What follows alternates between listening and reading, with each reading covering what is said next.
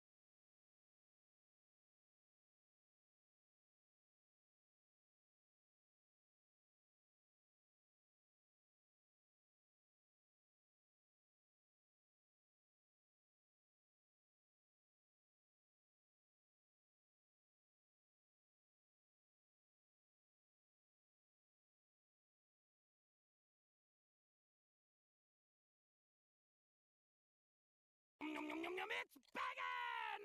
I love you.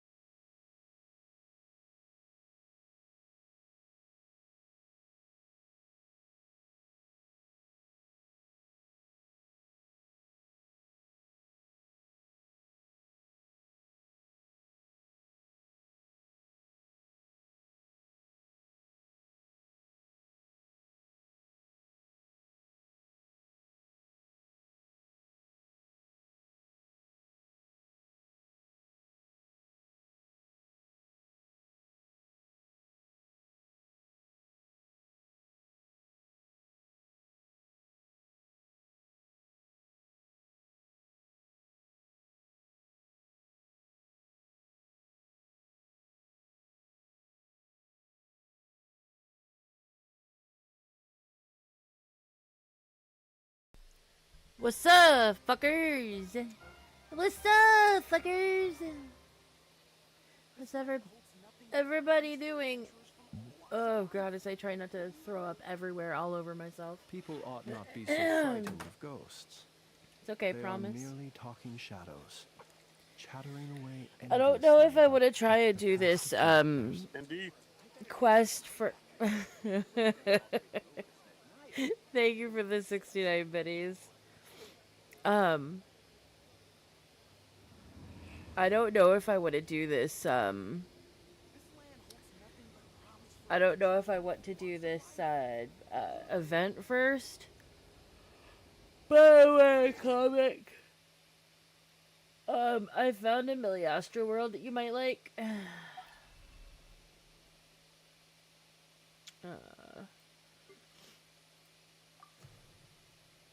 That's not what it went. Events type gated? Of course it is, because why would it be? How do I get to my shit again? Nope, that was me trying to make a thingy and realizing that,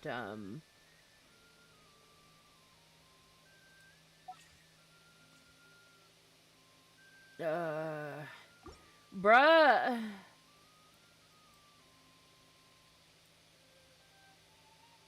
Yeah, I tried to make one myself, but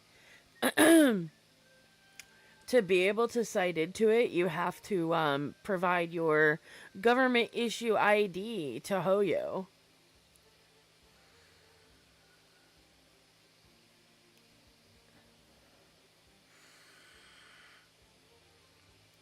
The most bubbles you've ever had on Nikki. Yeah, that makes sense.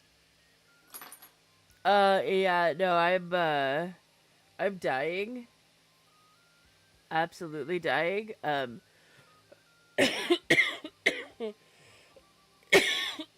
Get down, please, out of my face.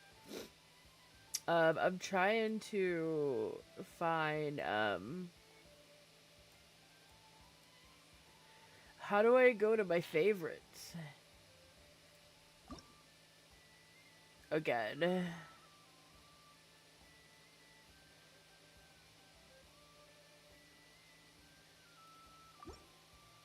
I did do the touch grass. I got a reward for touching too much grass too quickly and, blowing myself up. Hold on.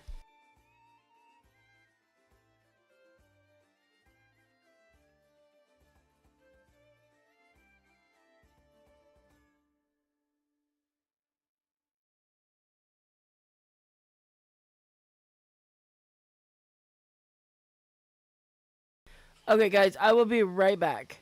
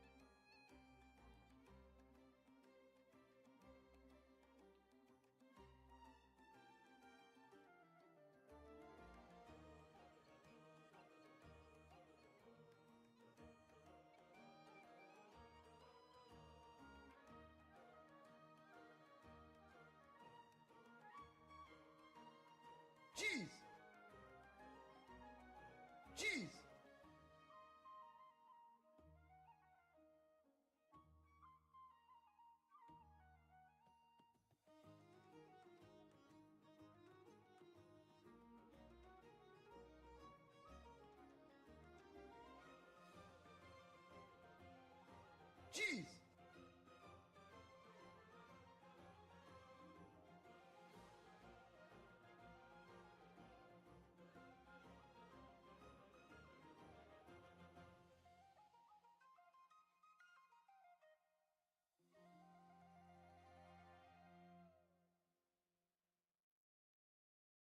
Jeez!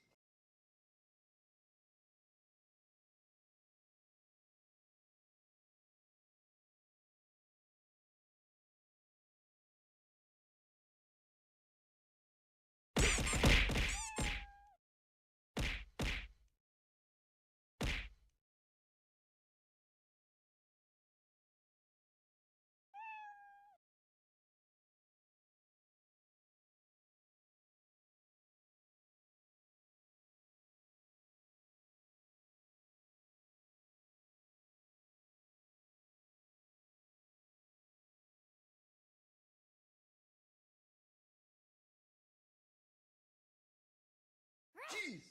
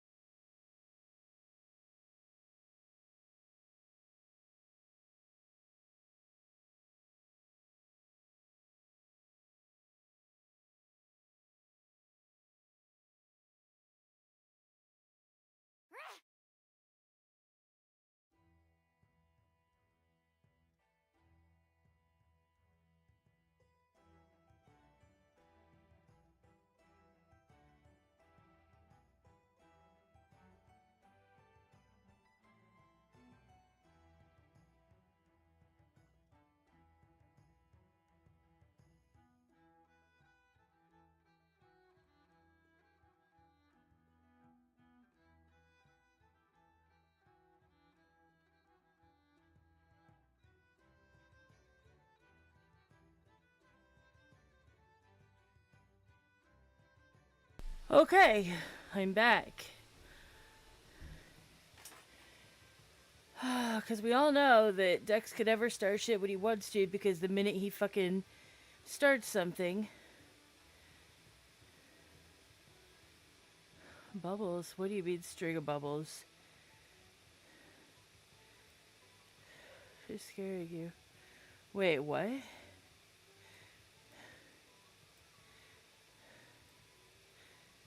Thank you, Bice. Of course she wanted to start this shit right as I've asked her to do it since last night. And she didn't feel like it last night. She was scaring you. Oh, my model? I'm sorry.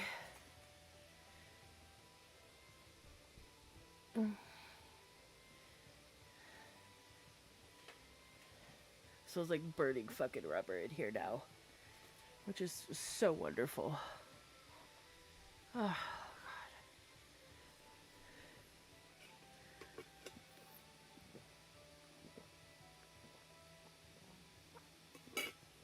God. Okay. Okay. Order. I am going to log in. We're gonna run a resin. Maybe do whatever I could do of the event. I want to know how to get back to my favorites without having to go in with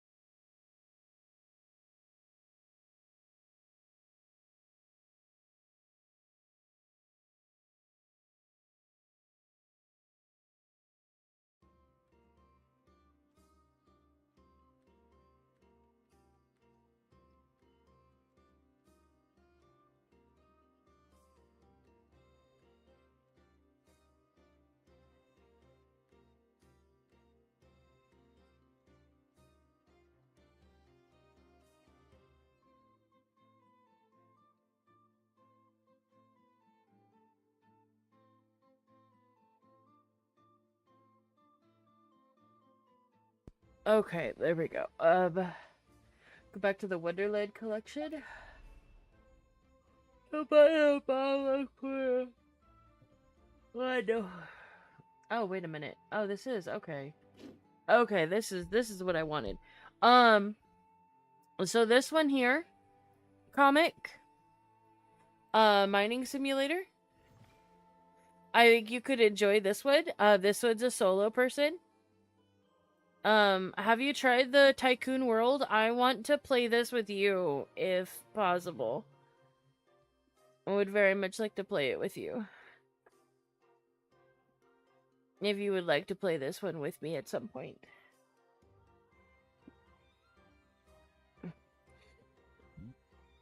I would also like to make it so that you're up here as my go-to teammate. The Tycoon World one? Okay. Next time you're on Genshin, let me know and we can try it. If you want to try it, real, like, next time you're doing Millie Astra stuff. I did the touch grass one, and I touched the grass so much and so fast that, I got myself blown up. Yeah. No. No! I refuse. I refuse. No. Never, never, never. I've run this one once.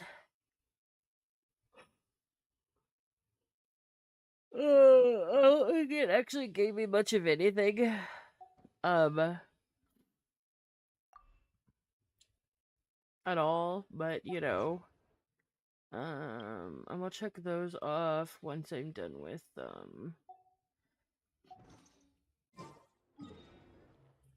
uh 13 hours for the new one. Okay. I don't know whether I want to do more of Flynn's talent books right now, or I need to get him a better flower. I need to get him a flower with EM, ER, and crit damage on it. Because I'm at 38.9, I need like two energy recharge, and I'd like to get him some more crit rate or crit damage and EM. So I think I'm just gonna run his artifacts. Good sands, and it's making me bad. Yeah. So like I have a dilemma because I could either have him balanced with over 200 crit damage, or I could have him balanced with 150 ER. Like, there is no in between. I lose the crit damage, I gain crit rate if I swap was it it was this. Yeah, so it was between these two. Because, like, I don't need the additional attack because he caps out at 2k. And I've got him at 2600 attack. So, like, I'm capping out. I'm way over capping out. But with this piece, I'm not only losing EM, but I'm also losing crit damage. But I'm gaining my... But when I have all my buffs up, I'm 101% crit rate. So I don't want that much crit rate. But I need the energy recharge... I literally need, like, a sip of energy recharge. Like, that's all I need. I just need a sip. I just need to 140. So it's, like, it's driving me nuts. So if I could get, like, a flower with, like, crit rate, crit damage, EM, and ER. Close your eyes. Branch into song. With one heart, my energy issues are taken care of like that. The long sleep beckons. Be silent. Observe. Are you emoting at me because you want me to go to bed? Is that what you're doing?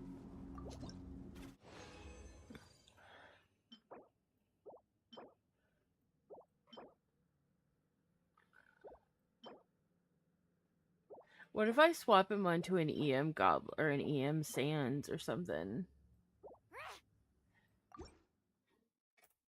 Go to bed, take comic. I mean, I would gladly take comic. We could snuggle. Yeah, what if I swap into an EM Sans instead? But his Sans is so good.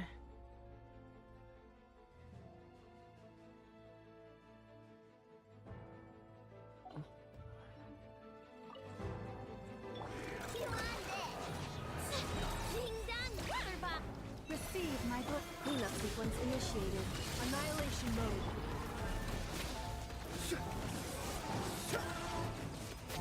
Night falls. You just emoting at me? It's fine, it's fine. I get it. I get it. You're mad at me. I see. Meow. Meow.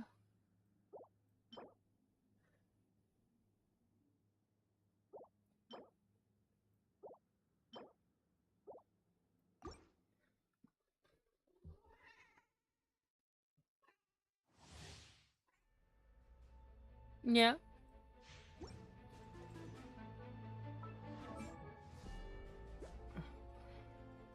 If I do an EM Sans, this fucking circlet is the only one that's not.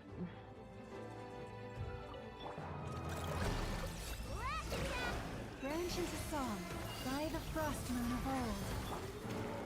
Calculation. Defensive mode engaged. Be silent. The night cometh. And so do I.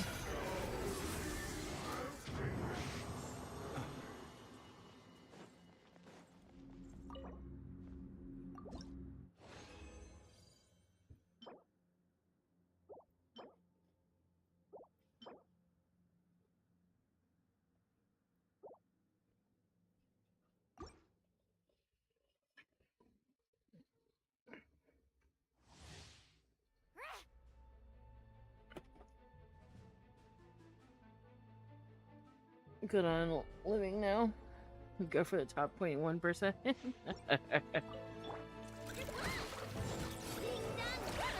Installation chamber deployed. Ultimatum protocol. Receive my blessing. Be silent. Observe. Night falls.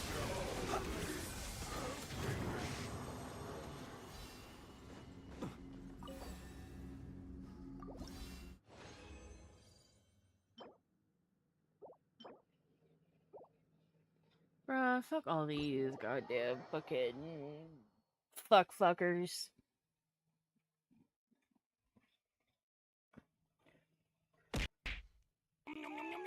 bangin'! I love you.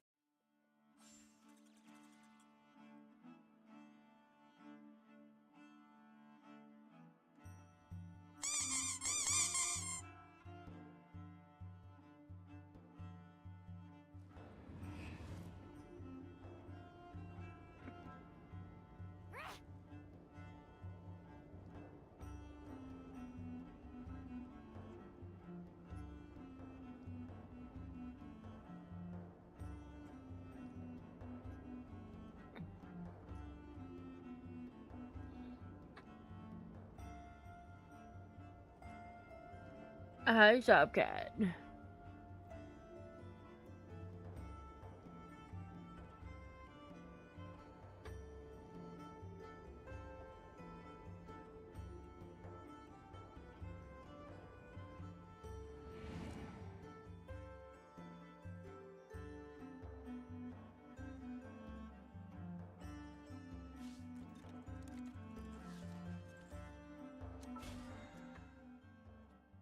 I mean, I just started, really.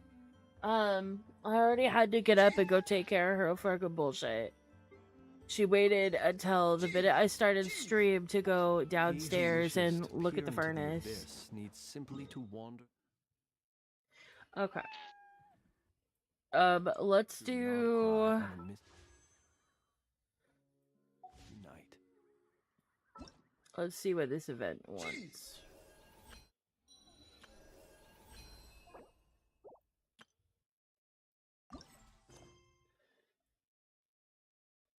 The march of the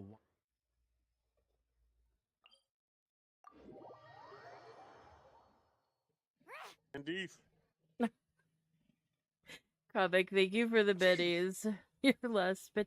You don't have to spend all of your bits here, my dear. See, Cat agrees. Komina and Quiku.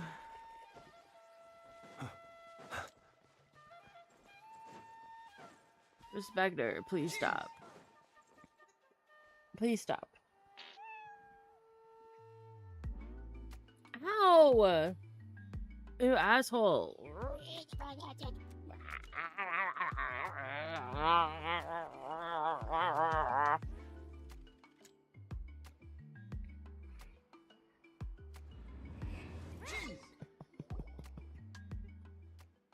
Meh.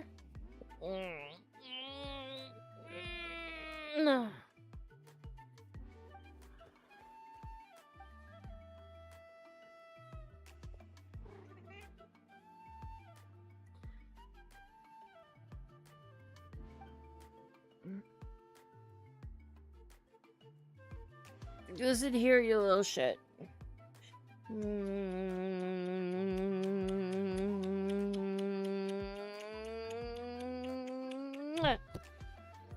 Ow.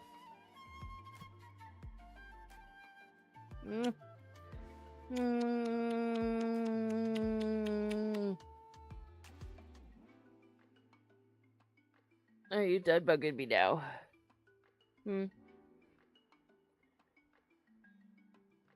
Are you done bugging me now? Now that I took all of your eye and your nose boogers? Wow, nope, nope, I refuse to go to bed. I do not want to sleep. I want to exist. I want to play Genshin. I want to get through the Archon quest before I am spoiled elsewhere.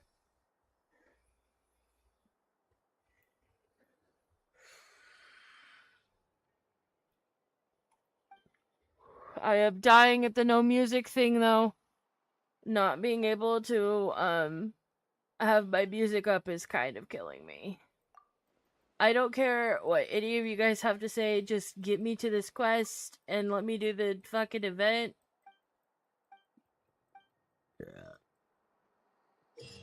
Don't ask me why I want to exist. I just want to exist. Yeah, sure. I'll figure out what I'm doing when I get in there and I get pissed off and I can't figure out what I'm doing. Okay, just shut up.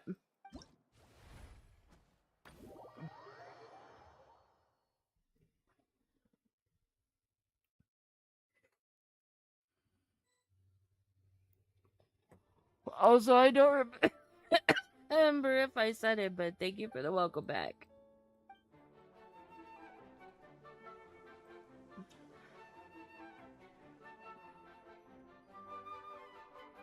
Oh, it's this fucking thing. Random Genshin update, so Dex has to go to bed. No. Can I... Oh, okay, I see. Sir, get down there.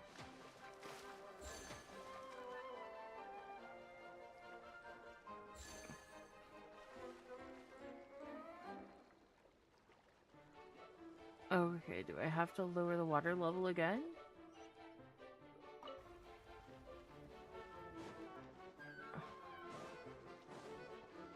Can I still stand? Okay, I can.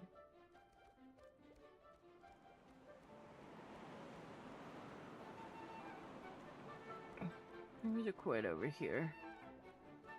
You ain't touching the event until the time gate is up? Yeah, I can't do that because I find that if I wait for it to unlock all the levels, that I'm literally racing at the last minute to get it done.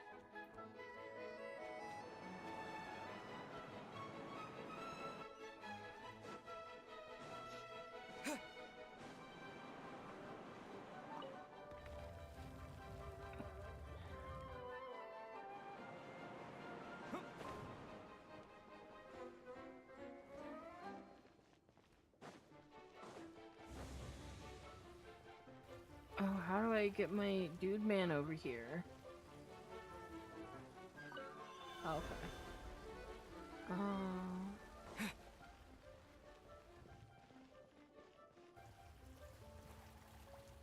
this one kind of goes up and down on its own. It does.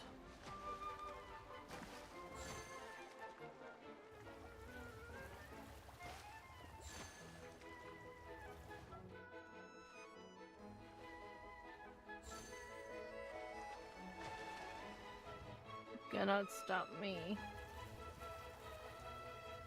a minute. Can I,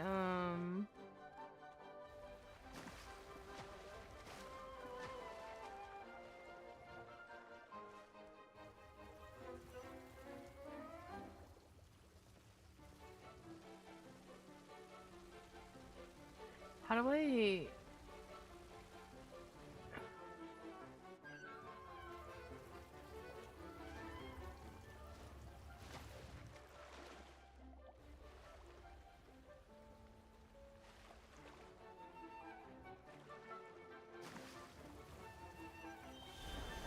Ah, fuck.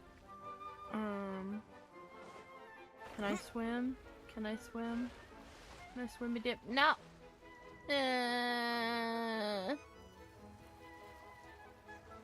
Oh. Oh, I take damage while I'm swimming. Okay, how am I supposed to get over there?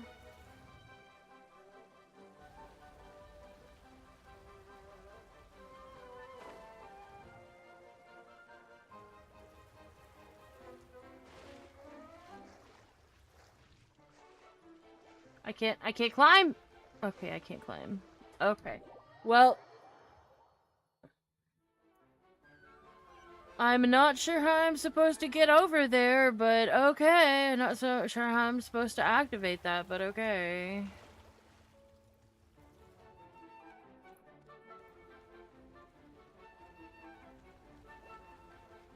Because that doesn't do anything.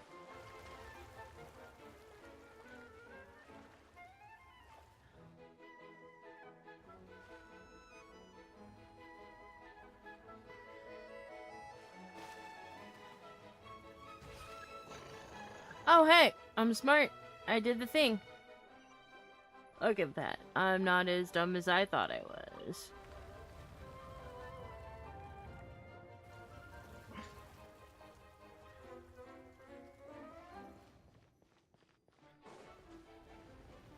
Ah, bruh. You left without me, you whore.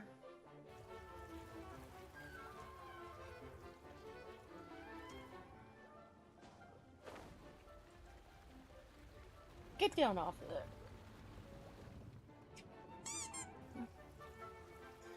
there. You had the swimming Sorian, but didn't want to sound like it asked somehow. Wait, what? Listen, I didn't listen. My brain is melted right now, okay? Oh, you gotta get over here too, okay. This is like when we ran around with our buddy. Okay, which one's me? Does it matter? I don't think it matters.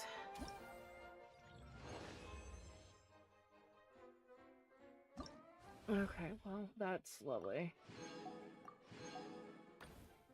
Okay, so it's 1 per day. Okay. Reinforcing my state earlier. No, I refuse. I absolutely refuse.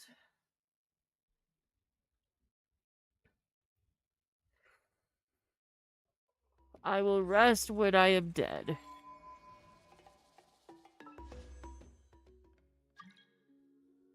Bruh!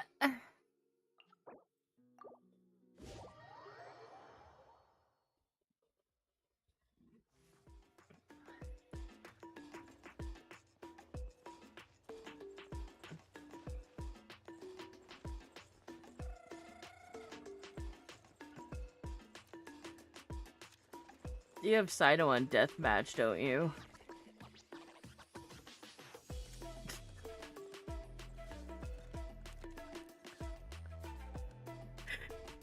No.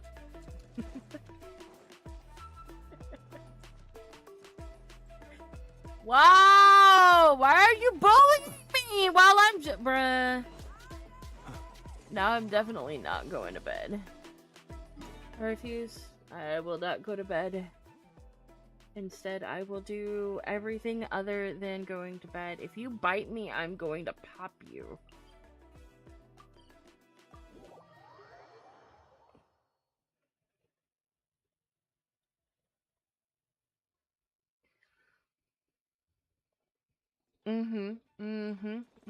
Why did I teleport up here? Comic just hates me. It's fine.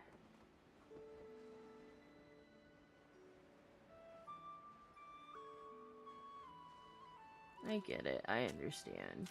I hate me too. It's okay. You weren't going to bed anyway, I know you. Yeah, no, I already canceled stream yesterday. Listen, I felt much worse yesterday, and I sounded much worse yesterday, so like... Honestly...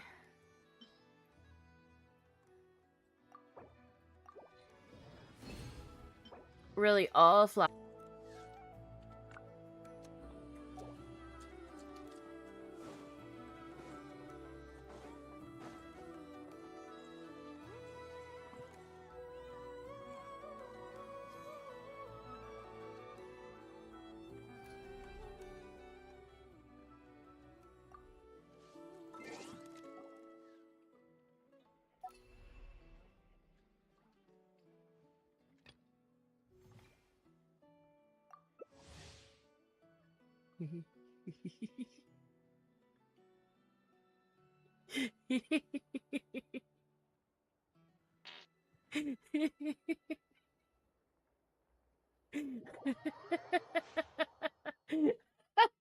I just got denied.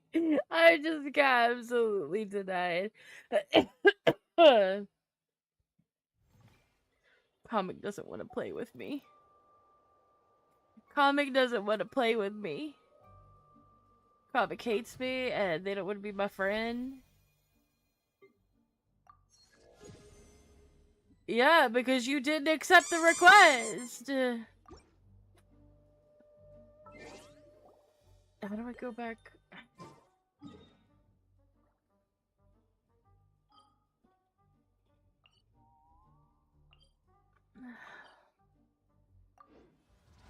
Okay, have a good look. Hello, Beast. Why you heckin' lurking? Why the fuck you lurking?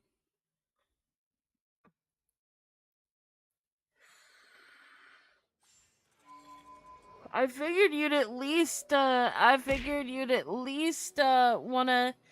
try a world with me, but nope, you don't wanna do the thing with me. I get it.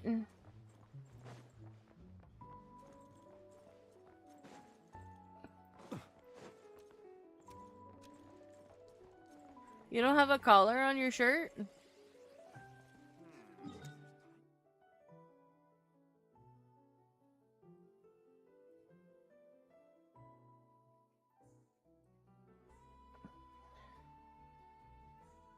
I think, yeah.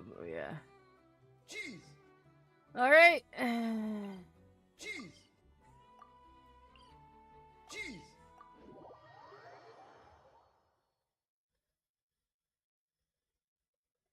Bella hates me, that's why. He hates sick decks, and he's gotta go. Jeez. Probably take a poopy.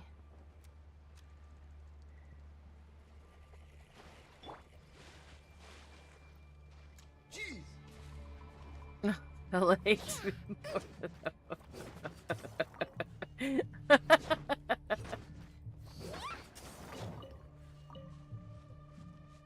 Oh gosh.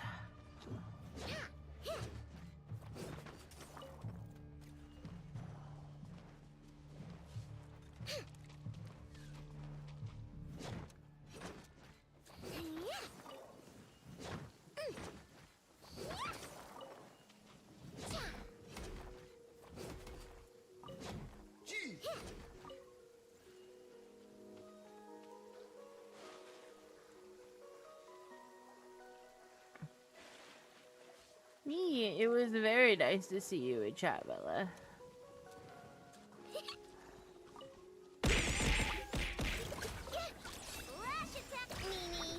Bro!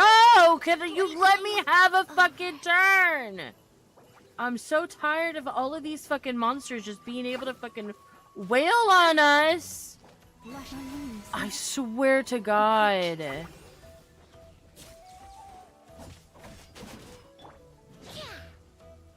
Fucking... I wanna... Why won't you let me teleport?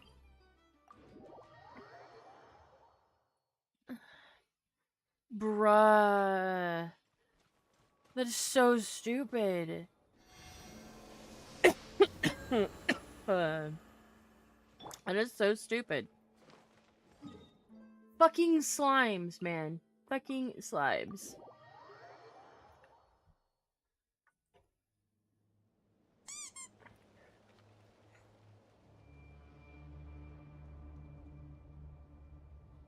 Over encumbered? What do you mean? I actually put points into my pack mule. What do you mean?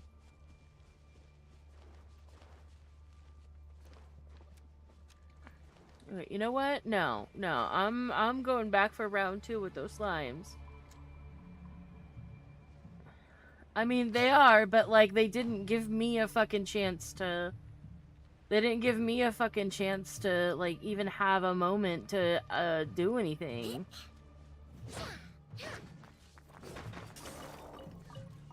Which is stupid as fuck. I want revenge. Where were they?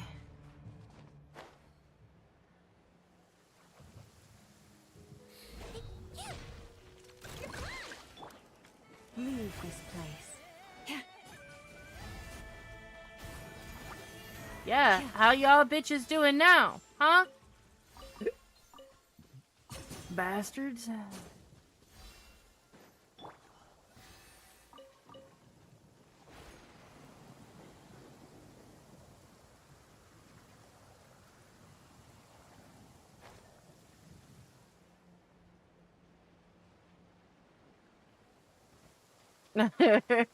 No, if you need to go do something, Bella, you go right on ahead. But My shoes and socks it was are nice having you soaking wet. chatting. I wanna go home.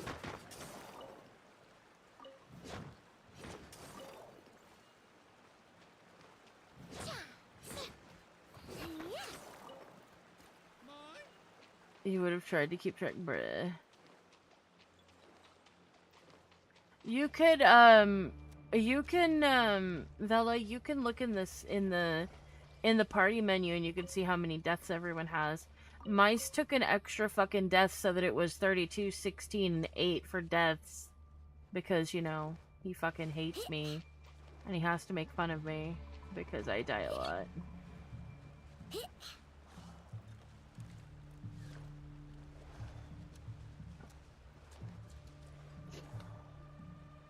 Oh, they've been prowling around for nearly 2 days now. These things just won't quit. Oh, they might not have seen us yet, but I'm Seeing a constantly pattern, sweeping the bruh. area. Our way out is completely blocked. Oh, that's never gonna work. 6 times at the school. Over. You sure did, If yeah. they spot us, they'll run straight back to Rear. And once he knows we're here, it won't be long before he's breathing down our necks again.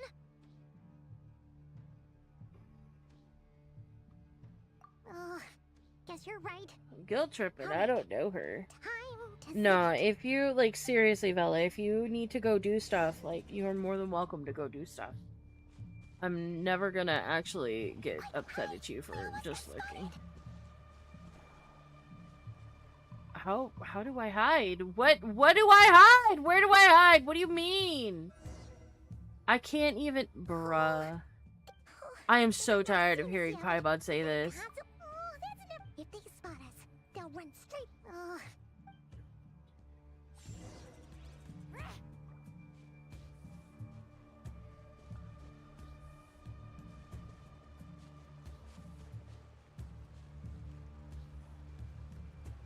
How far up do they come?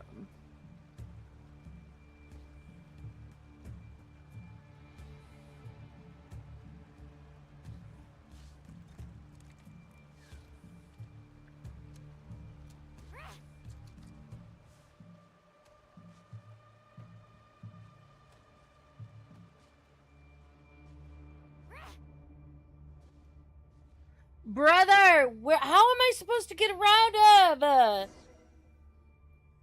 Oh my god, I hate stealth things in this fucking stupid game. They spot us. Shut up, Paimon. I've heard this like bajillion times. I got locked into the fucking loop of it. I took one step.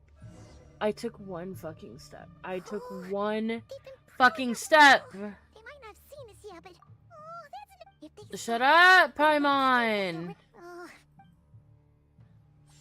Yes, it's time to zip it. Just shut the fuck up. How do I even begin to get around them?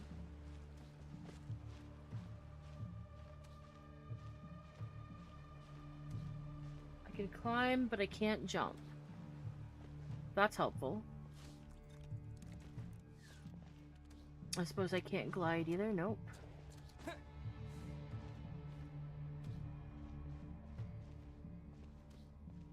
Okay.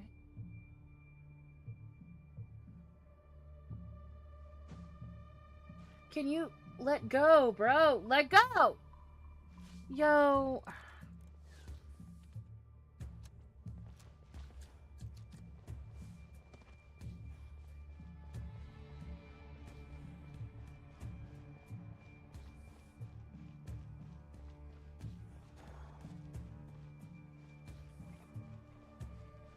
I can't run, I can't sprint, I can't anything. Yo, this is painful! Wait a minute, did I go... Where am I going?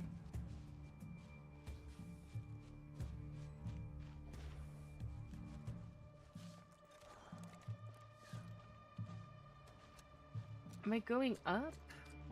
Where am I going? This is so unhelpful. I can't jump, I can't sprint, I can't now. You want me to go down? Like, where am I going? Ooh. Oh, great. And now I have to start all over again. Beautiful.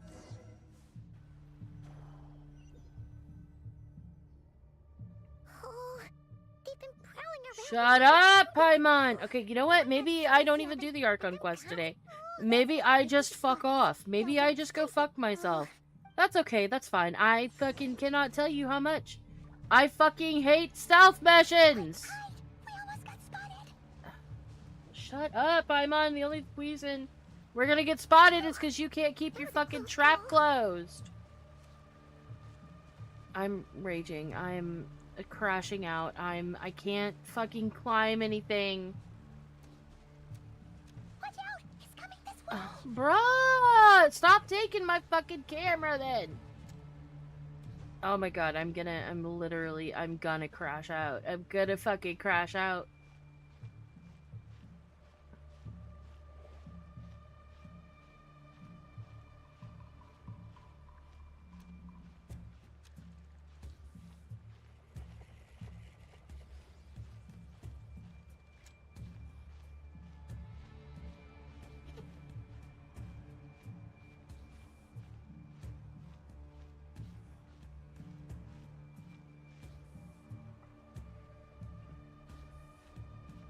This is so painful. This is legitimately painful.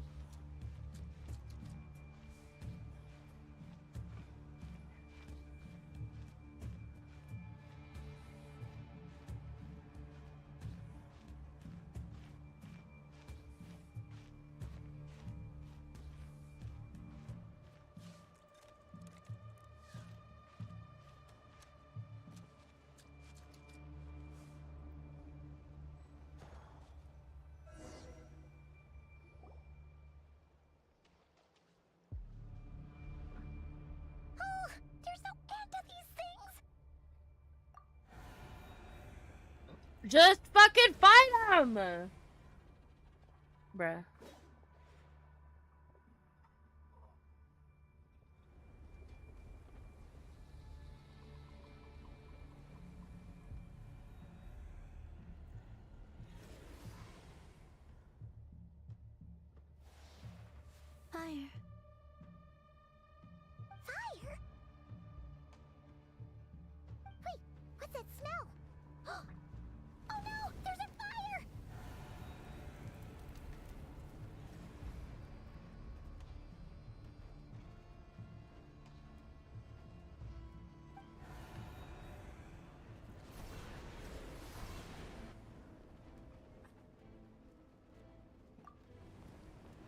Oh. Father!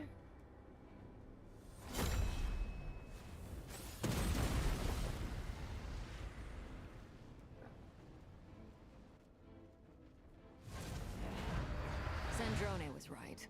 You look weak, Columbina. The old you would never have let such lowly creatures bar your way. Word has it that you did something for the Tsaritsa, and that's why you've lost most of your power. Freedom comes at a heavy price, doesn't it? It's Arlecchino! You came! Hello again, Columbina. And greetings, guests of the House of the Hearth. It's been a while, Arlecchino.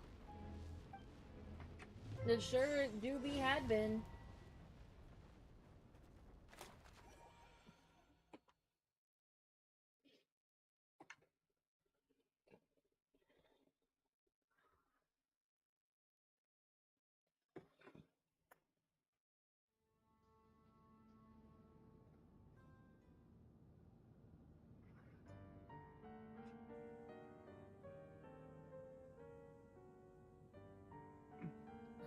Stupid right here of stupid Solnari. Ugh, whatever. I've got all the data I need. Next time we meet, you're finished.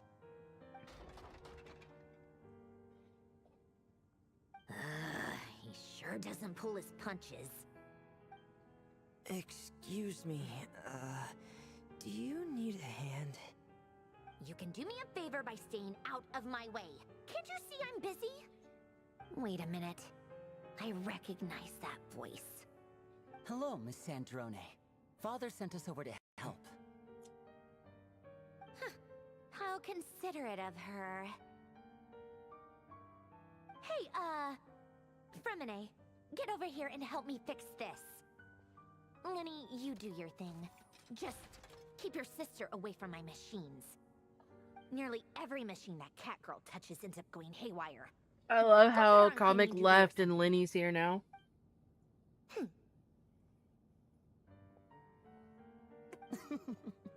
Then let's start downstairs. Fremine, we'll leave this place to you. You've got it. Wait a second. Pretty sure there's still some tea in the cupboard. If you want some, you'll have to make it yourselves.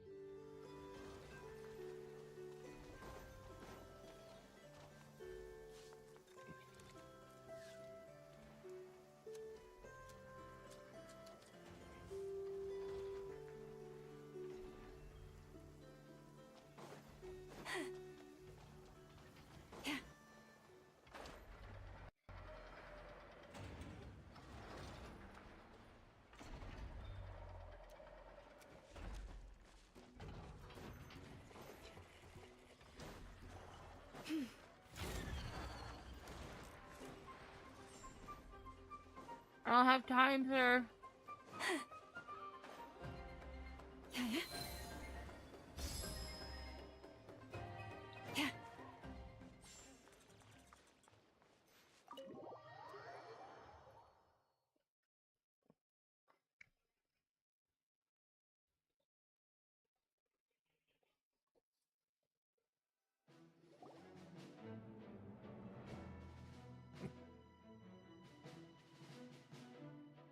It's a relief to see you all made it back in one piece.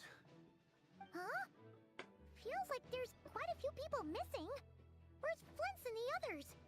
And what about Nefer? I returned ahead of them. Flint is helping Ino and Anefa to set up the decoys and buy us some time. As for Miss Nefer... Boss is still wrapping things up on her end. She sent us back to fill you all in on the top secret intel we've been gathering. I see. Then let's get right into it. But first, who do we have here? You brought someone else in to help? Greetings. I was invited here to help as a longtime Tea Party companion of Columbina's. You may call me Arlecchino. Surely it can't be. Those eyes. Oh, where have I seen them before? Wait, of course. In those memories we just saw. The only Arlecchino I know is the fourth of the Fatui Harbingers. So either you share a pretty uncommon name, or you're more than just a Tea Party buddy. You're well informed, Grandmaster. A man from Mondstadt living all the way out here in Nodcry, and yet the people and affairs of Snezhnaya seem to hold a special place in your heart. Oh, the feeling's mutual. Sounds like you know all about who I am, too. A Fatui Harbinger. The atmosphere in here just got really tense. Guess we can't just start trusting Fatui Harbingers, even at a time like this. I must admit, though, I'm a little curious. Seeing as the Moon Goddess no longer belongs to the Fatui, what makes you so willing to put your neck on the line here? Nor does Nodcry belong to Mondstadt, Mr. Varka. Yet still, you're fighting for it all the same. Things don't always have to have a tangible payoff. Sometimes, stopping things from spiraling out of control is a higher priority than chasing the spoils of victory. Of course, I can't say there's nothing in it for me at all. But that's between Columbina and myself.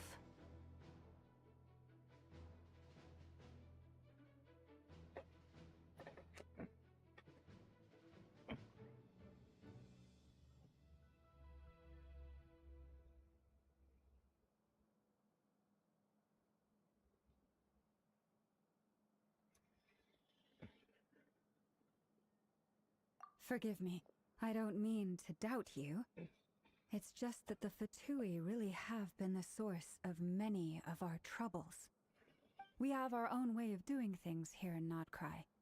But ever since they arrived, the Fatui have treated us with nothing but hostility. I know there's been a lot of bad blood between us in the past. I've done my utmost to avoid friction whenever I could.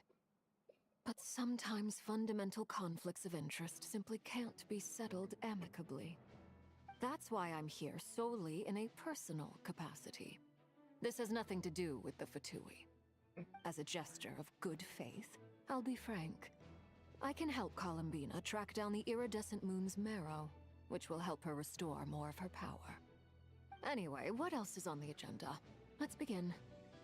She says she'll be frank. I love how it's a and secret base, but completely now skips over the Arlecchino's in here details.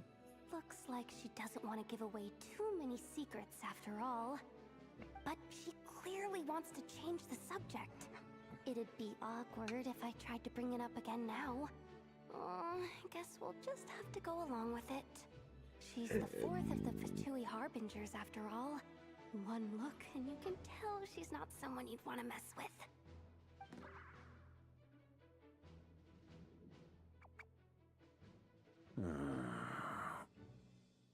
Well, since Miss Arlecchino sounds confident in her ability to handle that, we'll proceed to the next topic. Yehoda, time to share that top-secret intel. Alright, listen up everyone. First, we now know that Rerir was originally a Conrian secret agent whose primary mission was to hunt down and assassinate the so-called Dregs of the Crimson Moon. The Dregs of the Crimson Moon? In the memories, there was a lot of talk about the Crimson Moon and Eclipse, and a whole bunch of other stuff from the time of Conria.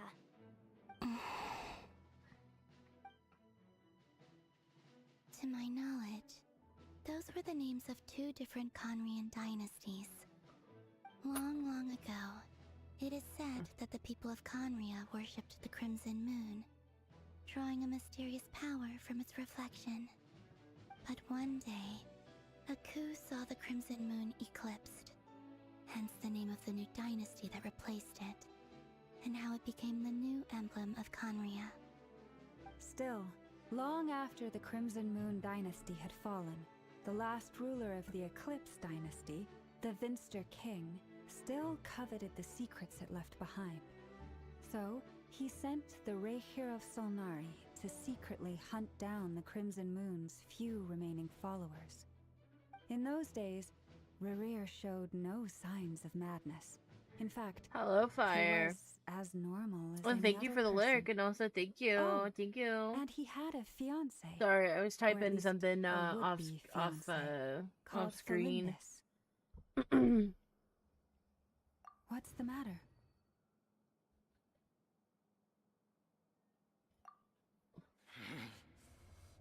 Verfnir, Rheindotter, Flinders, Flinders. Interesting. Anything else? What about this would-be fiancé of his? Do we know anything about her? Well, she was a researcher at the Universitas Magistrorum, but it felt like she was hiding some kind of secret. Oh, and one more thing. For some reason, Rerir's fragment also contained some of Felindis's memories, though only a very small portion. Well, no shortage of potential leads, I'll give you that. In any case, it sounds like we can conclude that while Thelindis was still around, Rerir appeared to be lucid and quite normal. Thelindis, it seems, must have been the one thing in this world that he couldn't let go of. Tell me though, I should have made were food. these pure-blood Conorians we're talking about here? Why do you need to know that? Hold on. If she was a pure-blood Conrian... Oh yeah! Just like how it was with the captain! If we could somehow find her, do you think there's any chance Rerir might regain some of his sanity?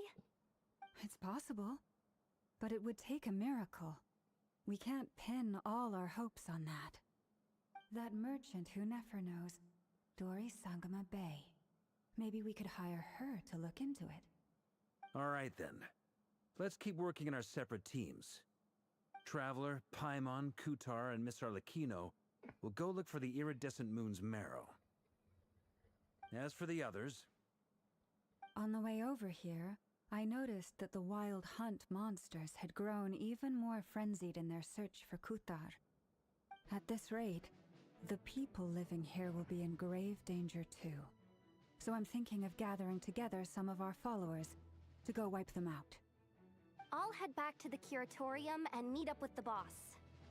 Feels good knowing we've all got something to be getting on with. I'm something you can be getting on with, Barca. Hello, yes, I volunteer as tribute. Operations too. If that is the case, someone will need to pass the news on to Flint's.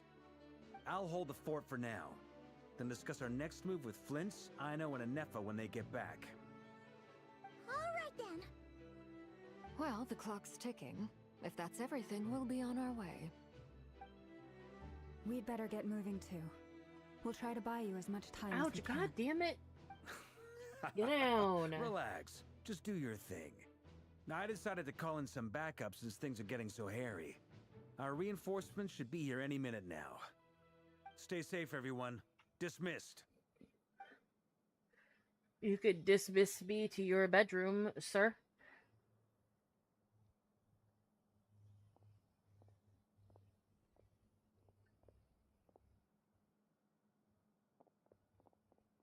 We're back. Did Now we it's get time here for the little girlies early? to go back, and it's time Or a for the little two of you to late? kiss. Just a tad little late. bit. The others have already set off. To summarize, our resident moon goddess has found us a new ally, and Boss Nefer has uncovered some promising info. Everything going smoothly on your end? Not great. I don't know how long we can stall them for. The decoys are getting taken out way faster than we imagined. I'm gonna make some more later, but I need a timeout first. I'm so tired right now. Oh, right! Ineffa, could you fill in Uncle Varka on what we just discussed with Flints? Sure. Uncle Varka, you previously told us about how when you went to investigate a source of the Wild Hunt in Amsvartnir, you discovered that it was just a diversion. But according to Flints' intel, several outbreaks of the Wild Hunt had already occurred in Nodcry in the period leading up to that. That was before Rerir had regained his body, when he was far from regaining his full strength. In other words, in theory at least, he still lacked the means to act in two places at once. Flints, with everything that's been happening, the Lightkeepers across Nodcry are rallying to fight back against the Wild Hunt. They're gonna need your help. I know, I'm sure you're capable of coming up with something far more effective than decoys. But for now, you should stay here and get some rest. And Effa and I will head back over to Amsvartnir to see if there's anything I missed. I told you Uncle Varka would say that, didn't I? A deal's a deal. Not a word about my snack intake for the next week. Database updated. Reliability of Aino's predictions increased. What does that mean? They were betting on how you'd respond after hearing their intel. It's the obvious choice, isn't it? That's hardly worth betting on. We already decided that Ineffa should go investigate the situation over at Amsvartnir on her own. You might as well stay here and keep watch. Someone needs to hang back and oversee our strategy meetings. And besides, you still haven't fully recovered from ambushing Rerir. So I've ended up with the easiest assignment. Well, I appreciate it, everyone. See you when you get back.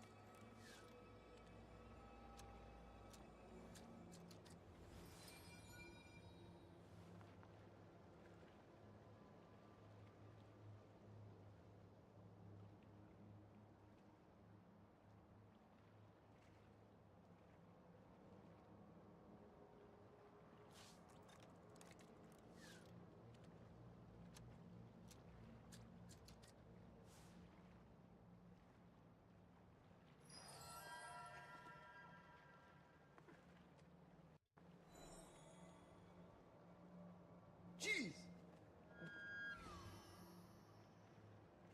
Jeez!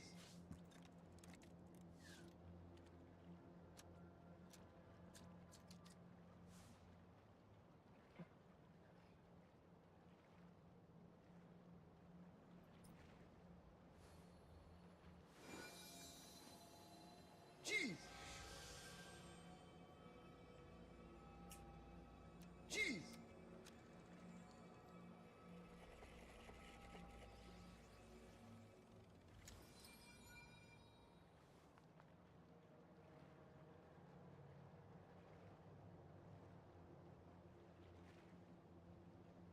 Jeez! Even when the night is gone, and even when the sky is hidden from view, still the moon shines its light upon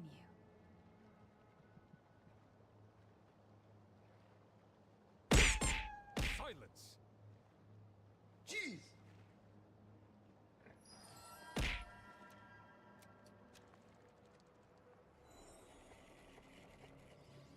Oh, this fucking burnt rubber smell is killing me.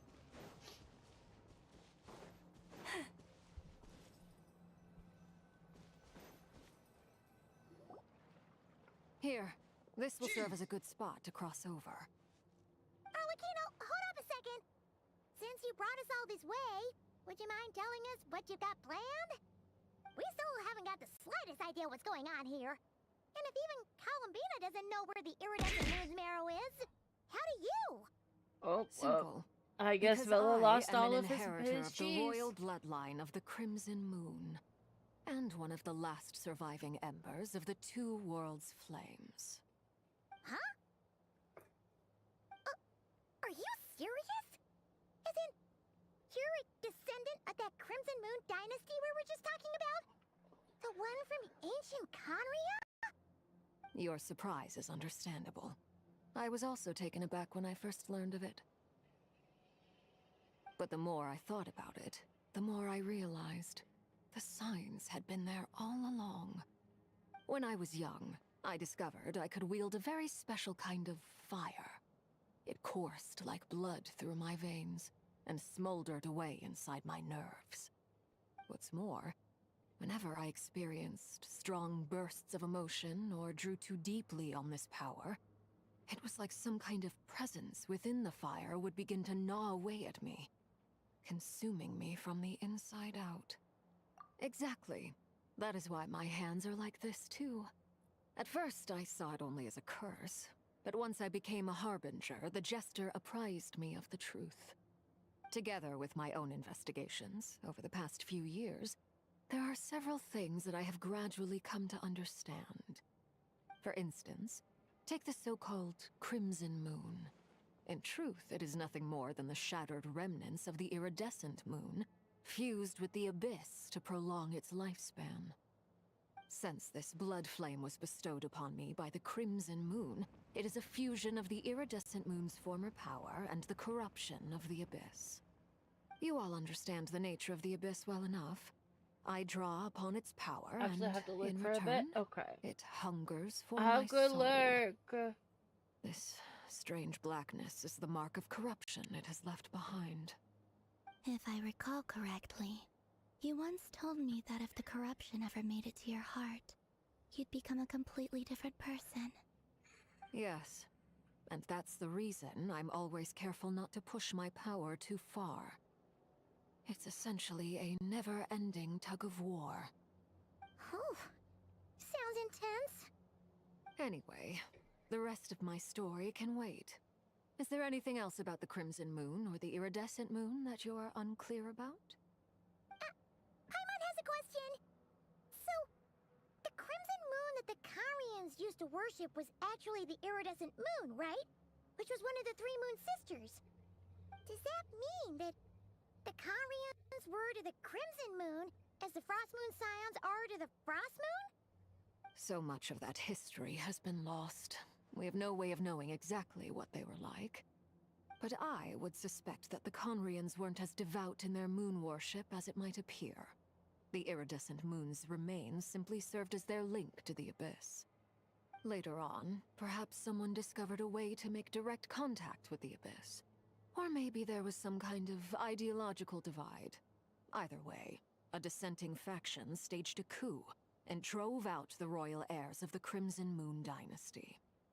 Still, even with the dark sun looming high overhead, the Crimson Moon's glow never truly faded.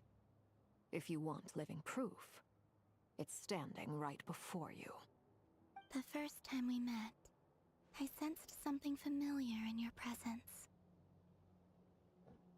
When I looked at you, I felt I could see that mysterious red moon in the corner of my eye.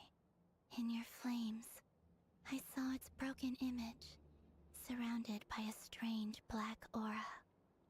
Well, I appreciate that you kept it to yourself.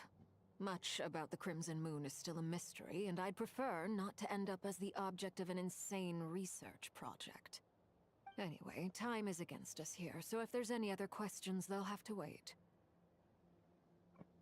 I just want to make sure I've got one thing straight. In her letter, Sandrone mentioned that since you are unable to contain the iridescent moon's marrow yourself, you intend to leave it in my custody. Correct? That's right. For now, it's the only way I can pay you back for your help. The iridescent moon is already part of who you are. So with its marrow in your possession, you'll be even more powerful than before. Deal. Then let's get started. Get what started? What does this place have to do with the Crimson Moon? When I first became a Harbinger, the Jester gave me a book called Harry, also known as Leobranto Innamorato. You should be able to buy a copy next time you're in Fontaine. It's a love story set in the Crimson Moon era, but setting aside the tangled romances of its characters, it also records a few interesting details. In the Crimson Moon era, or so the story goes, there was an orphanage that received children from beyond the bounds of this world, and subjected them to a peculiar induction ceremony. Beyond the bounds of this world? For real? And what kind of induction ceremony? The Crimson Moon sages looked beyond this world for beings with powers that surpassed the gods. But fearing they might lose control, they subjected these children to a process of refinement. They made these children crawl up a fireplace and kept asking them, "Have you died?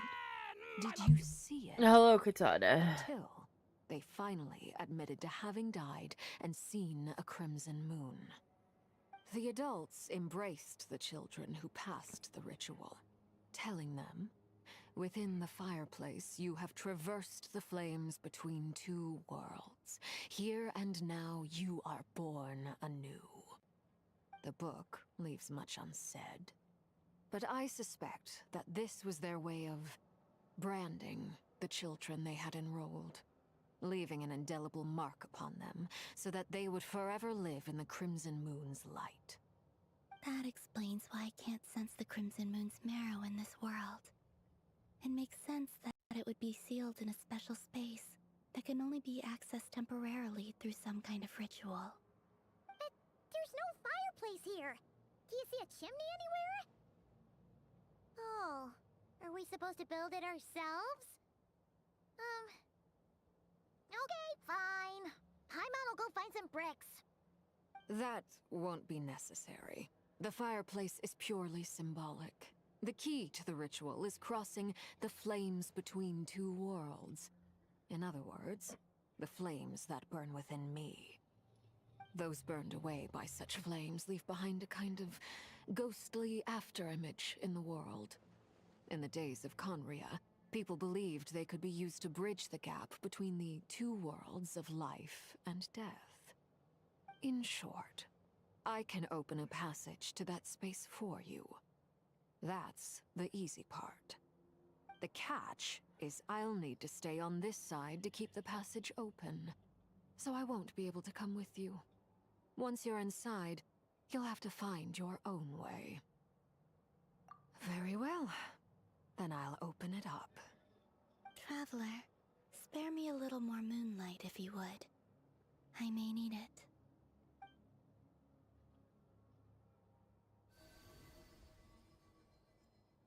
Thank you. I feel like I've recovered some of my strength now. It should be enough to move us across short distances and confront whatever dangers might await.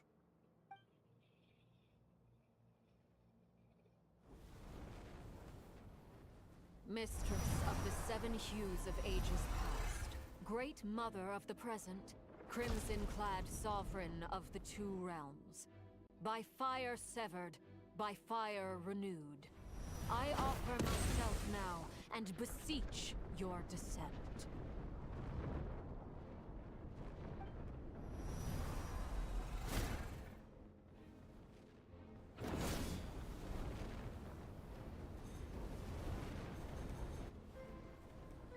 Okay, girl, we going into a whole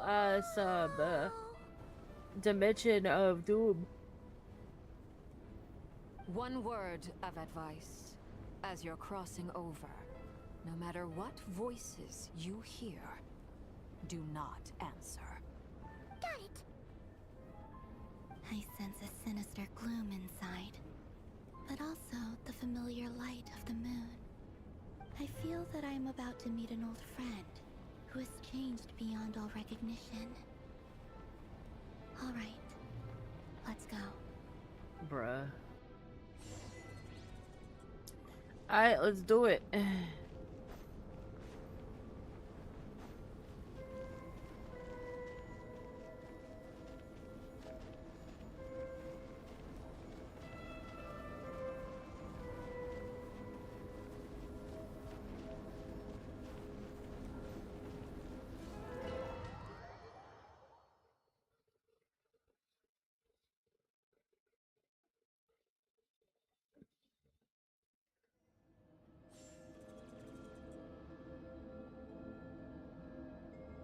I sense your presence and craving death and rebirth. Wait, why are you? You have crossed over from another world, transcending fate itself. I have no right to.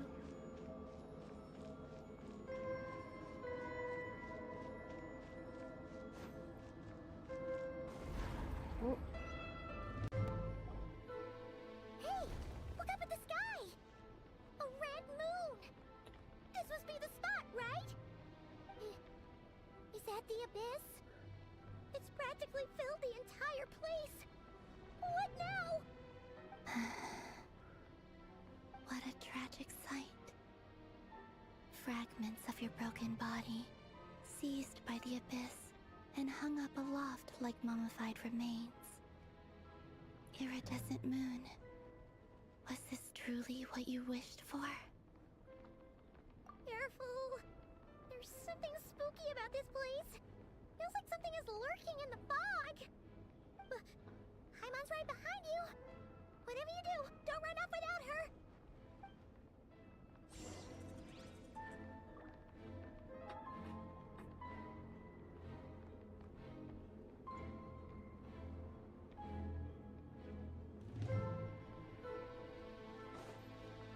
By the way, Kalambina, didn't you tell us that the iridescent moon had shattered into pieces?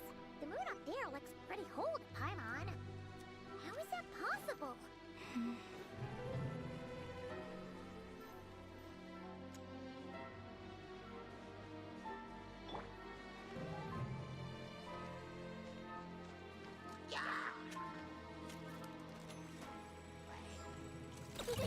Go! Defensive mode. The long sleep beckons.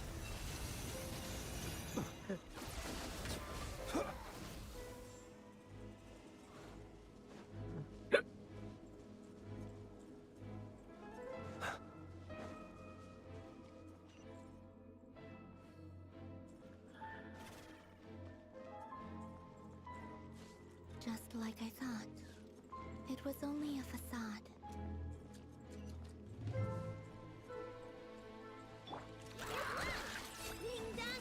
Installation chamber. You poor lost lamb.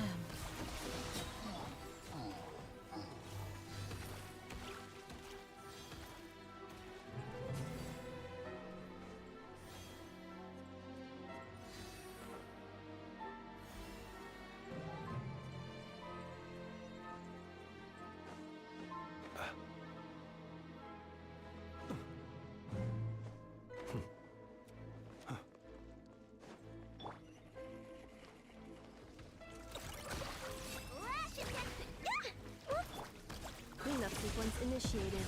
Preparing for dust up. Branch into song.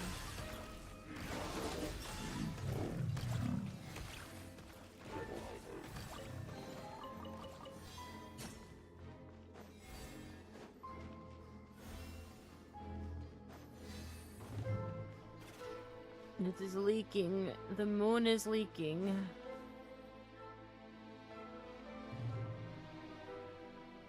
Huh?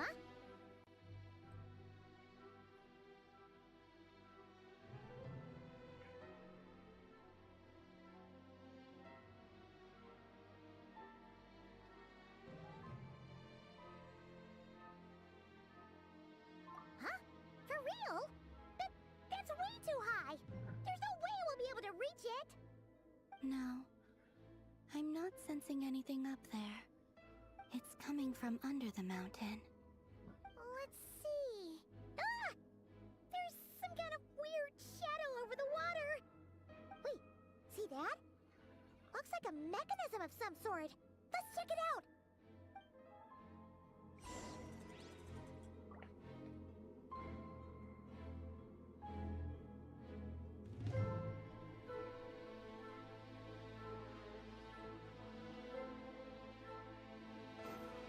Oh.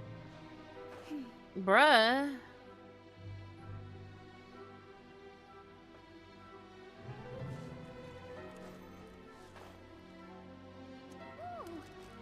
Looks like a device from the time of Karia.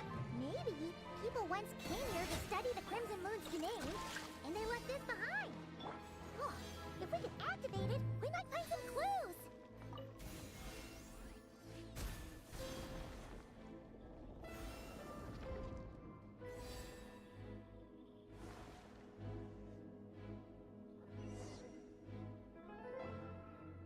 Hey, look at that!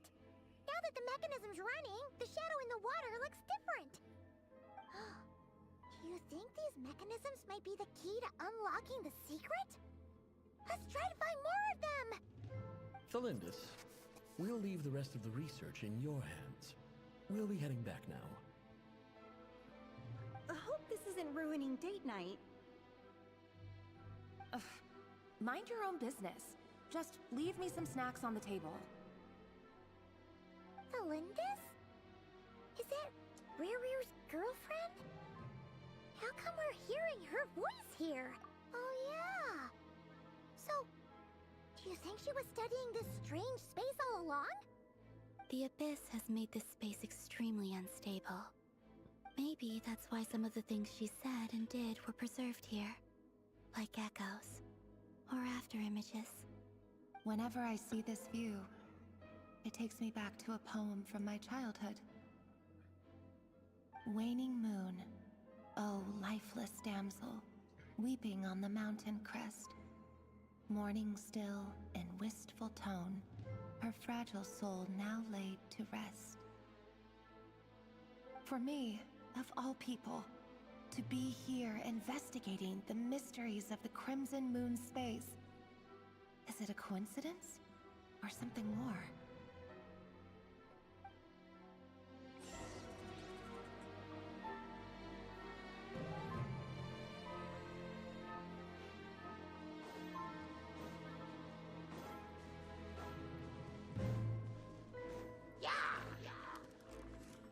Forest, protect us. Defensive mode engaged. For the everlasting forest. Yeah.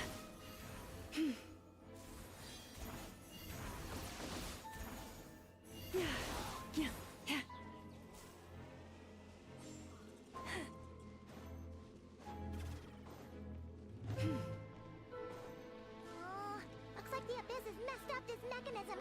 We need to find a way to get it working again. Let's see if there are any other devices nearby.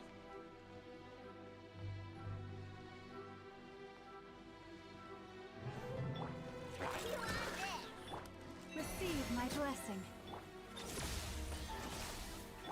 The night coming.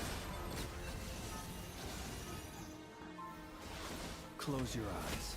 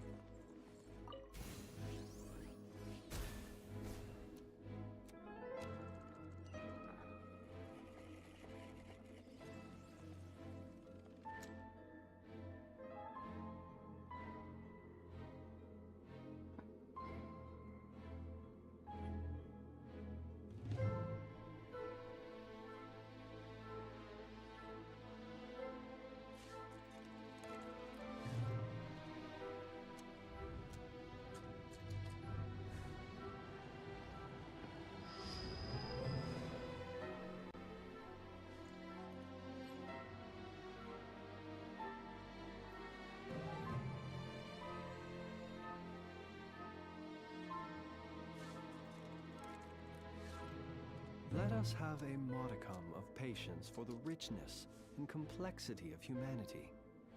The wanton cruelty of the few is not worth our ire.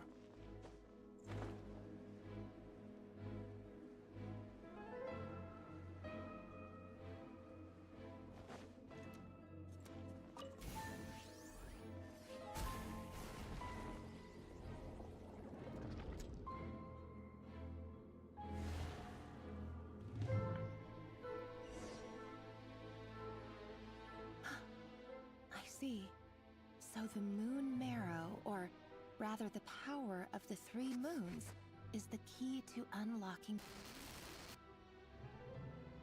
If it really does exist, then maybe this madness can finally be put to an end.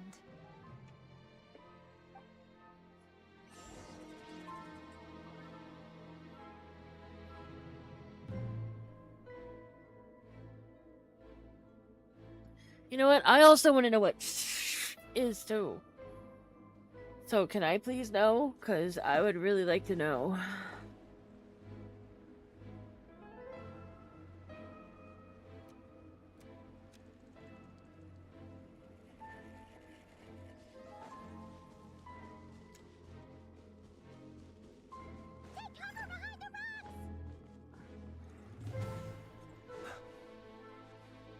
God, I'm so tired of sliding up little bits of fucking rock.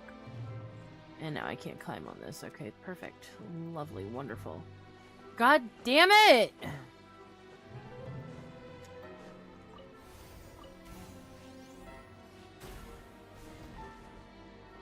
This game sometimes, man.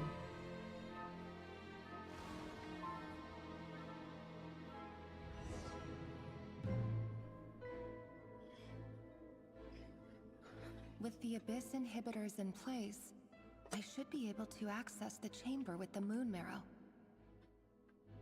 Oh, Revier, with every step you take, you're drifting further from what you truly desire. But you're not the root of the problem. Ever since that outsider set foot in Conria, the Vinster King has sunken deeper into madness. If only I could get my hands on that outsider.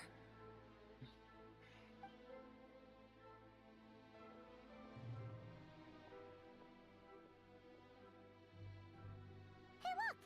The moon's reflection is back to normal! Elendis' voice mentioned a chamber with the moon marrow. Do you think maybe it's hidden in the moon's reflection? It must be.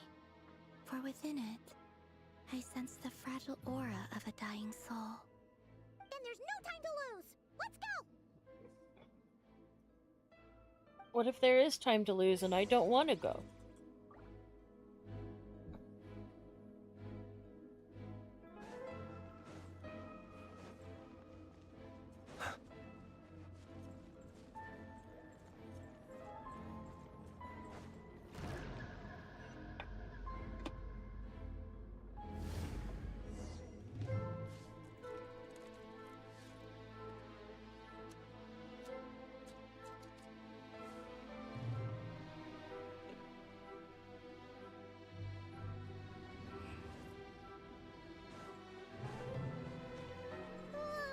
These things are so creepy!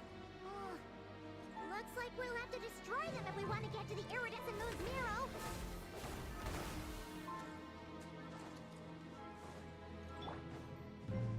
Branches of song. That must be the iridescent moon's marrow! Oh, we'll need to destroy these things before we can reach it! Alright, Minnie Mouse. Shut up.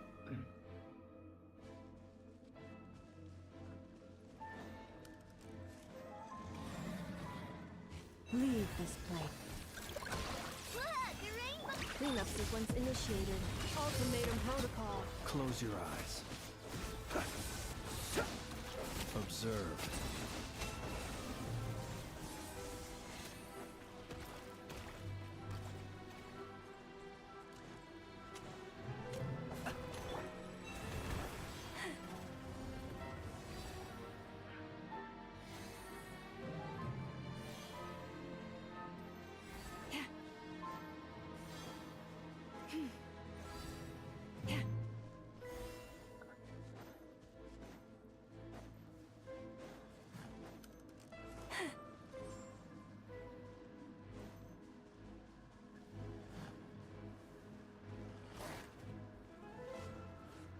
Lush as the moon. Hang in there!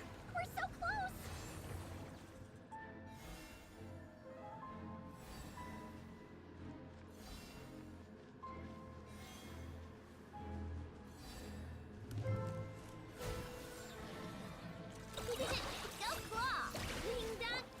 ventilation chamber. With one heart, we pray. Branch into song. Beware the creatures of the night. Be silent.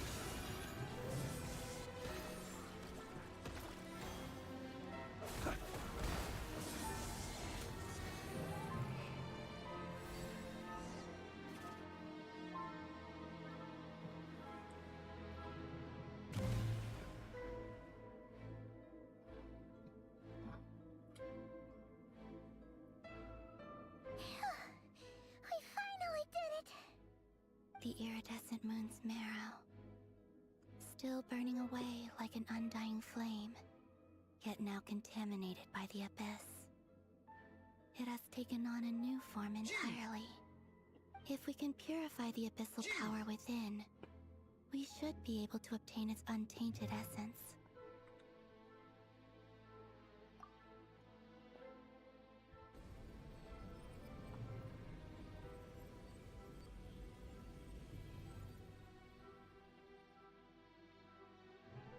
Jeez! It's so cold.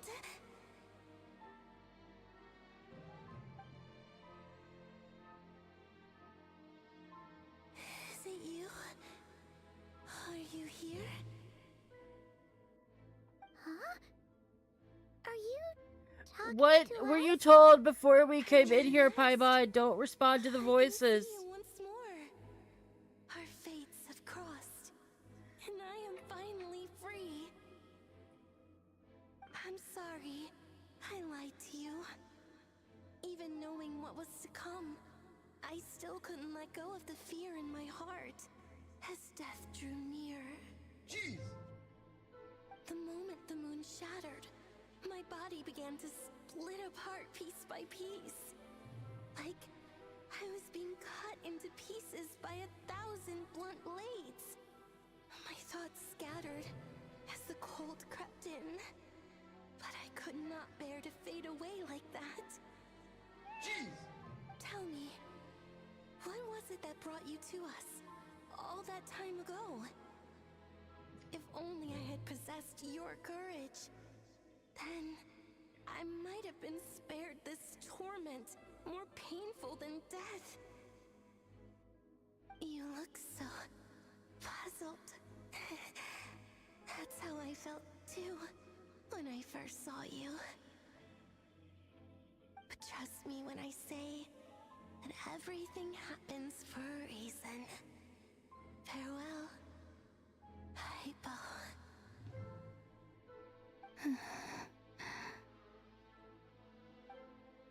What was that all about?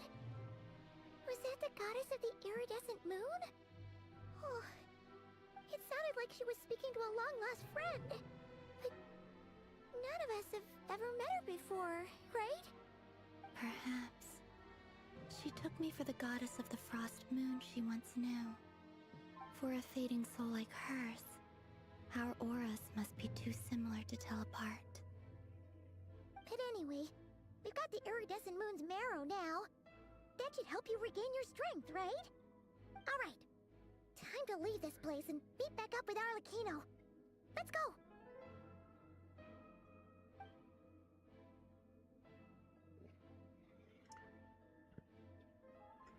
That's odd. This place looks different than when we came in. Waning moon, Huh? oh lifeless damsel. Oh.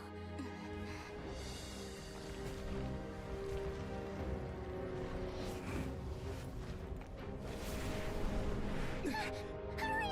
The place is collapsing! It wants to trap us here. Who's it? The abyss? Now we've taken the moon marrow. All that's left here is a dark will.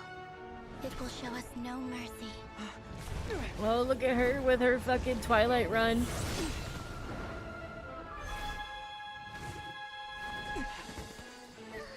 Give it back! The crimson moons! My marrow! My heart!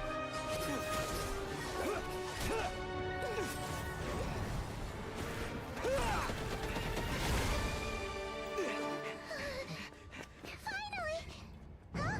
Oh no! The exit's blocked!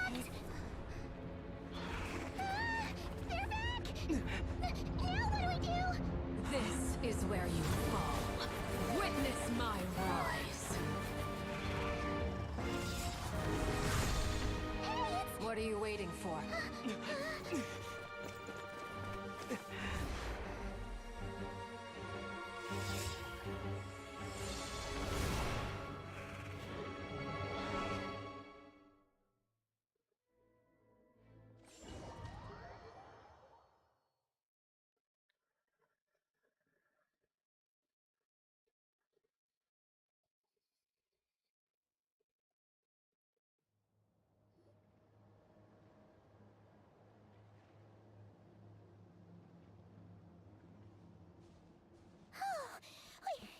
We made it!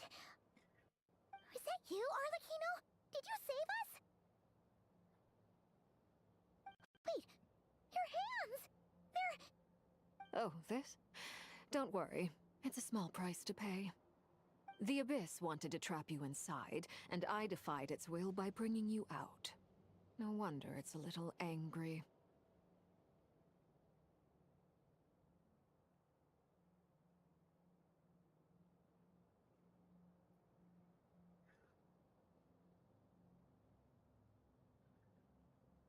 No. I have paid the price, albeit a small one, and it cannot be undone. My hands have already fused with the Abyss. Purification would simply destroy whatever's left of them. But surely... Oh... We're so sorry, Arlecchino. Paimon can't believe you'd make a sacrifice like this for us. As much as I'd like to call it a favor, the truth is I was simply holding up my end of the deal. Well, Columbina. Yes, you did your part. And as promised, I will leave the iridescent moon's marrow in your care. From this day forth, may the two worlds' flames burn ever more brightly.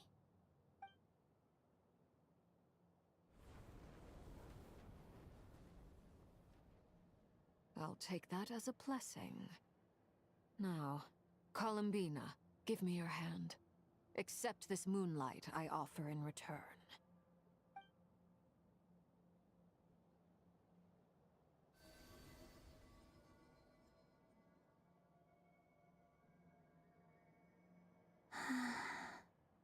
I still can't get over the Twilight Red.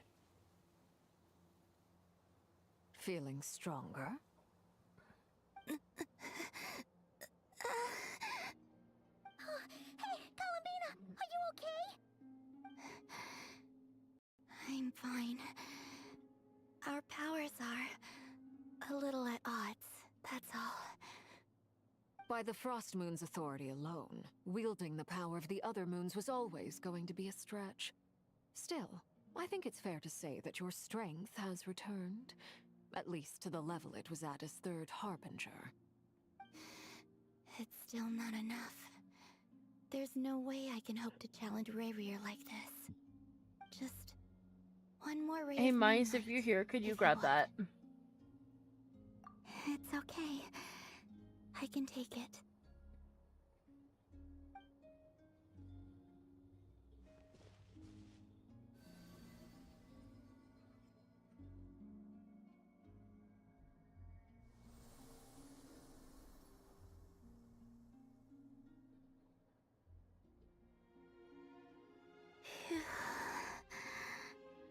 How about now? Fighting fit? At the very least, I won't have to stay hidden like before. I want to see him gone from Not Cry. The ray here of Solnari and his wild hunt must be sent back where they belong. Well, it's good to have something to aim for. You certainly seem more alive now than you did earlier. When I first met you, you didn't strike me as a ray of moonlight. More like a wisp of fog drifting in from who knows where, ready to scatter at the first sign of a breeze. But now, you're full of vitality. Just like the Frost Moon, once the brightest of them all. May you keep shining, Columbina. This is who you are. Thank you. Look after yourself too, Arlecchino. I know you have plans of your own, and that's why you're always seeking to grow stronger. But whatever you're after, don't let the Abyss take a hold of you. I do not wish to see you go down the same path as Revier. I appreciate the concern, Columbina. Although perhaps it's time you took a new name. A new name? Kutar, the Moon Maiden, Columbina. They're nothing more than code names. They describe who she is and the roles she's played, but they're not her real name. We often use code names in the House of the Hearth, too. But it's knowing your real name that keeps you grounded. Up till now, you've been living a wandering life, so you've probably never really cared. All I'll say is this. Once you've defeated Revier, give it some thought. All right, that's it from me. I'll get you back safely first, then go meet up with Sandrone.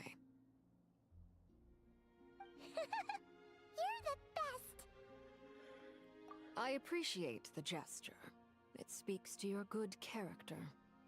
Anyway, let's get going. There are more urgent things to do right now than trade compliments. Thank you, mice.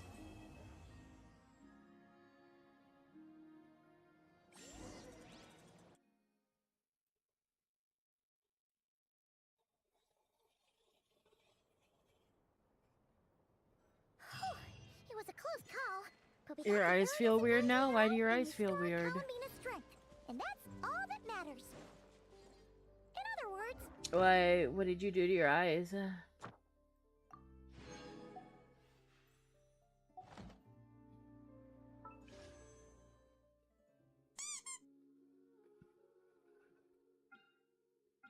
Jeez!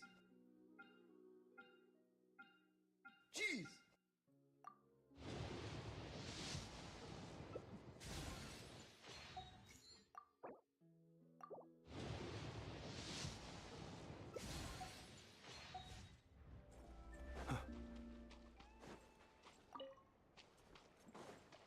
Jeez! A particular setting? A particular setting on what?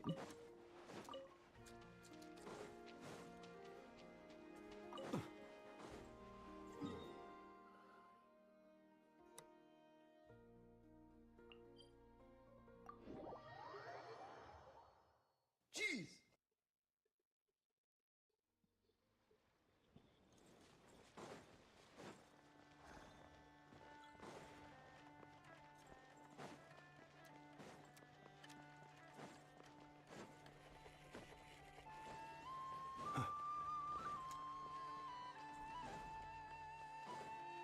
Jeez!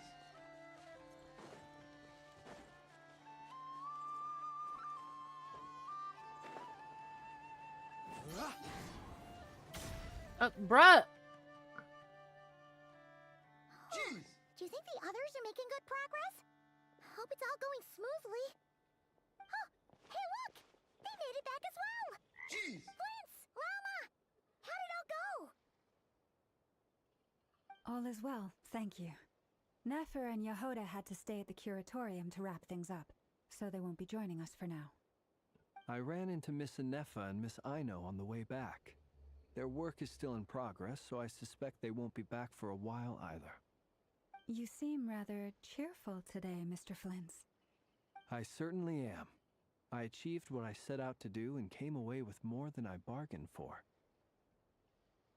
Fighting alone can get quite tedious, but I had the good fortune to run into a pair of brave young warriors. We meet again. How have you been? Owie! What are you doing here? Ah! That would be a natural assumption to make. It's also the correct one. These two courageously lent me a hand while I was fighting the wild hunt. When they told me they were Servarka's colleagues, it all made sense. And given how people of outstanding talent tend to cross paths, it's no wonder you're already acquainted. So, who's your travel buddy, Albedo? Why don't you come and introduce yourself? Baby boy! Oh, look at it! A gentleman of few words, I see, and a rather stern countenance. I presumed you were acquainted with him. Is that not the case? It's nice to meet you. Again. We've technically met before. Wait a sec! You're Minnie Durin! That's right. It's me. I'm glad to see you again. By the way, he says it's okay if you drop the mini. Yeah, I'm not as mini as I used to be. Oh, baby. Interesting, isn't it? Baby boy! The first step towards blending into human society appears to be reflecting on whether one's name really reflects who they are. Wow! You look so different! In a good way, of course. It's great to see you looking so healthy. No, little dragon Thank baby. you, I Paimon. wanna squish him cheeky. And although you're as mini as ever, I understand that diminutives don't always convey endearment. I'll be sure to simply call you Paimon as a sign of my great respect for you. Wow! You're such a smooth talker now. Paimon could get used to this. From now on, you may refer to her as your esteemed guide. Personally, I think our little Paimon is the perfect size. When people call her Little Paimon, it's just because she's so adorable that they can't help themselves. If that's not a sign of endearment, what is? Oh, shut You're up, Llama. absolutely right, Miss Lauma. My brother still has a long road ahead of him when it comes to understanding human relationships. Anyway, speaking of long journeys, didn't Columbina, leave with you? How come she isn't back yet? She's been catching up with old friends. Wouldn't be surprised if she stopped for a cup of tea. Every time Paimon does that little laugh, it reminds me of mice and his laugh. People are talking about me. Hope it's nothing negative.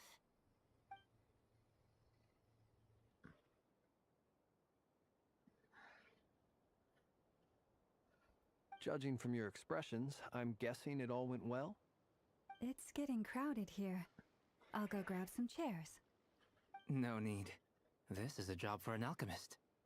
I'll whip some up momentarily. Thank you for your hospitality, ladies and gentlemen, but I was merely escorting my friends back. Jeez. I'll be meeting Sandrone shortly, as we still have You're some things to AFK the other. discuss. How are you AFKing It's the been a other pleasure, level? How are you everyone. AFKing the But this flying is where I event? say goodbye. We really appreciate your help. Jeez. Jeez. Oh, come on. Spare the formalities. I'm just glad I could help out some true friends. Bruh. I understand. Well, bye for now, Harlequino. Jeez. Oh, this place is hopping. It's probably a good thing one of us left. Otherwise, we might not fit all these people in. Are you saying we're about to run out of chairs? As a matter of fact, I am. Come on in and see for yourself.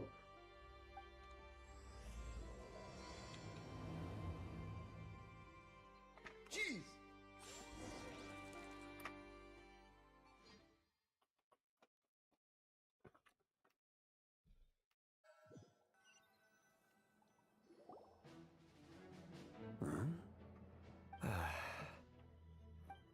I was so confused for a second. I was like, what do you mean she's dying along the I current? overheard your little chit-chat outside, by the way.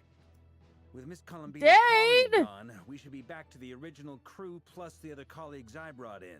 You just missed us meeting Durin. No, it looks like we have another new face. Someone else managed to rope in a colleague too? Frankly, you and Paimon are the only people I know here.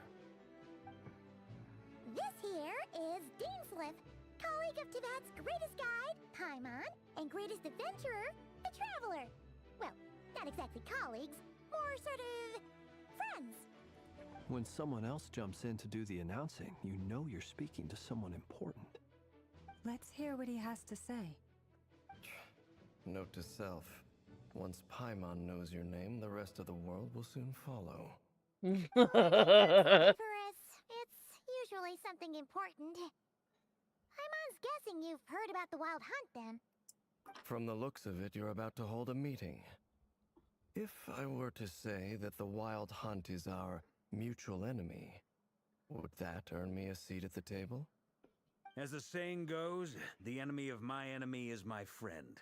Mr. Dainsleif, there's a seat with your name on it. Though, I can't promise the same for everyone else. Hey, Albedo, think you can rustle up a couple more chairs? After all this time apart, Grandmaster Varka's first order is to rustle up a couple more chairs. I've missed this. Is he being sarcastic? Hey, he's your brother. Why are you asking us? I've still got a lot to learn about the nuances of human conversation. Trying to decipher Albedo's way of speaking has been like jumping in at the deep end. Oh, good point. I'ma get you now. Don't sweat it. There are people who go their whole lives without getting the hang of it. You're ahead of the game already.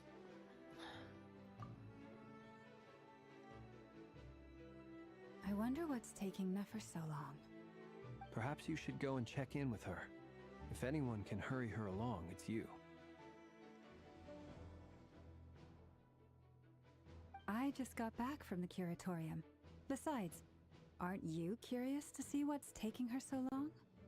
Miss Nefer doesn't strike me as the type to share secrets. And since gathering intel is her specialty, I'm guessing she'd prefer to keep her methods confidential. Under such circumstances, would it not be tactless for me to impose? Oh, but it's fine for me to impose. What can I say? You have an unrivaled ability to garner people's affection, Miss Moonchanter. Besides, you have far more in common with her than I do. All right then.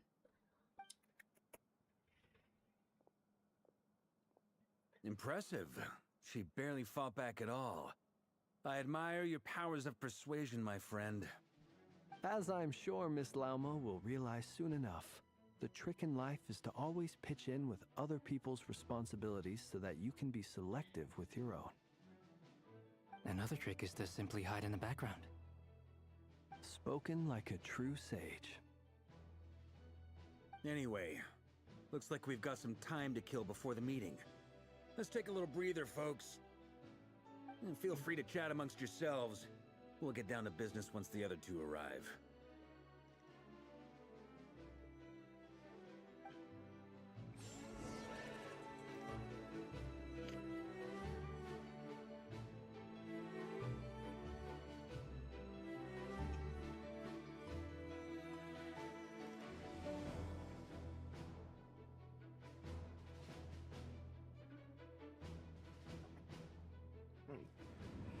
Okay, you need to sit down so that I can get to my mouse. Come on.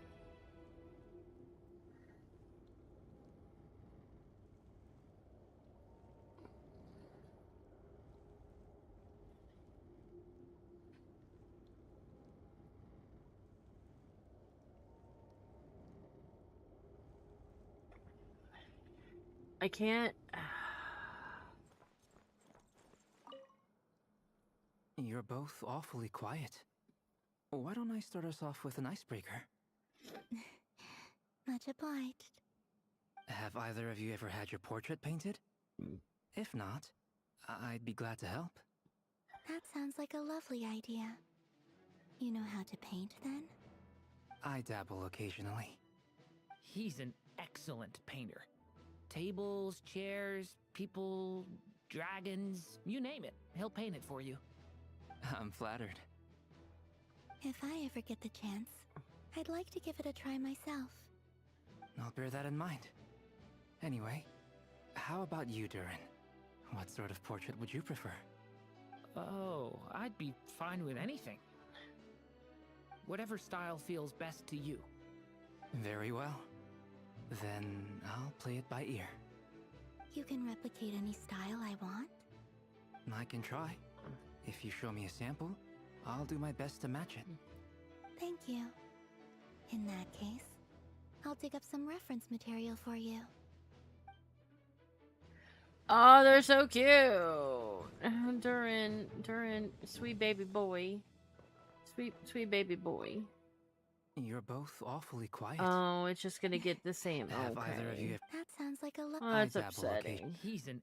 I'm flattered. If I ever get... I'll bear that in mind. Oh, whatever style... Very well. You can replicate. I can try. Thank you. I wanted to look at the baby. Look at the baby boy.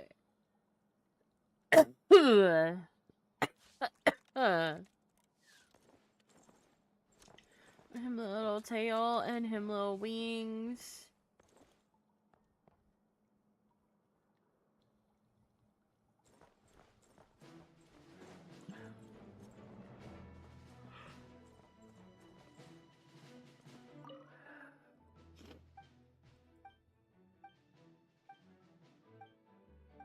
I've already read this.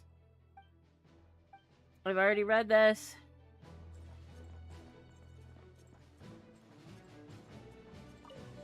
Truth be told, Oh my I god, can't Marka remember is the last so time I much was in a taller than meeting with so Flins, many and Flins people. is already taller You're than not alone fucking there, my friend. Rio The and Lightkeepers and also struggle Ito. to bring everyone together for a serious discussion.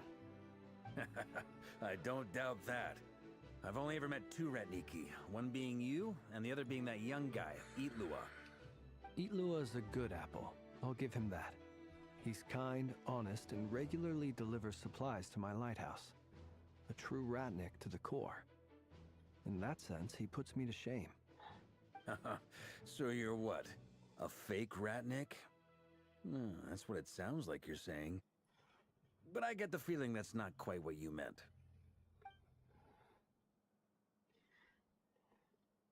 Bruh.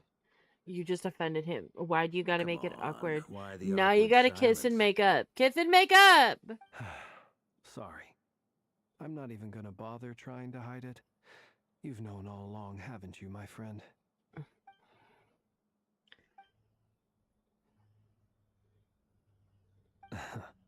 Now that was an awkward silence. Let's just keep this between ourselves.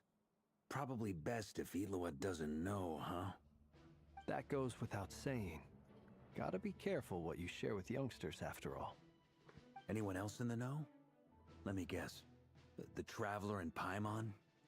It's dangerous being too sharp for one's own good, you know. Then, in the name of the Animo Archon Barbados himself, I swear, your secret's safe with me. When we went for drinks, you said that you and Barbados were practically best buds. In the light of that claim, do you really expect me to take your oath seriously? Of course. Just as long as you don't go spreading around the fact that I'm close with Barbados, all right? Fair enough, then. Nothing like a bit of mutual leverage to seal the bonds of friendship.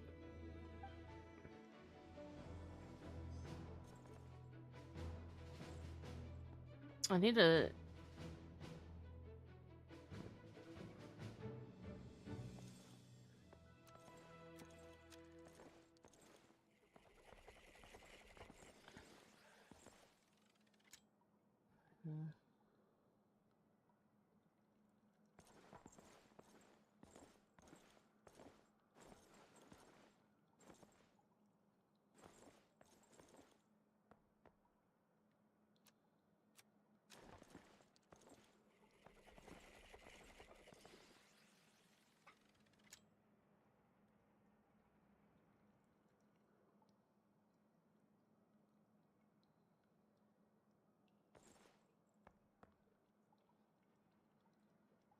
I just wanna listen. I just wanna. Oh, those are some glorious buns. Those are some really nice buns.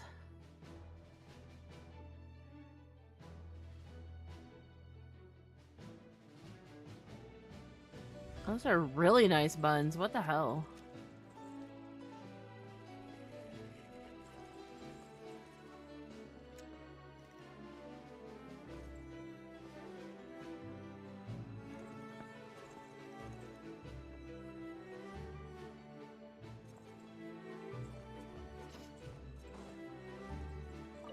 Is there something you'd like to say to me? Yeah! For starters, why'd you just show up here without even giving us a heads up? If you think back to our previous interactions, you may recall that that's hardly out of character for me. You do have a point there. night too, right? Want to tag along with us? You never know. We might get a group discount.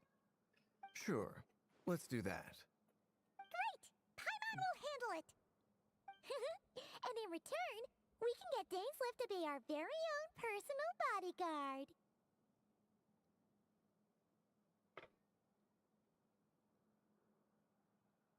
If that's what you had in mind, you should have said so sooner. I'd be happy to help. Oh, okay then. Paimon was only kidding, but good to know. Anyway, since we're All I all can here hear is together, fucking Minnie Mouse. we might as well watch each other's backs. That's just what friends do, right? Indeed. Thank you.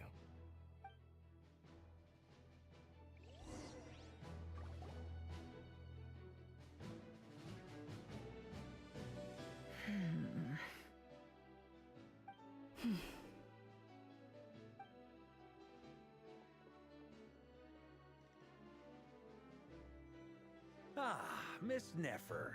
You made it after all. But what about Yehoda? I'm here to give you an update on how things are going on our end. Once this is over, I'll be heading straight back to continue my work. I left Yehoda back at the Curatorium to watch over things while I'm gone. Huh. So much for just this once.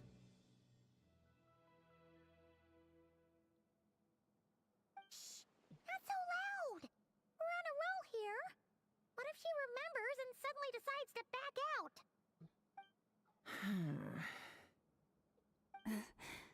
Did you say something, Mr. Varka? Huh? I didn't say anything. Right, Flint's? Must have been a frog. They get so noisy around here at nighttime. It's like they're putting on a concert in the background.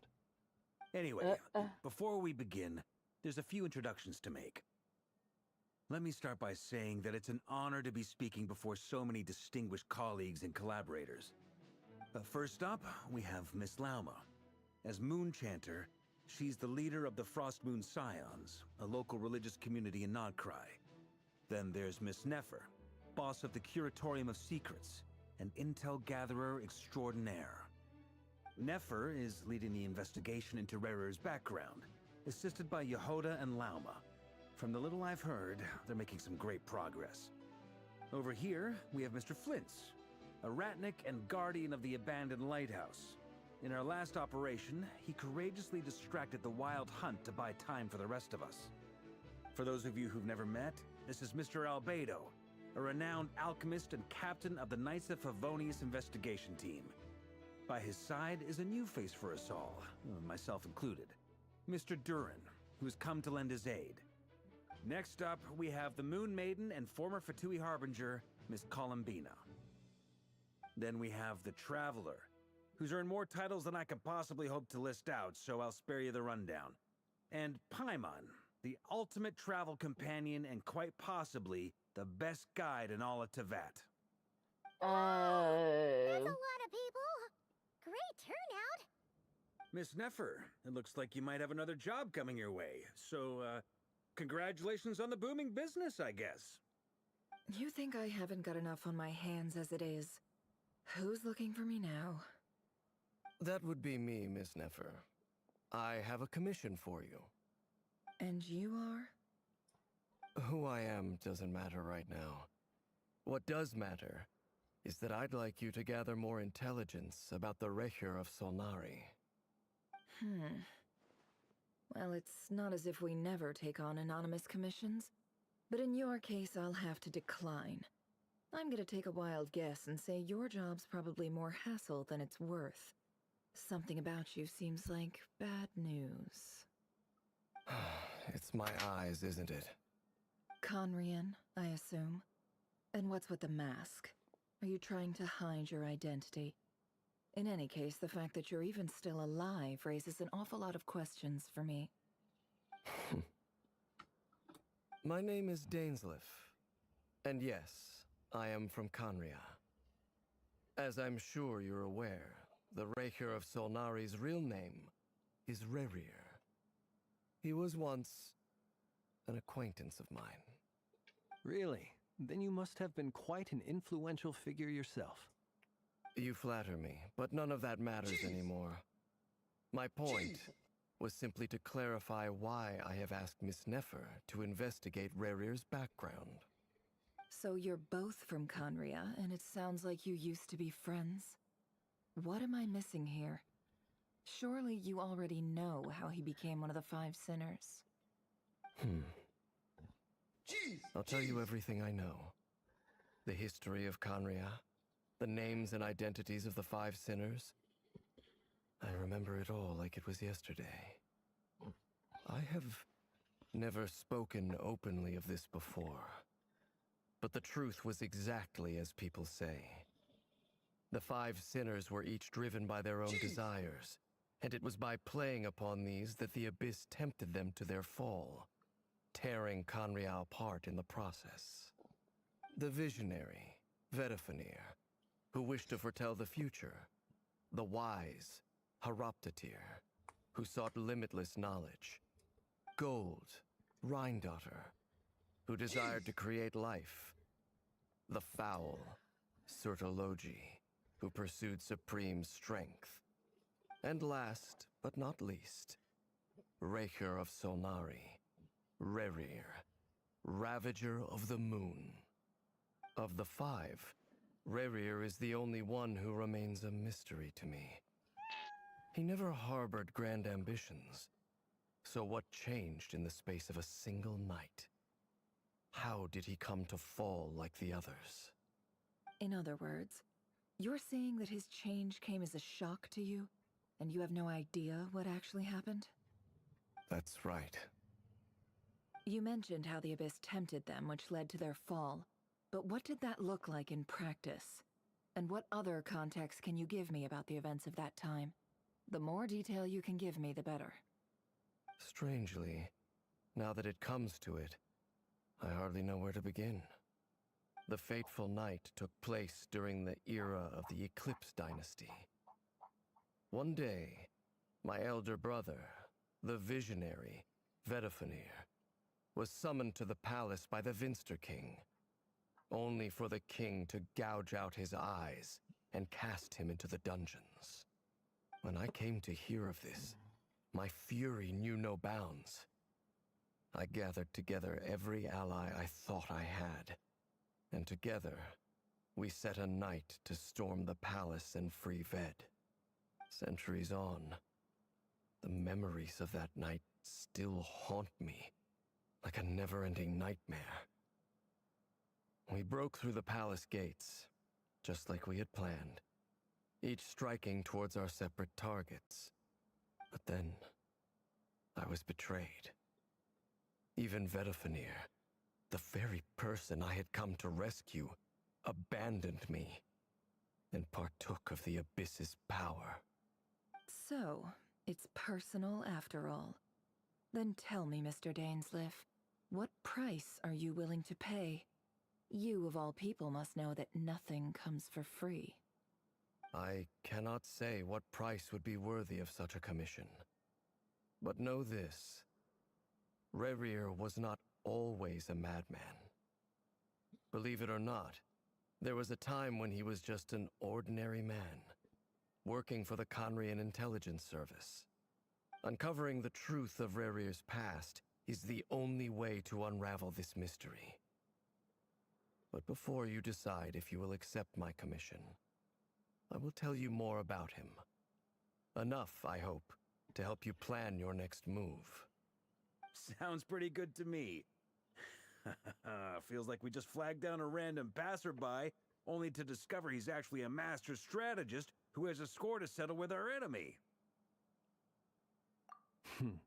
Can I borrow your halo? It could be useful in the lighthouse.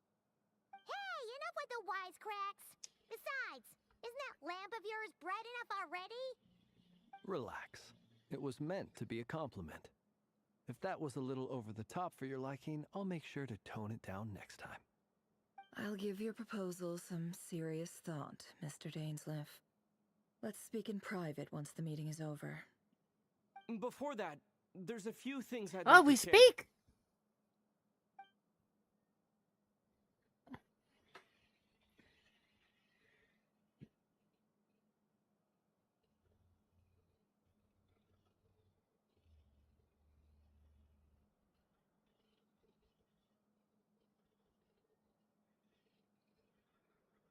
Now that we've united the hearts of the three moons, your power should be greatly enhanced. But it seems like that hasn't happened yet? I believe it will take a little longer. You've done so much for me, so I want to be completely honest with you all. Even though I'm doing a lot better now, the truth is, my recovery will likely be an ongoing process. From the moment I was born, my power has been slowly ebbing away. And that is because Tevat has never accepted me. Even with the moons united as one, it seems my rejection cannot be undone. So far, I have yet to find a solution. It may turn out to be a problem that will plague me until the day I finally leave this place behind. Even so, I will do everything in my power to help you drive out the Ray here of Solnari. As Arlecchino put it, this is not about chasing the spoils of victory. It's just a gesture of heartfelt gratitude. Kutar.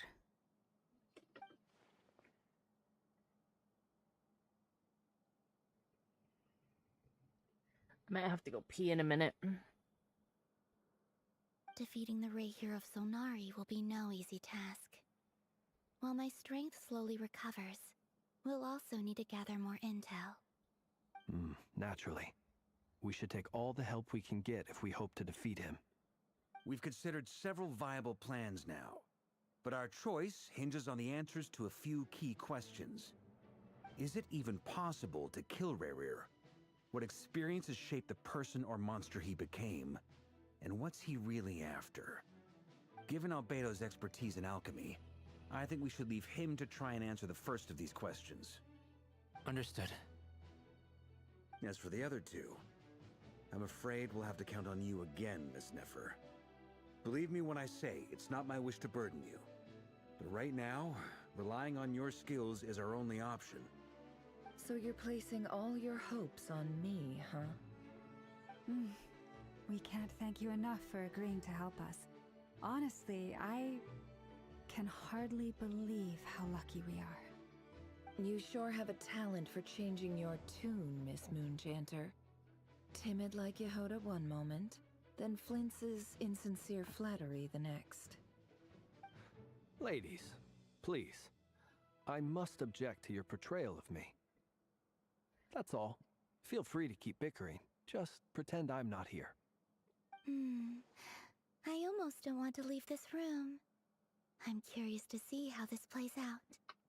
I have faith in you, Miss Nefer. Something tells me you'll stand by us until the very end. Oh? And what makes you so sure of that? What if I suddenly decide that my compensation is insufficient? This isn't about the money. I can sense that you've got a deep-seated distaste for Rerir, and knowing you...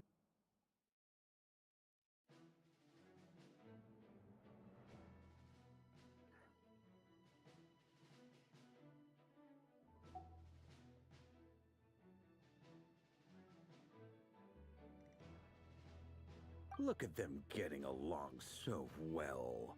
Like two peas in a pod. And I'm the one they accuse of insincere flattery. There is no justice. Miss Lauma, you have to understand something. Unlike you,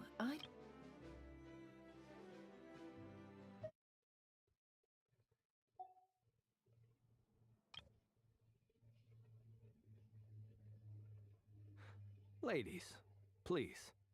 I must object to your portrayal of me. That's all.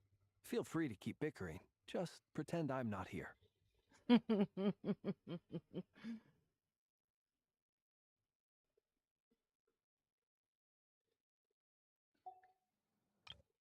It's so nice to be able to go in, turn the music off while you're in the middle of doing the story, and replay a line right? so that you can make a Well, fucking thing out of it. Maybe the fact that I'm willing sound to put clip. my hopes in other people says more about me than you. But the fact is, I also trust you. And that's because I know that you're someone we can count on. Anyway, we've got our plan, so let's get moving. Mr. Dainsliff, let's talk. And Traveler, once we're finished, if you've Okay, nothing I else gotta pee. planned, I'd Never. like you to come with me. Hurry it up and shut This up. whole I gotta experience pee. is teaching me a lot. For instance, I now know that when other issues come up I in gotta the future, pee so I'll bad. have far more luck getting Lauma to convince Miss Nefer than trying to do it myself. Hate to say it, friend, but that's one of the funniest things I've heard in a while. Why? You think I've got it wrong? Quite the opposite. But what makes it so hilarious is how long it's taken you to realize.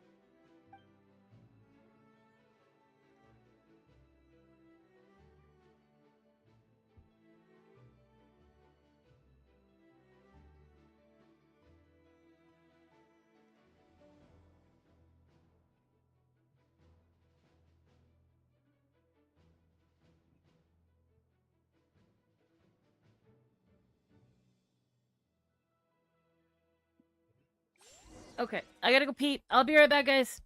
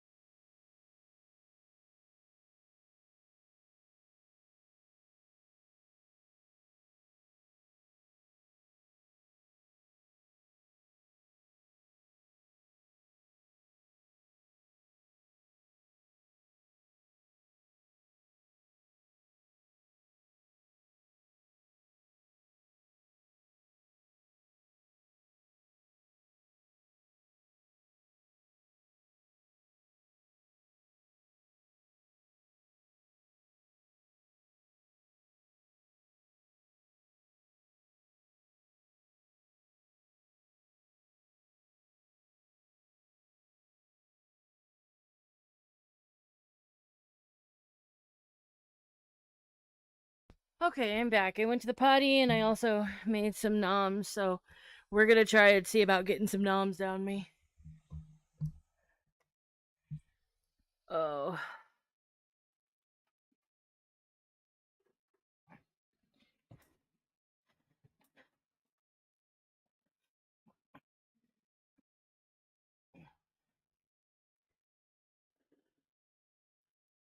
Oh, I hate that I can't fucking have music up right now, but I don't know why my audio is so crunchy.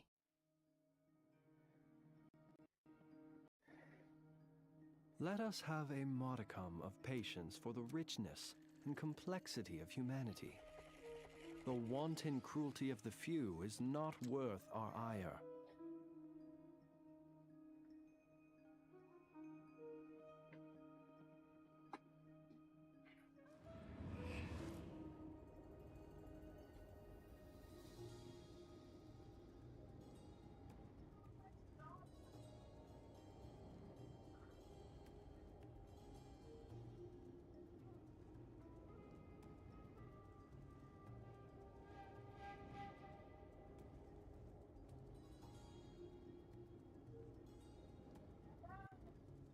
Hold on.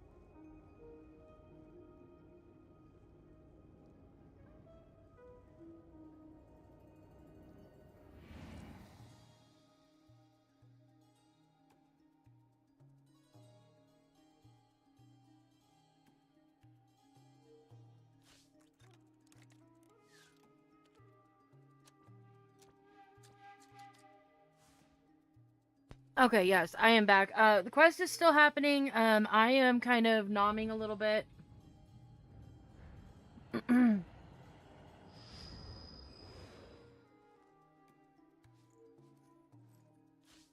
My mom is being a fucking moron as per usual. You know, the normal. The normal. Yeah, hi. You can hang out for a minute. I'm not going anywhere just yet. I'm nomming a little bit.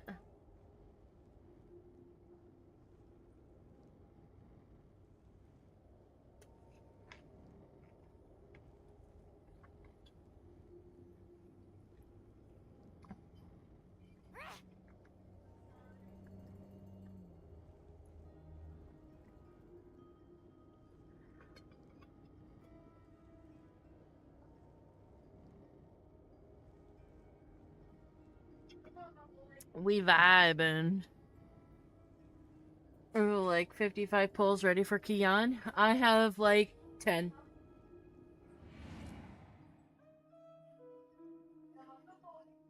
Give me my blind, daddy. I'm so torn on if I should use this guarantee to try for RenaCon or get Nefer, or if I should just literally save it for Durin. I need Durin and Varka. That's just hateful.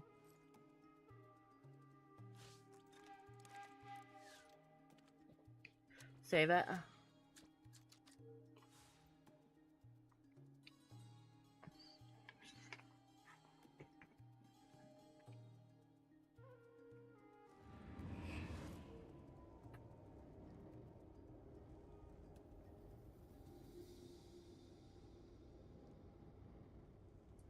Jeez! Jeez!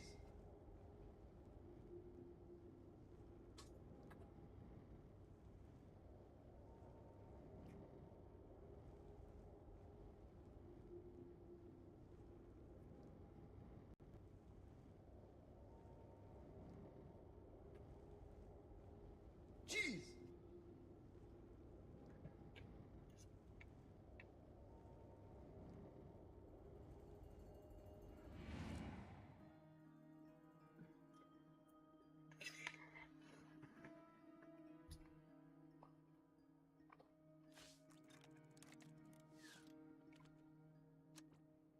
Jeez!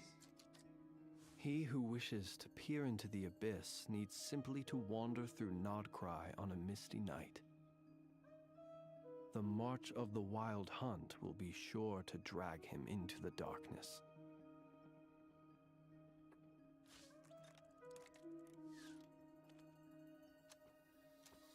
Jeez!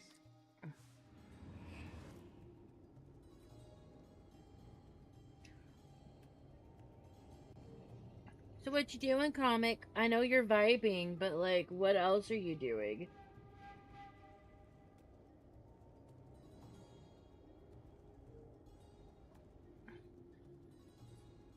Jeez!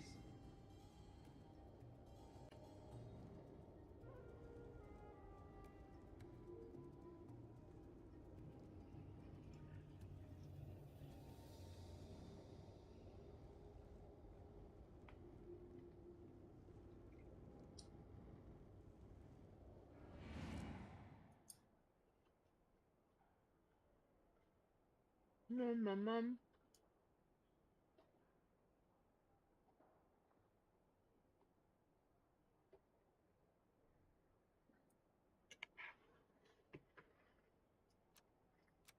People ought not be so frightened of ghosts. They are merely talking shadows. Yeah, I jamming haven't away started that. endlessly about their past affairs.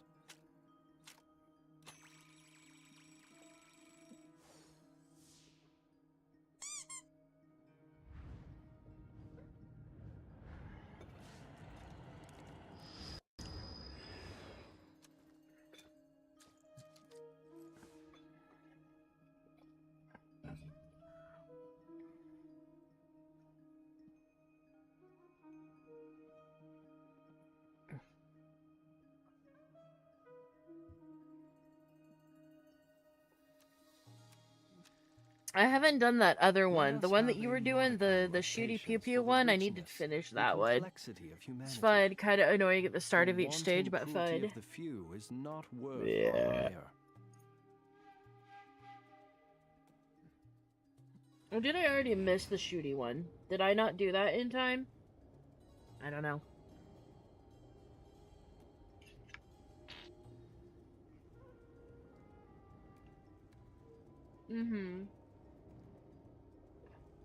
I did like a stage or two of it, and then I haven't gone back yet.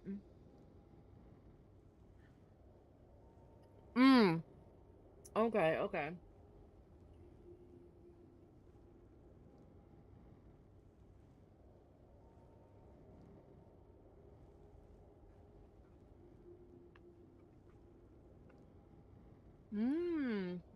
Okay.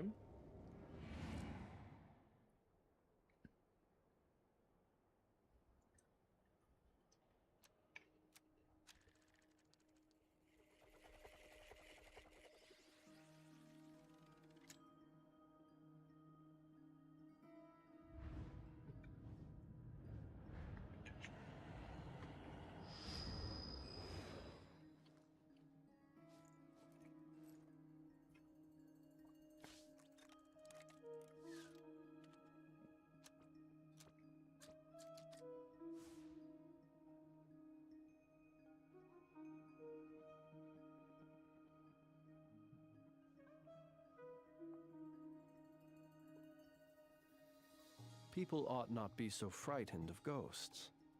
They are merely talking shadows, chattering away endlessly about their past affairs.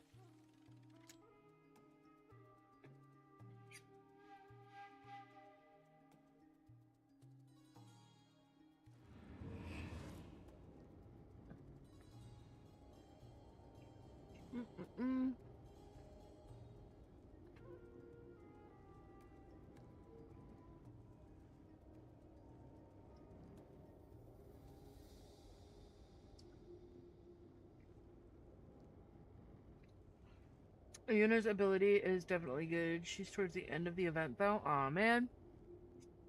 Of course she is, because of course they'd put the OP bitch at the end.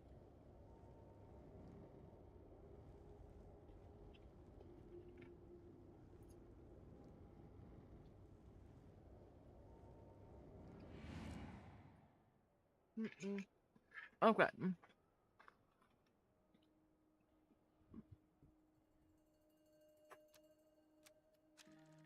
Okay, I love you, comic, but you're probably gonna have to skedaddle.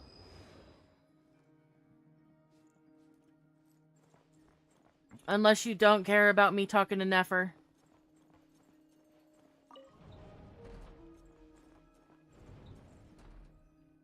Still lurking? Okay.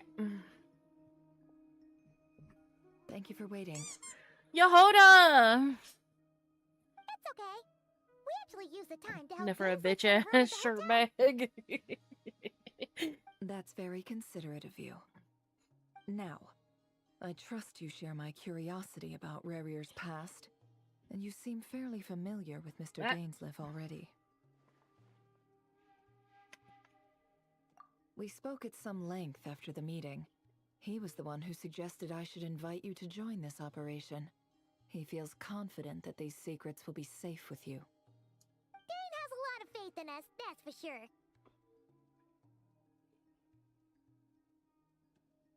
Likewise. I appreciate that you got right on board without interrogating me about why I invited you.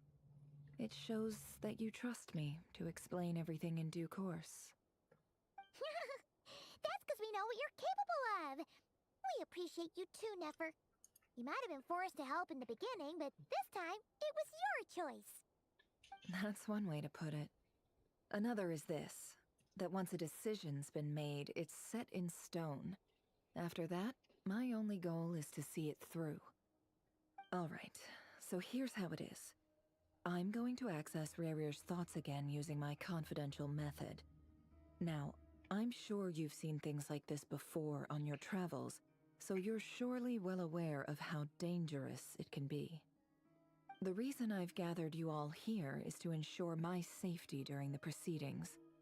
I plan for us to enter the fragment of his consciousness together, and once inside, I will focus on searching for information. Think of this as a diving expedition into someone's brain.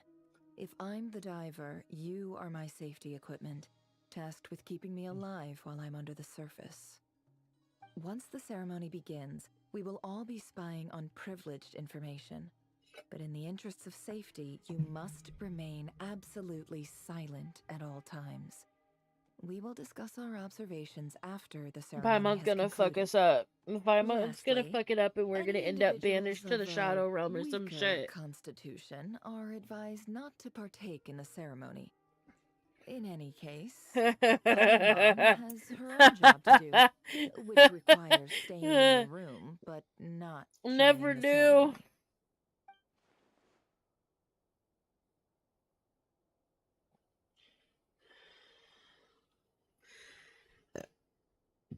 Never knew. She said, nah, yeah, nah, y'all, this bitch gonna ruin it. Hi, Lifey. Like all Paimon can do is cross her Fucking fingers yeeting me. Can we get a shout out for Lifey There's if a little any of more my to mods it are than that. available? I was being serious when I said you have a job to do. While the rest of us are inside Rarir's mind, it's imperative that we have a team member on the outside. In the event that something goes wrong, you will be our first responder. I don't anticipate any issues, but the extra level of safety will be greatly appreciated. I second that. This is a dangerous operation here, and you're our whole rescue team. That's pretty much the most important job in the crew. So, Paimon's like the lifeguard? Yeah, that makes sense. Thank you. Good. Please, take a seat. Pointless We'll or get not, started I'ma still momentarily. fucking do it.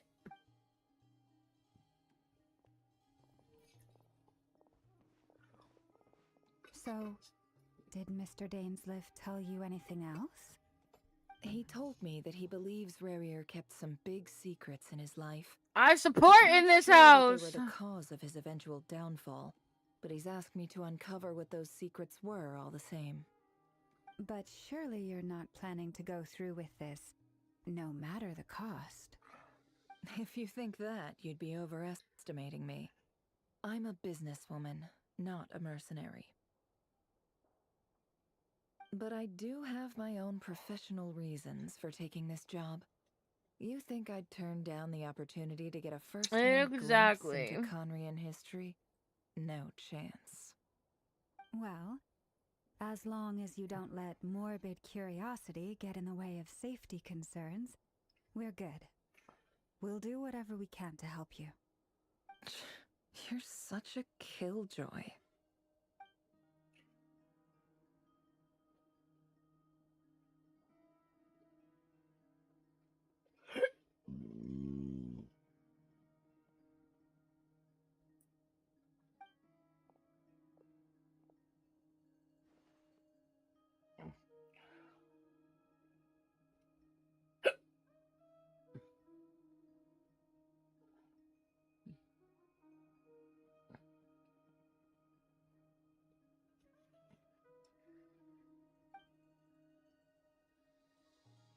Yeah. But we still love. And so you're still gonna get a shout out. And you don't argue with a sick person because that's fucking rude. So just accept that you're gonna get shout outs. So there. All right, I'm good to go. All set over here, too.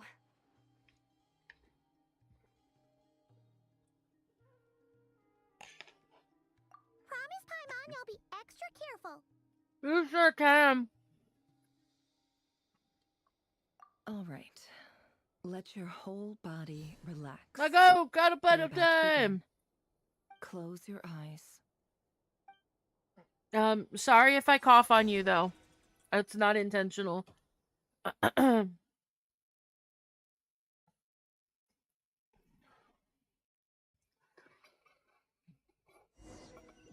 I should have got that. I should have got a 2-liter of Sprite because usually a 2-liter of Sprite will open my throat wide open and get rid of all the fucking crackly, icky, nasty. Bookshelves, paperwork, files. According to Dainsliff, Rarir But I used to didn't be think an about it until intelligence just operative. now. Chances are there's plenty of top secret intel stashed away in this room. Is this where you keep your secrets, Rarier? Can't say I'm not looking forward to this.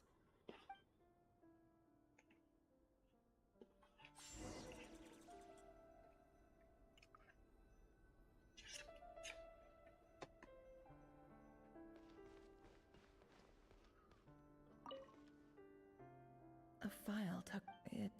But at this stage, I have no idea...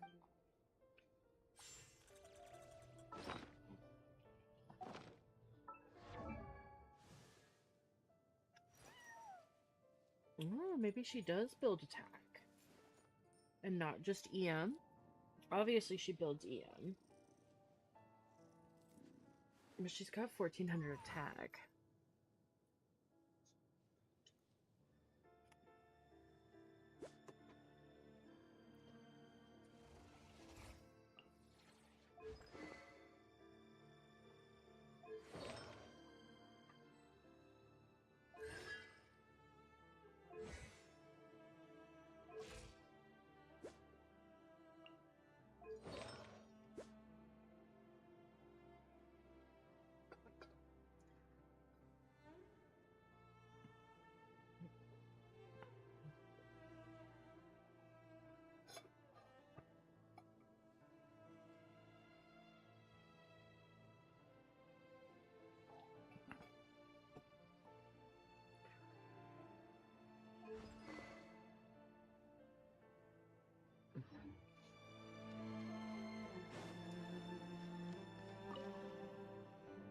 A box containing a ring inlaid with a precious gem.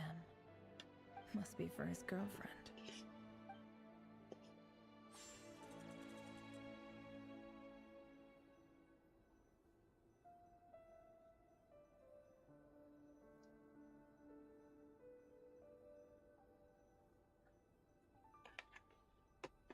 Why does Ashru sit up on the counter? To welcome our clients, of course. A kitty's gotta earn his kibble somehow. Bookshelves full of documents. Looks like these are all files, packed with the personal details of individual Conrians. The Crimson Moon dynasty preceded the eclipse. Since Rarier worked as a secret agent during the latter, it stands to reason that he was tasked with purging remnants of the old dynasty. Yep. Lines up exactly with what Dainsleif told me.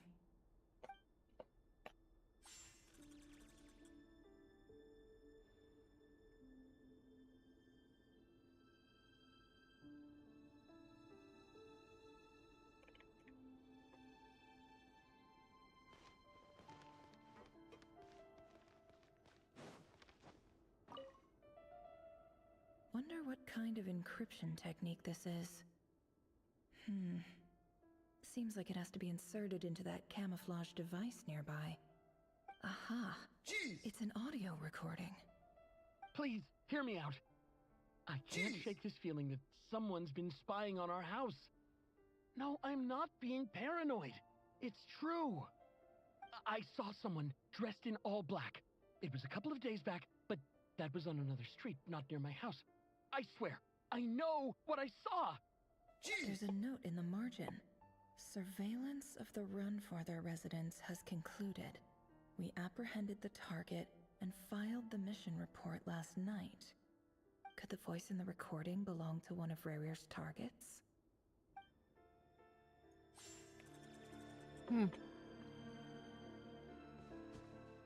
Jeez!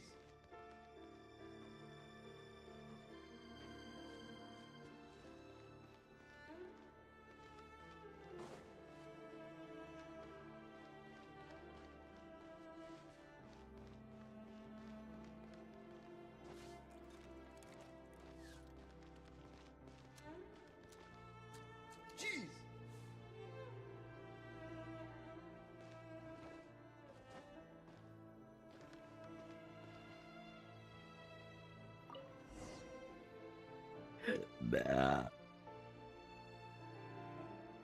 Today's files are in. Time to wade through them, just like usual.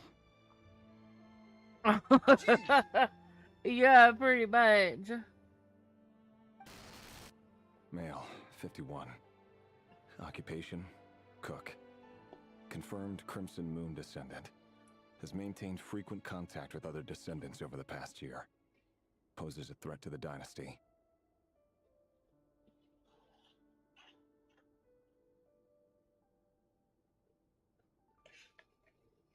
Neutralized.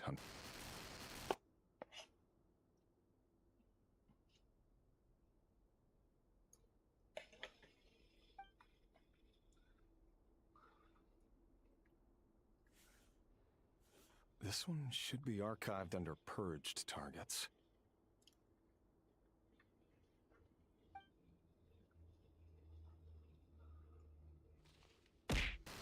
Female, 23. Occupation, office. Hello, Loco. Confirmed Crimson Moon Hello, descendant. how are you? Has maintained frequent contact with other descendants over the past year. Poses a threat to the dynasty.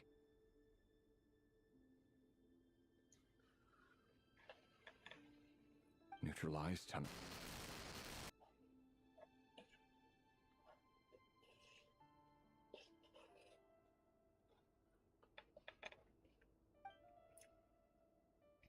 Unfortunately, no. I also don't have any sugar for my tea, and I can't drink tea without sugar in it. So yeah. Unfortunately, no super tea, but it's okay. Another one for purged targets.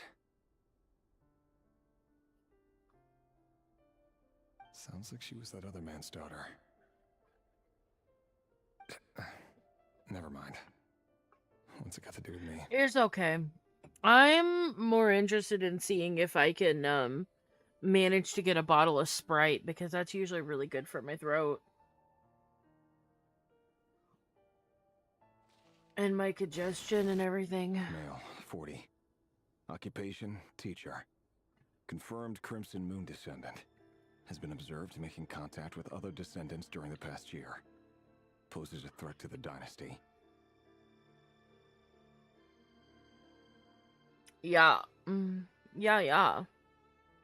Neutralized. It's the only time I like Sprite. Any other time, I don't want anything to do with it. Oof. Just another nobody for the archive.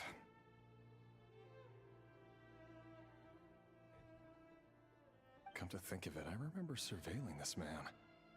A case like his never would have been considered a priority in the past. Huh. He barely even interacted with other Crimson Moon descendants.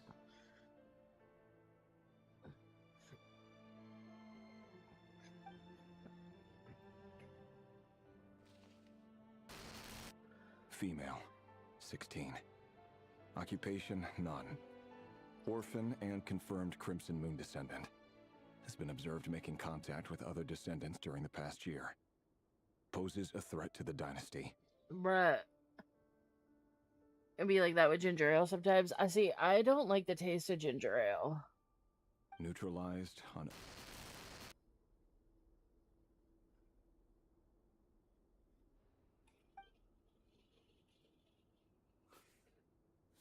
Filed.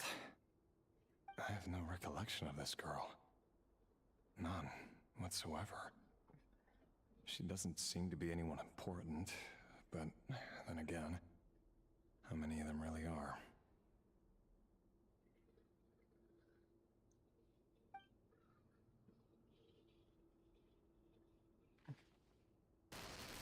Female, 13. Occupation, none. Bruh, Orphan they're all and confirmed orphans. Crimson Why Moon are you killing descendant. all the Has been orphans? observed making contact with other descendants during the past year. Poses a threat Hard to to the find where dynasty. you live. What's it called?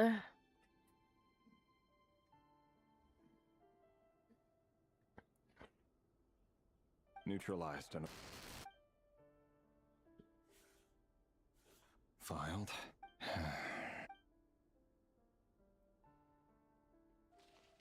This is another orphan. Male, Bruh. 11. Occupation, none. Orphan and confirmed Crimson Moon descendant. Has not been observed making any contact with other descendants during the past year. Poses a threat to the Burners. dynasty. Never heard of that. Neutralized and... Bruh. How is he confirmed? Yo, all these kids, man. Why are we killing kids? Male. 6. You killed a 6-year-old child, bruh. I don't want to do this anymore. I don't want that. No, this is stupid. It's funny. This is pissing me off. Your job is becoming both harder and easier at the same time, depending on how you look at it. Sooner or later, the Crimson Moon descendants will be completely wiped out. But as their numbers dwindle, they become harder and harder to track down. That's not how it is. Fortunately, however, most of the able-bodied adults have already been taken care of. The remaining weaklings will be increasingly easy to deal with. No! No. My job is to ensure the survival of the Eclipse Dynasty. And the only way to do that is by eliminating any and all potential threats. It's a perfectly legitimate line of work. Every single one of my colleagues can attest to my fairness. And if my friends were aware of the facts, I know they'd back me up too. Assuming, of course, that they were aware of all the facts.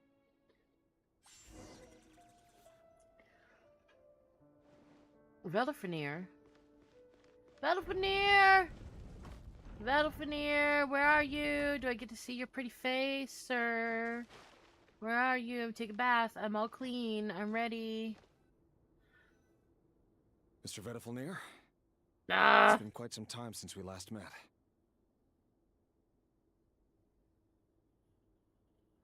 Revier, I trust you're here because you have something important to discuss. Forgive me. I wasn't tuning out, it's just, I noticed you didn't even phrase that as a question. As if you knew I was coming. Tell me, does someone in your position ever feel the need to ask questions at all? It is indeed within my power to foresee certain things. Things like your arrival. I was just thinking. It won't be long before I'll be inviting both you and Dane to my wedding. That isn't a lie, but nor is it a fact as such. It's a wish, isn't it? No fooling a prophet, is there? Ever since that day we met for drinks, I knew it was only a matter of time before you came looking for me. Does it feel good? Knowing how the future will unfold. I'm afraid the notions of good and bad fail to capture the complexity of what such a power entails. Once you've seen what will come to pass, it can be all too easy to succumb to fear and melancholy. Unless, of course, you learn to abandon these feelings.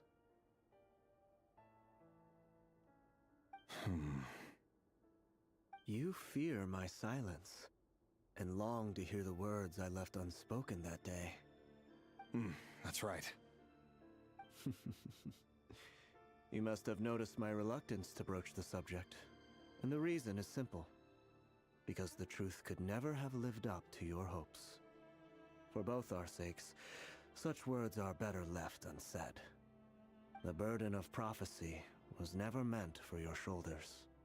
So who exactly do you deem worthy to hear your prophecies? None but our exalted king?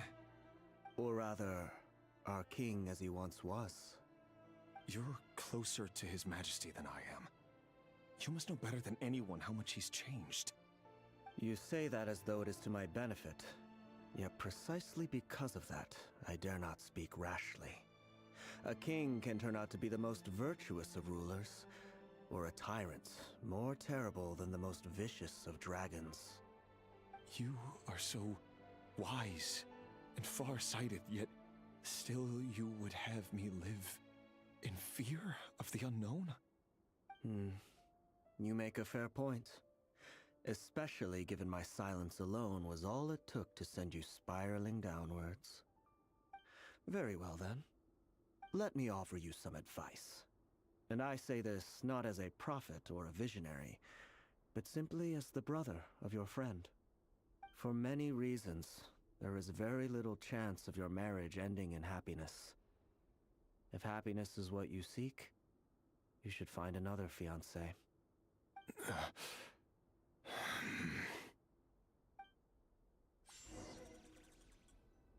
hold on. Can I There's help that you, same Choji? black fog again. Could this memory belong to Thelindis? Guess I'd better tread carefully. Emotions are like a raging torrent that surges through the mind. More often than not, if you try to hold them back, you'll be swept away by their unstoppable force. And if you try to ignore them entirely, you'll end up tearing yourself to pieces.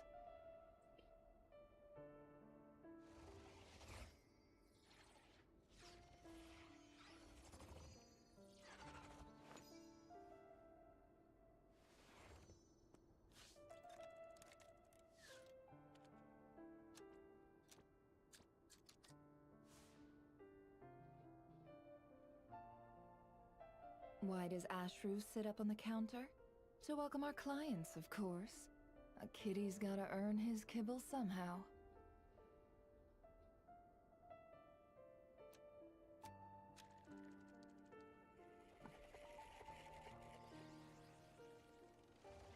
Okay, can you sit down? Canada Dry doesn't have enough of a ginger taste for me. That's fair. That's fair.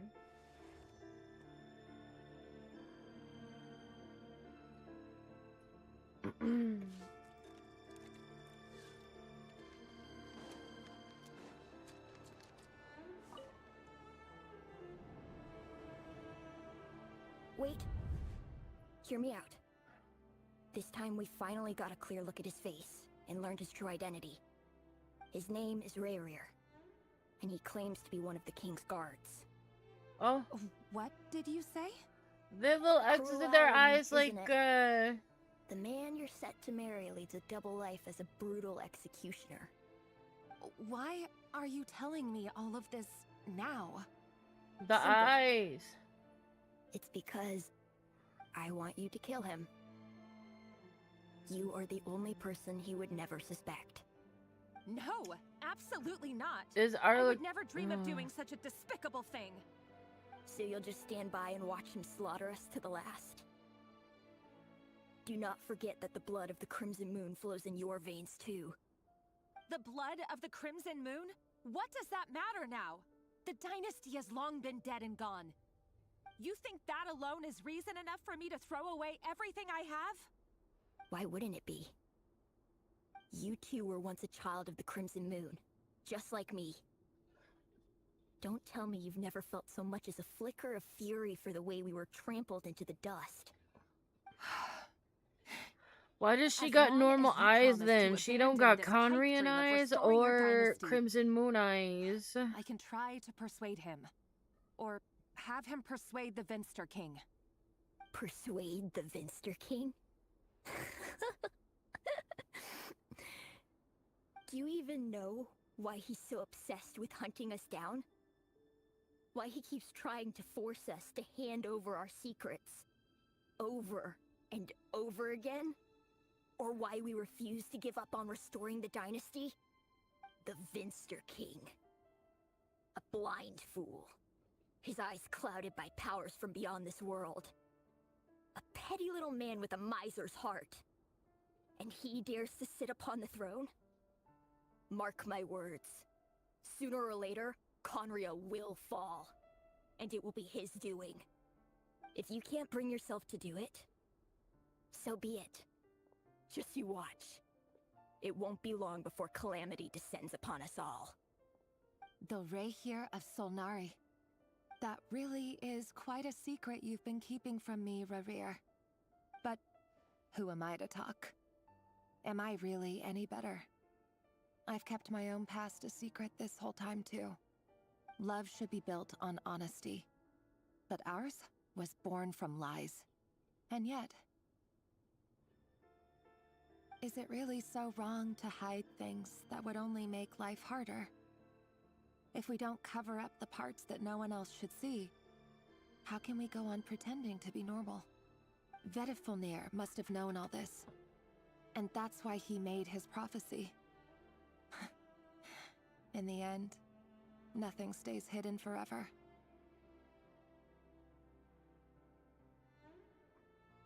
But I won't just sit by and watch this disaster unfold. I'll do everything in my power to protect what I cannot afford to lose, no matter who I have to face.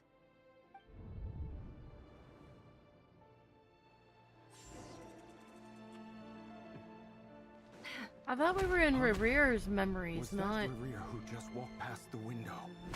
Doesn't it give you the chills that he still takes the same road to work every day? As if nothing ever happened. Those people at the deli. Enough already.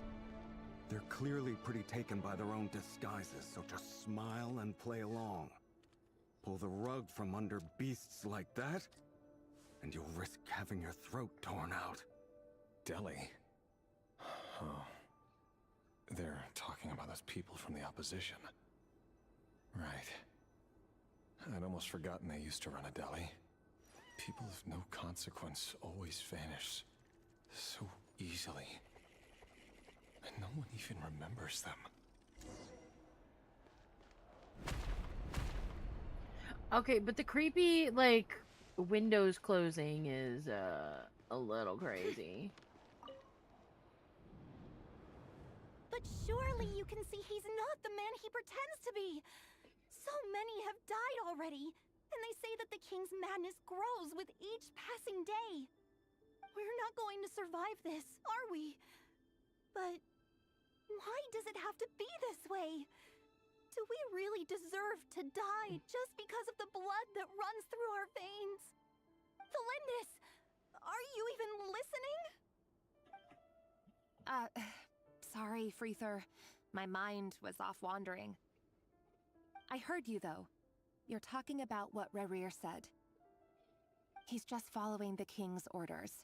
He's a secret agent, and it's his job to hunt down rebels and dissidents. By the time you first met him, he'd already taken lives. Maybe he was using you from the very beginning. No. Rerear has no idea I have anything to do with the Crimson Moon. My family are only distant relatives of the main lineage, and besides, my eyes are perfectly ordinary. Truth be told, apart from my teacher, pretty much no one knows I have any connection to any of it.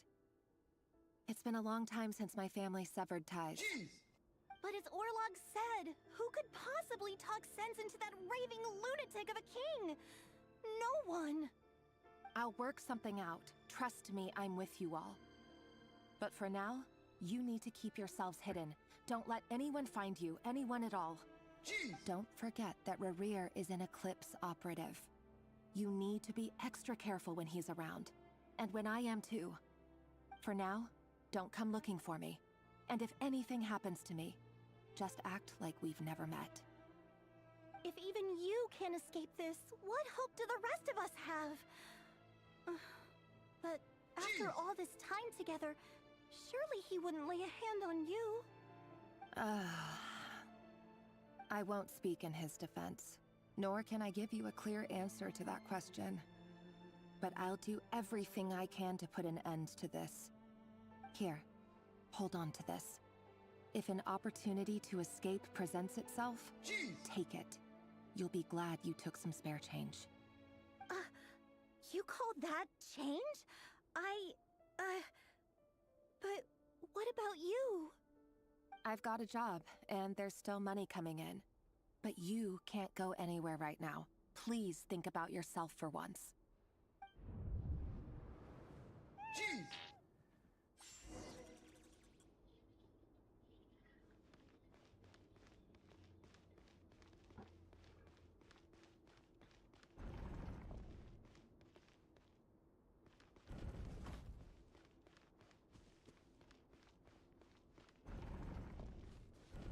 Another day, another round of assassination training. Training ground is just beyond this hidden passageway.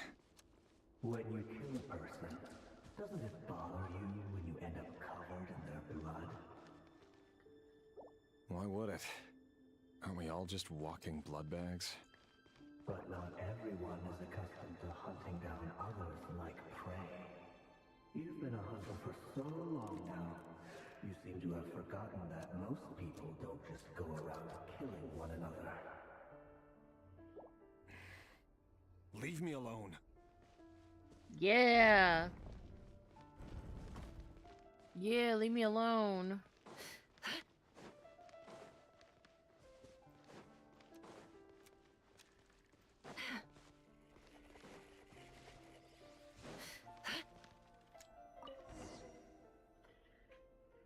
Make sure you have a firm grip on the handle, then choose your angle well. Keep your movements light and brisk, and the prey won't sense a thing. I doubt that. I'll bet no one's ever died a quiet death at your hands. I work clean. No traces.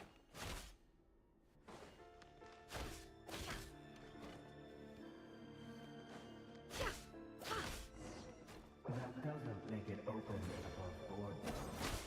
The thing just happens to need you right now. Or someday it doesn't. That won't happen. He's changed. Ever since he fell under the spell of that power. He only had you take out a handful of the enemies. But now... The ones I've dealt with have always been guilty. And I've carried out my work flawlessly.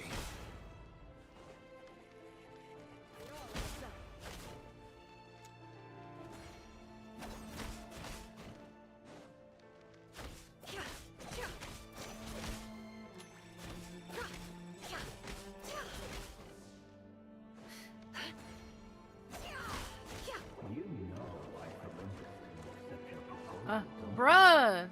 Was it because Stop he didn't taking my fucking camera!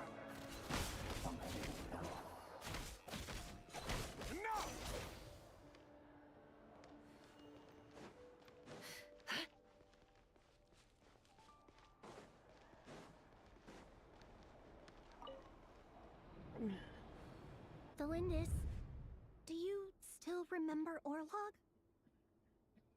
Orlog. The boy who was pretending to sell flowers. You spoke for quite a while, didn't you? Yes, we did. What about him? He was arrested 2 days ago. Chances are he's already dead. He... I just don't get it! After everything he's done, why do you still stand by him? Or does it mean nothing to you that people keep dying? No, that's not... Just hear me out. I need to go now, Thelindis. Bite me? They're looking for us. You take care too. If you ever need a place to hide, come find us.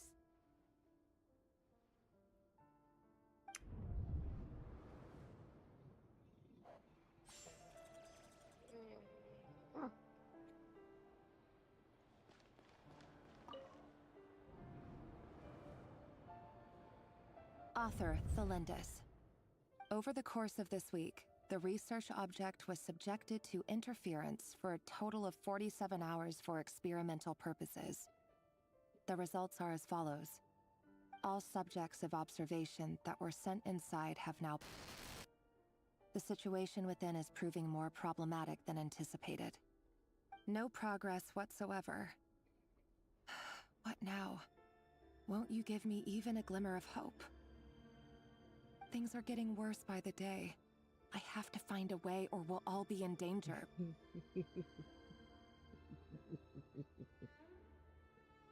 But I... If all this research comes to nothing, what then? Sooner or later, it'll be my neck on the line. Did they give you kisses? Could he really bring himself Did to they give kill you me? kisses? I gave you kisses, yeah. No. Surely he wouldn't have the heart.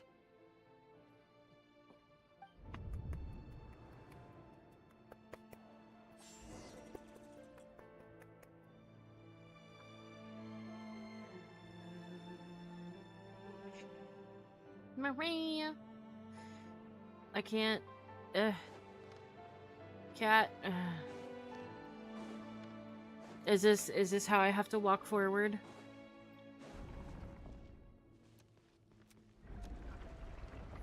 Oh, okay. Yep, we're in a Hitchcock nightmare. Actually, this is probably closer to a Spielberg nightmare, but you know. Oh, now I'm walking. Okay, it's gonna take me 5 years to get down this hallway. Sorry, guys. Why won't you just let us go?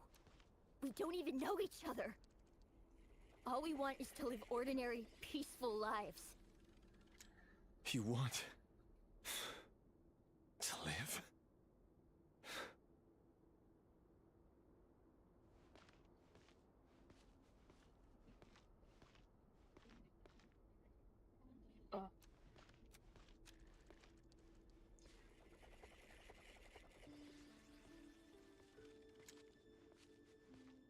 Yes.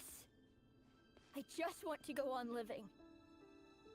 Is that really such an unforgivable crime?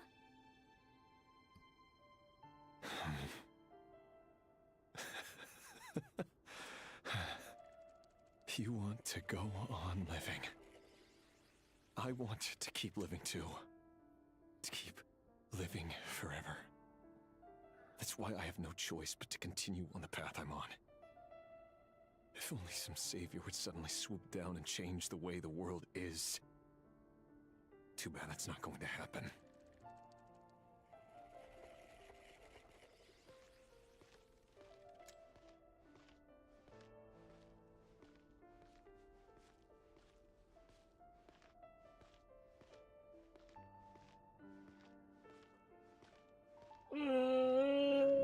Girl, your walking is taking too goddamn long.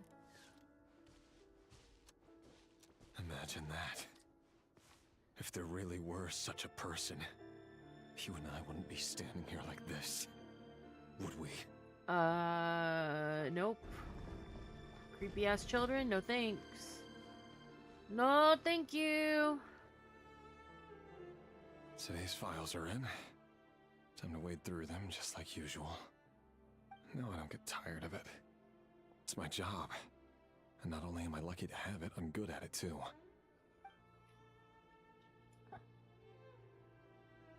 Huh. Wait. That's... Thalindis? No. No! No! Why? But you bear no mark of the Crimson Moon. How could you possibly have anything to do with them? It cannot be! A diluted bloodline. Carefully concealed. I see it now. You've been living in the shadows just like me. What a fool I've been. Numbing myself with talk of justice. Even imagining my friends would back me up. But in the end, Irminsul. Finster King! How far are you going to take this? From the direct bloodline to secondary offshoots? And then what? Today it's the descendants of the Crimson Moon. Who will it be tomorrow? Will you not rest until everyone down here is dead? No. This cannot go on. This is where it ends.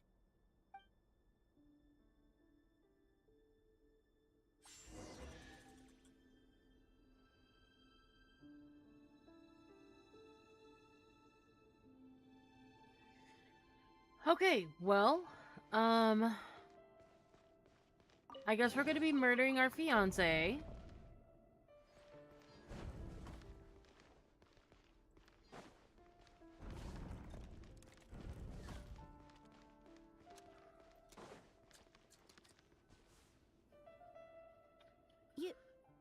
You're really letting me go? I am. As long as you can guarantee that no one will find you. Don't worry, I'll be extra careful. No one will know I was here. But what about you? Jeez! Me? If you let me go, you won't be able to complete your mission, will you? Good point. In that case, maybe you should stay. No, please! I just want to see the outside world again. Jeez! Go on living? Yes. I know you're a man of your word. So please, just let me go. If I let you leave, what will become of me? Just kidding. Go, now. But remember, don't let anyone know you were caught. We'll be seeing each other again very soon if you do.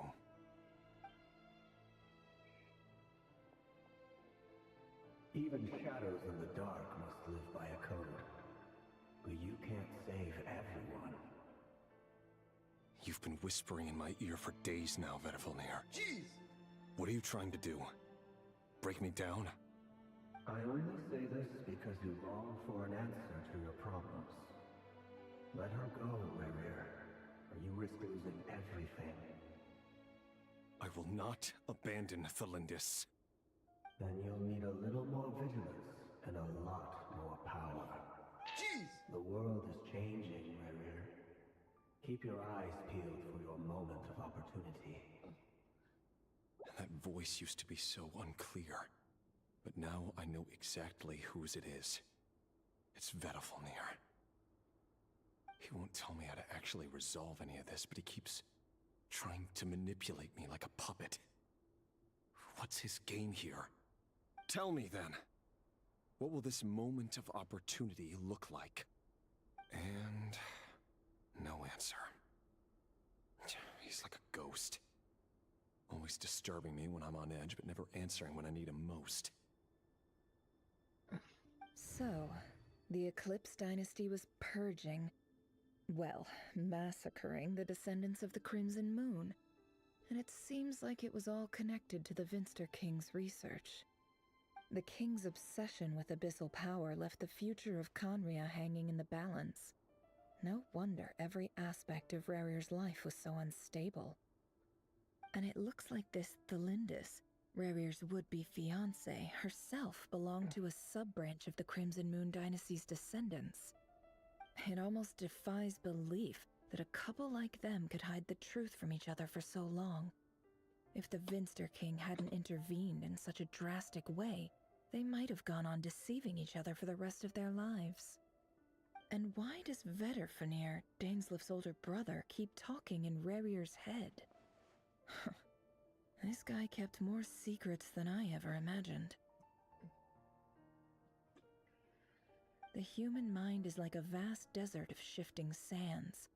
When you follow the flow of someone's memories, you only ever see the parts they're willing to let surface. Right? Time for something a bit more creative. We've been inside Rerir's mind this whole time, building up a picture of his psyche. There's already enough clues on the board to start reading between the lines and mapping out the rest. Now, we can finally begin to put the pieces together. Sure, it'll only be a reconstruction, part simulation, part reasoning, but it's usually pretty accurate. Once we've built up a cognitive profile, we just need to cross-check the logic behind his actions. And then we'll be able to take a sneak peek at whatever it is that Rerir has really been hiding.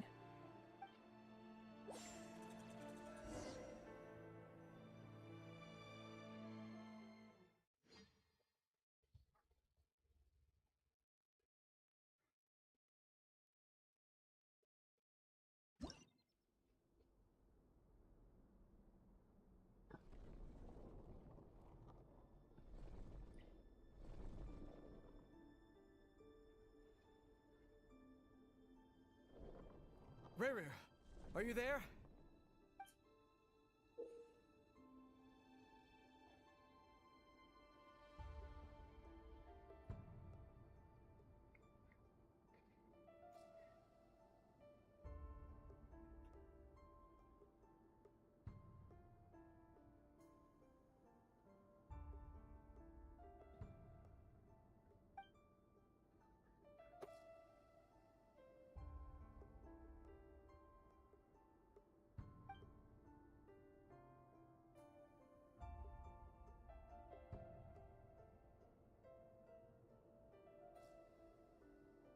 Okay, so I'm here.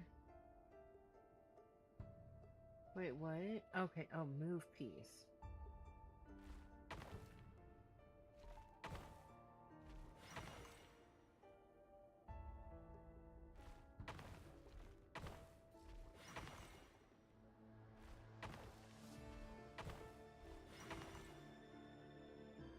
Hey, Rerir! Come out, it's urgent! Dane? What's wrong? Quick, come with me. I'll explain everything once we've met up with the others. Okay. I'll come. But the Lindis is still over at the Universitas. I'll need to leave her a note. All right then, but make it quick. I've never seen Dane so worked up before. Whatever this is, it must be big trouble. He a wolf? Yeah, Alulu.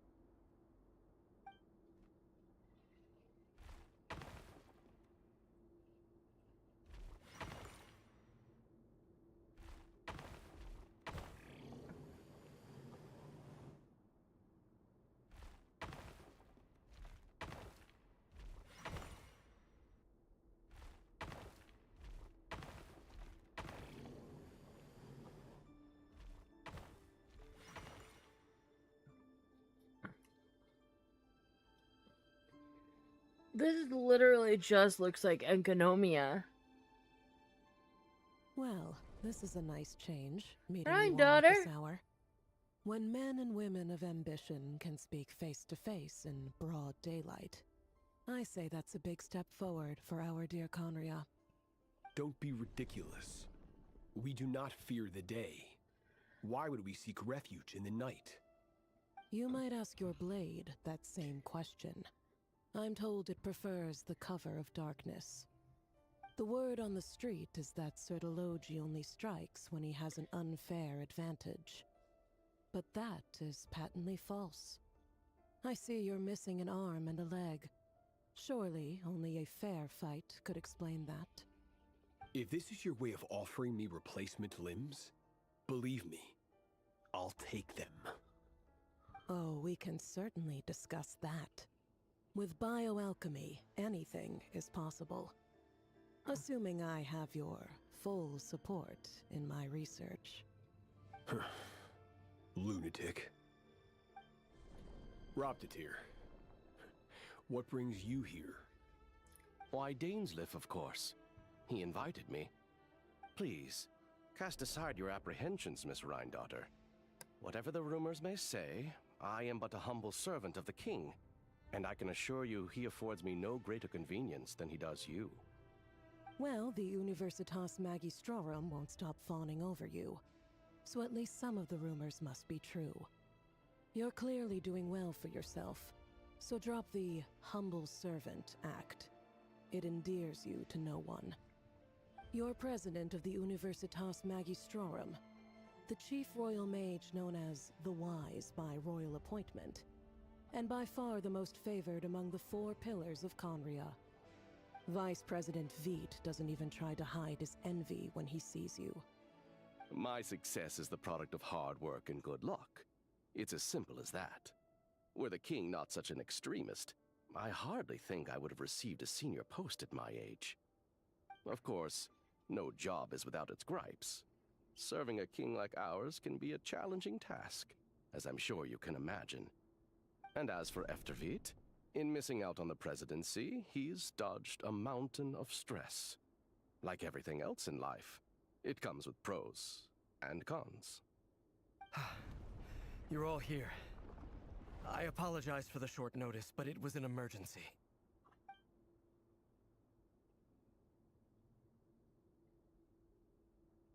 You must be Rarir. Mr. Sertologi. Yes, I handled your case file during your sentencing. Nothing personal, of course. I'm pleasantly surprised that you remember me. You're clearly a person of substance if you've been invited here. But Dainsleif, you'd better have a very good reason for convening this little gathering. It's my brother, Vedafenir.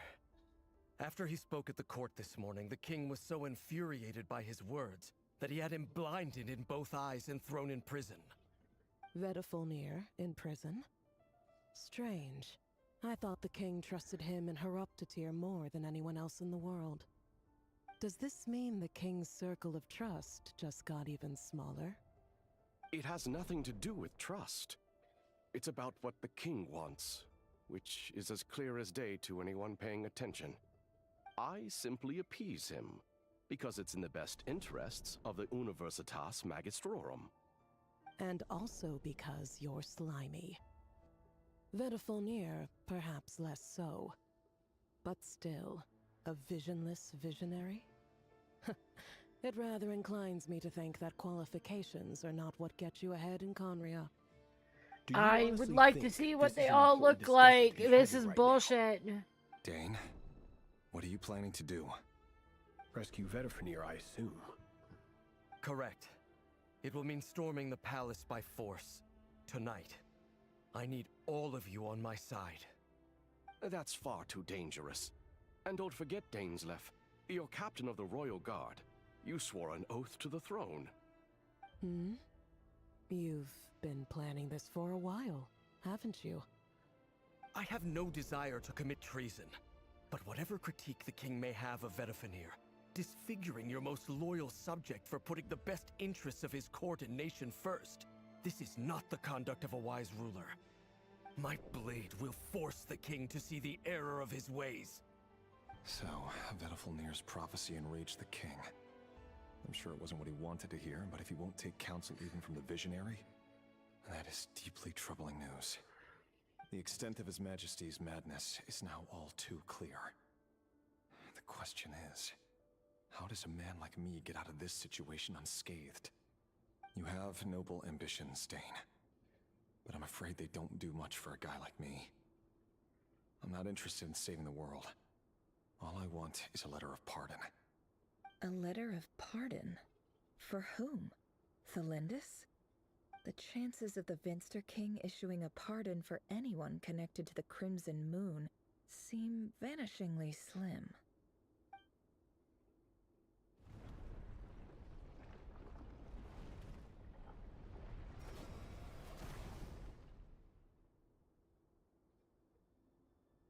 This black fog over the board must have some connection to Thelindis.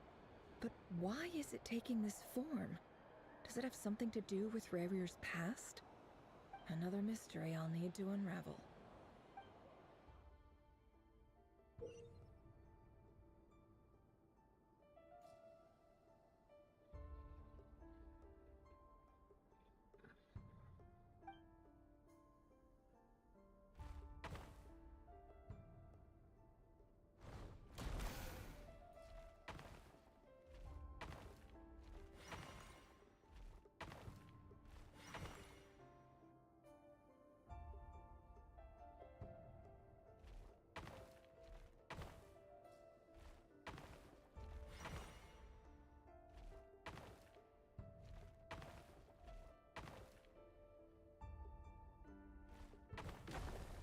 Fuck.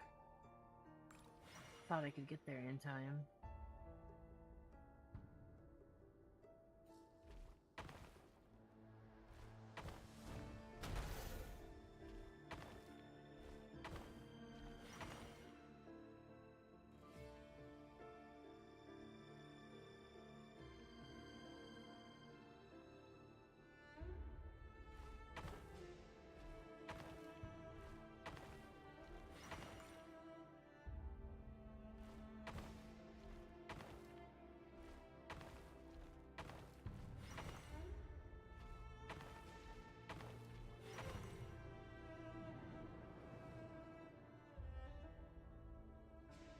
Author Thelindis. Over the course of this week, the research object was subjected to interference for a total of 60 hours for experimental purposes. The results are as follows. Research dating back to the Crimson Moon Dynasty has established 2 points regarding moon marrow. Firstly, its origins have something to do with a god's power. Secondly, it serves as a portal to an as-yet indeterminate location. Moon marrow can thus be defined as a spatial gateway. However, there are a number of hurdles to overcome before we can answer the question of where it leads to. To start with, opening the gateway requires a specific power source, which the relevant literature indicates. An enormous amount of power is then required to keep the gate open. Currently, the total power output of our instruments remains in the single digits. To make matters worse, I am now the only staff member remaining in the Moon Marrow lab. The Universitas Magistrorum recently decided to move most of its personnel into abyssal energy research, which has stymied all Crimson Moon-related projects. This is not a wise move. I have always maintained that placing all our hopes in a single source of power is risky, especially one as poorly understood as this. As well as making ourselves overly reliant on a single resource, we are neglecting other promising technologies. I apologize if this comes across as disrespectful, but as a Moon Marrow researcher, I desperately want to see the world beyond the gateway. If we really made it there one day, what would we find? And how would we go about taming the unknown? My imagination is endlessly fueled by questions such as these.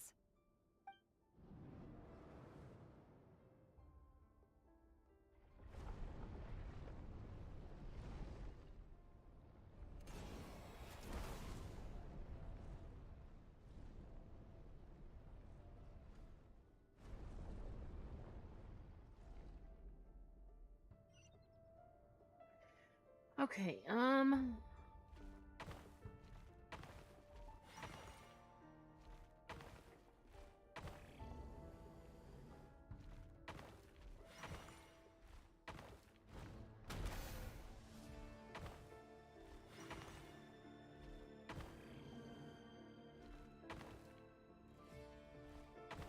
fuck.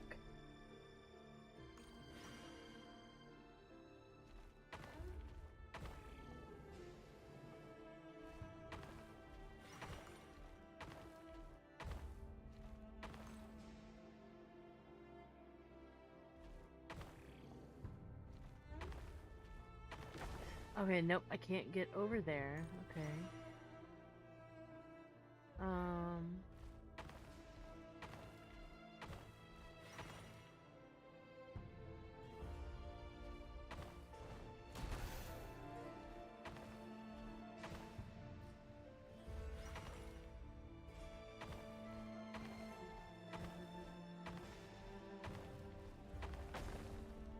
Oh, okay, well.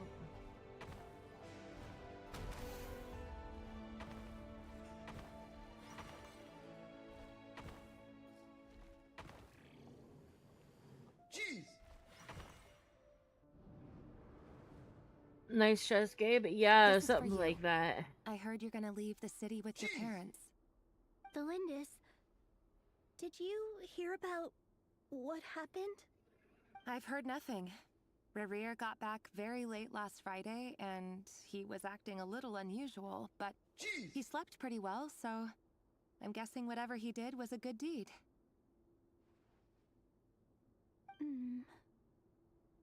You never saw him, and I don't know what he did. And this conversation never happened. You understand? What if he finds out that you pried into his secrets? Don't be silly. I don't know what secrets he does or doesn't have. All I know is he's just a normal guy who happens to run some errands for the king. Are you scared of him? No, Jess. I don't know. The Rerir I know doesn't match the person you all describe. Logically, I should be scared of him. And yet, I don't want to lose him. But enough about that. You should get going, and be careful with the package I gave you. Keep it secret. Keep it safe. What's in it? A piece of the moon. All you need to know is that as long as you keep it safe, then in the future, everyone will be able to see a red moon. A red moon? You mean our moon? That's right. Our moon. Promise me you'll look after it. I promise, Thelindis. The Crimson Moon bloodline will never die out. Its light, the color of blood, will become like a fire that flows in our veins, no matter how long it takes.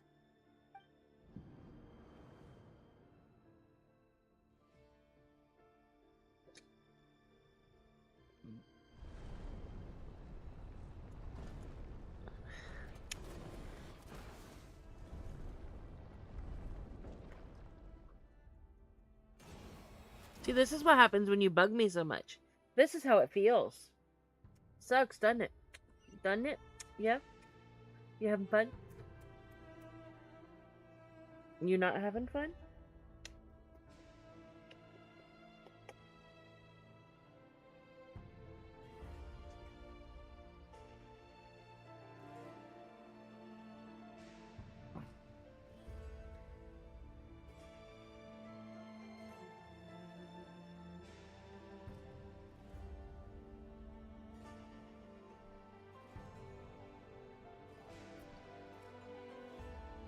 Asshole. Oh, I don't like this.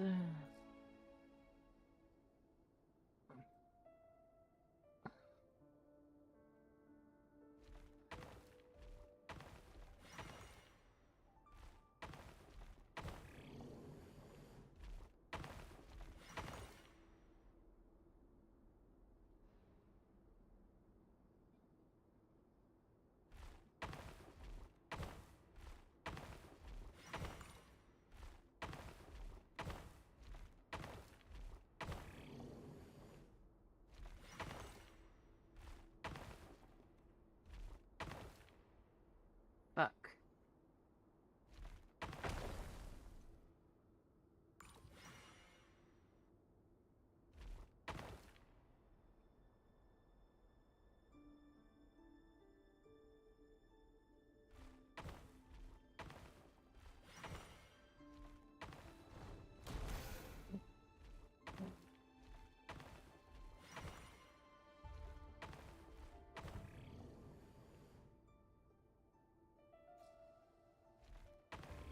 Fuck.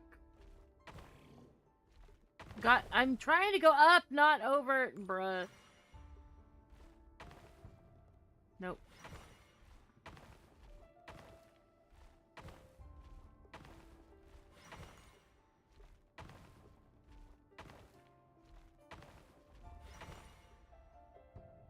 Hurry, everyone, and stick to the plan. Sir Dainsleif, what are you? Is this treason? You know what happens to those who betray the throne. Please, don't do this! It is the king himself who has betrayed the throne. He has betrayed all of Conria. If you have any love left for justice in your heart, you should join me. It's showtime. Dane and his group will handle the troops in the palace. Then Hraptatir and Rhindaughter will disarm the security measures. My job is to enter the prison and rescue Vedifalnir. Stay safe. Wish me luck. Look after my brother. Draw your blade. It is time for justice to prevail.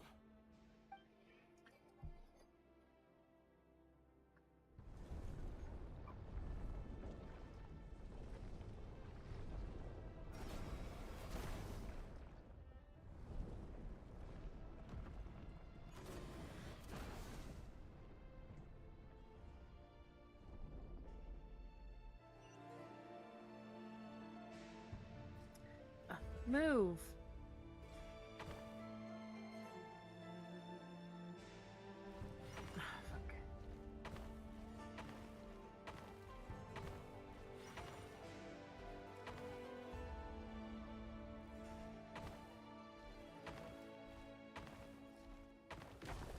Fuck.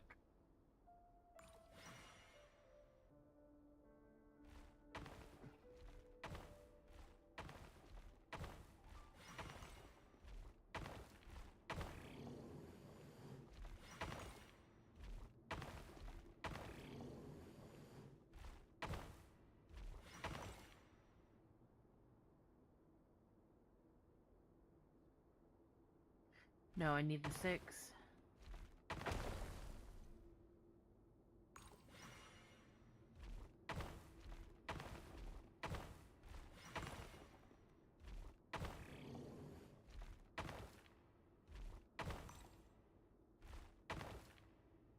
Wait a minute, I don't keep the 6?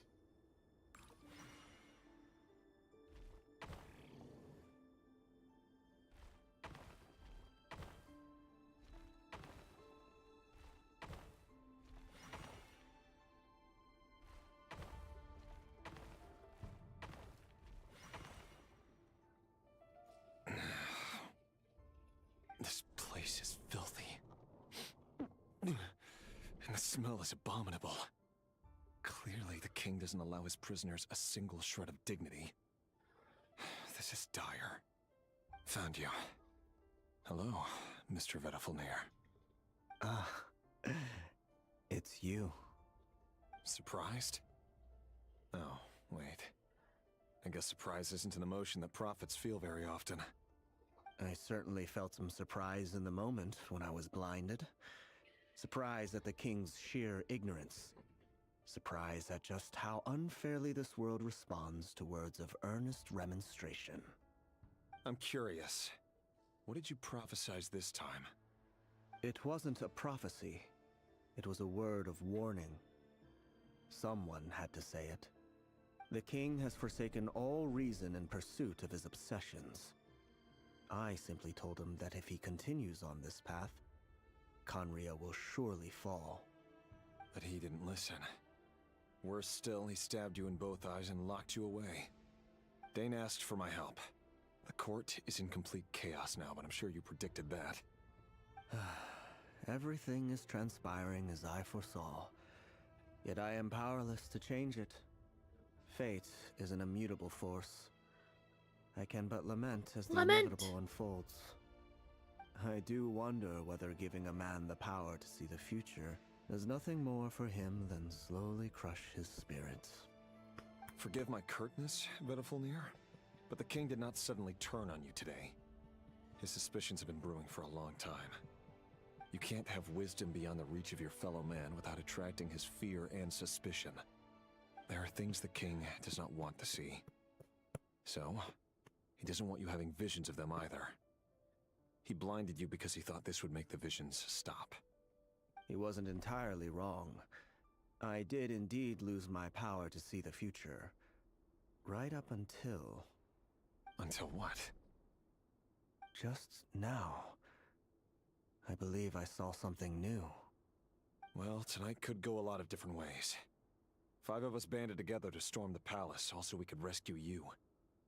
This will go down as the most tumultuous day in Conrian history.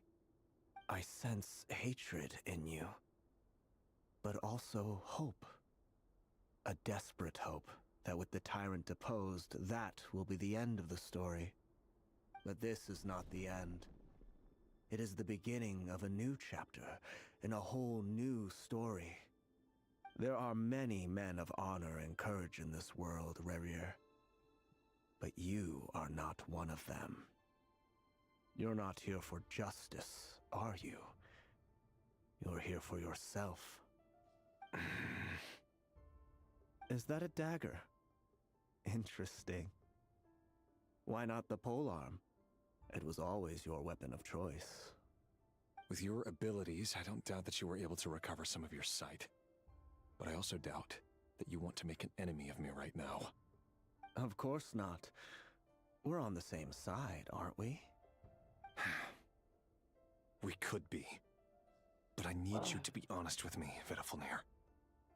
At this point, you're my only hope for the future. You let me love you. You mean your future? With your beloved, Felindis? Yes. And I know there are bigger things at stake here. A dynasty, a nation, maybe the entire world. But forgive me, I care first and foremost about myself. I can't abandon the one I love to save myself. I just can't do it. What'd you do? But you see a broader picture of the future than I. You see the solutions to the biggest problems of our age. So tell me, what is my solution? What's the answer? In matters of fate, Answers are either right or wrong. Howie. What will be and what will not. Maybe you are willing to pay a certain price in the pursuit of happiness, but unfortunately, fate does not negotiate. That is the cruelest thing about fate. It is unmoved by your sacrifices. Did you get all the kisses? Can't be true. How'd you get I a know bunch of it's your kitty voice that I kisses? keep hearing in my head, urging me to see how the world is changing, to seek more power, so I can protect the things I love. You show me disaster, but you won't show me how to avoid it? Why? Why are you doing all this? My voice. In your head.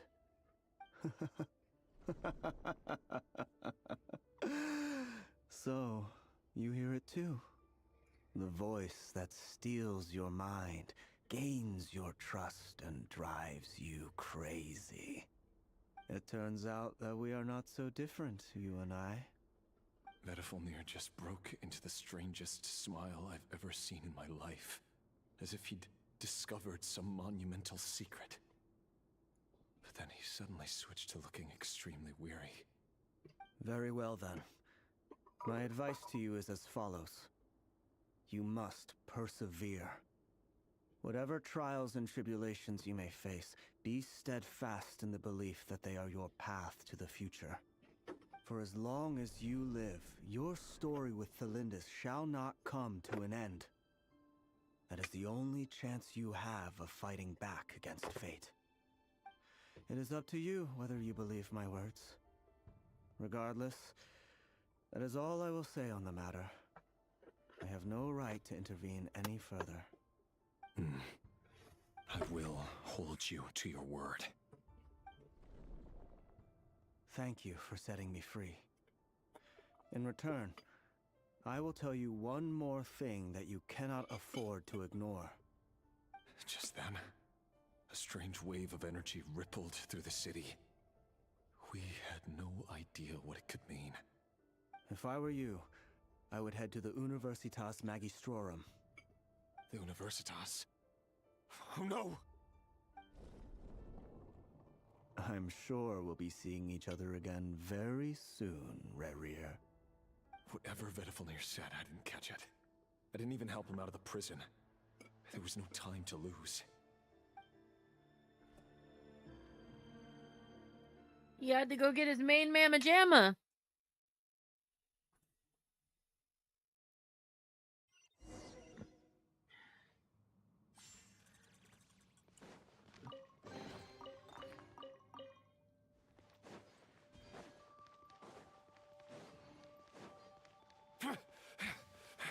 Monsters?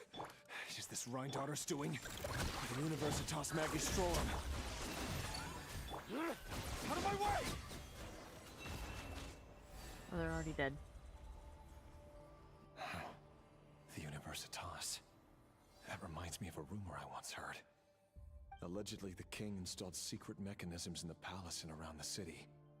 No one knows where they are or what kind of power they hold.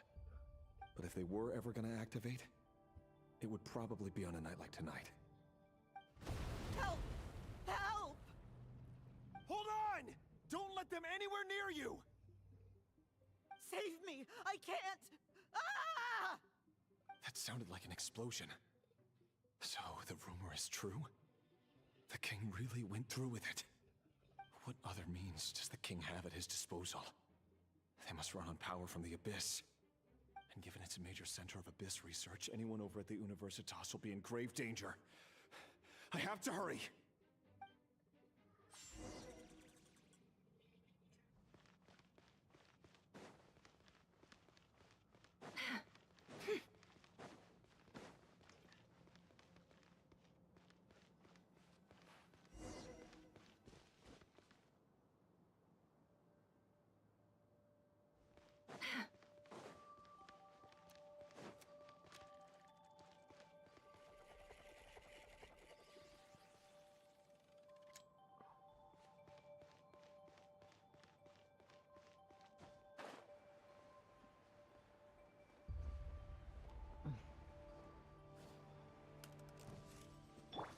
Defensive mode engaged. Preparing for dust-up. Lash attack! Receive my blessing. Can't hide the truth. It all falls into place. I kind of want Nefer. I hate this. No more lies. Seek within. I kind of really want her. Oops. To dust. For the everlasting forest. Burn. Oh. No more. Bruh. These McFucking dogs. Ding dong water buck! Cleanup sequence initiated. Ultimatum protocol. Can't hide the truth. What debt collector? Who? What? Oh, over there. Come on, bud. Get over here. Lush as the moonlight. Defensive mode engaged. Close your eyes. Observe. Go claw! Look, the rainbow! No more lies. The deception ends here. Yeah, I kind of want her. I hate it. I hate it.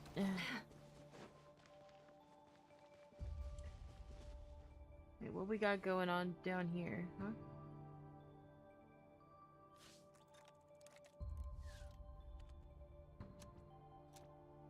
Some barely clothedness for sure.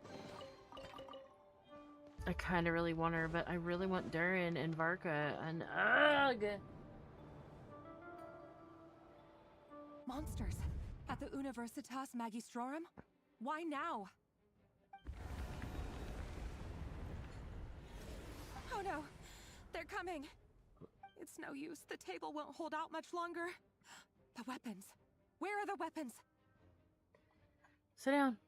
Of course. Boy, I don't have any All the nicotine. lab You better equipment was upgraded get your after the shit out of inspection here. last week, but the I new ain't dealing with weapons your haven't been bullshit. allocated yet. I'm done for. Is anyone there? I need help! Ah!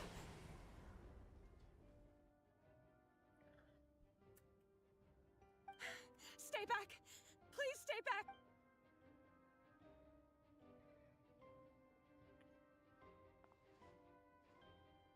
Jeez!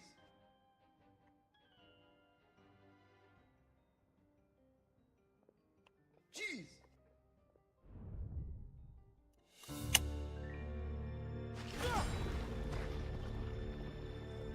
What's that? Rear. So the rumors about your work are true. What? No! Listen, something happened at the palace tonight. We have to leave! You don't need to lie to me anymore. What do you mean? I know why you're worried, and I will respect the decision you've made. But it's okay, because I found a solution. I know how to end all this. You can have it back. The normal life you so desire. But until then, I'm afraid our wedding will have to wait. Oh. Girl, no! Don't do it! Cylinders! Cylinders! Girl. It's Spectre. He's always fucking pestering me. Let her go. You will find someone better. No! No, I won't do it! I have to save her! By what means exactly? A lowly pawn. You lack the power and the strength of will. Do you know a way? Tell me! Come to the palace. Join us.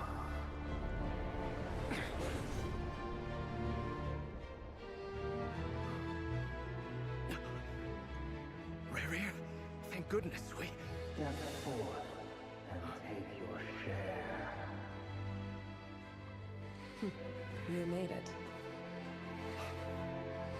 Not you too.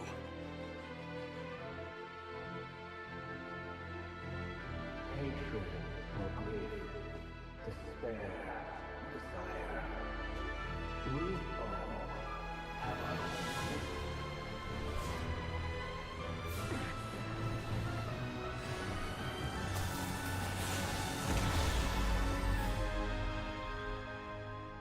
Rayrear. Rayrear. Lindis? Were you daydreaming?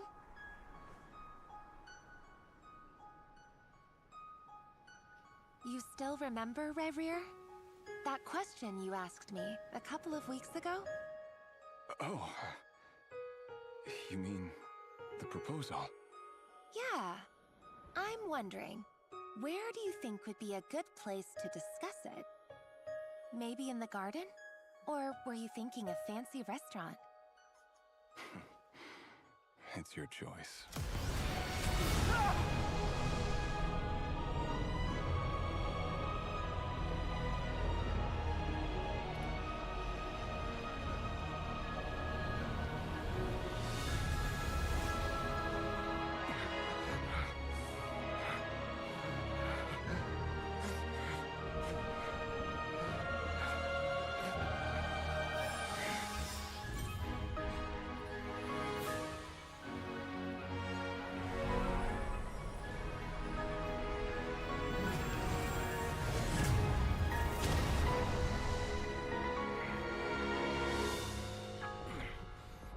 And then he became really hot.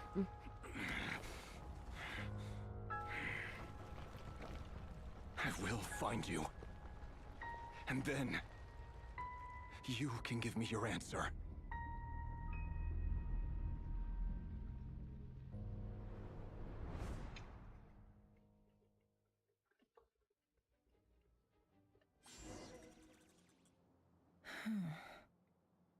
So that's how the Raker of Solnari was born. A monster created by circumstance is a monster all the same. Viewing other people's thoughts for too long can get uncomfortable. Right now, I'm feeling a strong sense of loathing. In a nutshell, the story of Conria is what happens when the truth falls by the wayside. Everyone tells little white lies, and before long, you have a huge pack of lies that destroys everything. Phew. Time to get back. His past is filled with sorrow, but the tale of any fallen civilization is one of endless tragedy. Cruel as it may be, that was Conria's fate.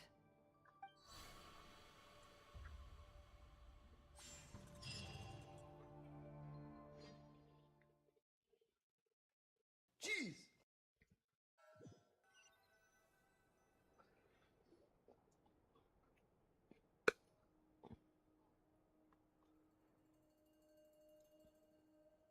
Everyone, I'm back. Can I get a standing ovation? How are you holding up? Feeling okay? Jeez! She's fine. Boss is a pro. Yes, I'm fine. You will have seen the events of Rarir's life through my thoughts. It's now clear that he is just a regular nobody, driven by personal tragedy, as he said himself. I mostly agree. There's only so much we can know about him from his memories alone, but they did give us a clear glimpse into his life in Conria. However, I would not consider Rarir to be a nobody. He was deeply involved in the events of that era. Yet, when the catastrophe of a generation strikes, Girl, you gotta wait. nobody I is gotta safe. pee. I gotta pee. I need everybody to get up because I gotta pee. I gotta pee. Get up. Get up.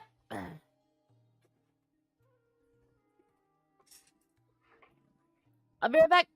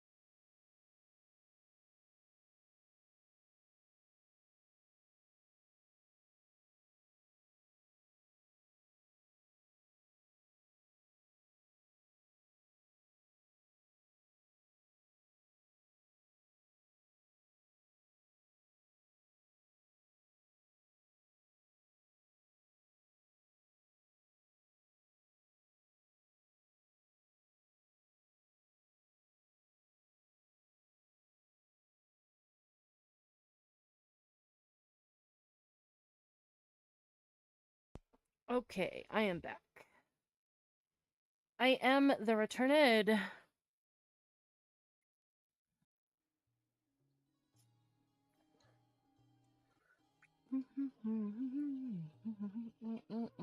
Sounds to me like you're speaking in riddles again. Is this you urging me not to abandon the people of Nodcry in their hour of need? That's not what I meant. Although I do hope you choose to remain a part of the plan. Without you, the mission ahead will be all but impossible. Then try to remember that I respond better to the carrot than the stick. And I don't appreciate being bossed around. Now, as for you, Missy, you were excellent. You stuck to the rules of the ceremony and kept your mouth shut the entire time. Bravo. Cool! So, can you fill me in on the deets now? Most of what I saw went right over my head. Patience. You'll hear the whole story, don't you worry. But let's meet up with the others first. It will save me narrating it twice. Yehoda? Yes, boss! Let me get that door for ya. That's more like it. For a moment there, I was worried you'd forgotten about the first clause of your employment contract. Forgive my curiosity, but what does the first clause say? It says I gotta do the annoying stuff that boss is too lazy to do for herself. Like opening the door, pouring the tea, yada yada. Is that right? If something is in the contract, it's because she willingly agreed to it. Rest assured that the Curatorium abides by the very strictest of labor policies. You don't seriously think I'm cruel enough to treat her like my slave? In any case, I've hardly shied away from my share of the work today. Hope I don't catch Flints and Varka lounging about in their chairs, enjoying a leisurely cup of tea. Rechargeable batteries. There's nothing I dislike more than Because other my people mouse enjoying battery is themselves almost while dead, and I I'm hard only at work. have 2. I don't know where the other 2 are right now. I thought I had one in that container over there, but I guess not. Oh no.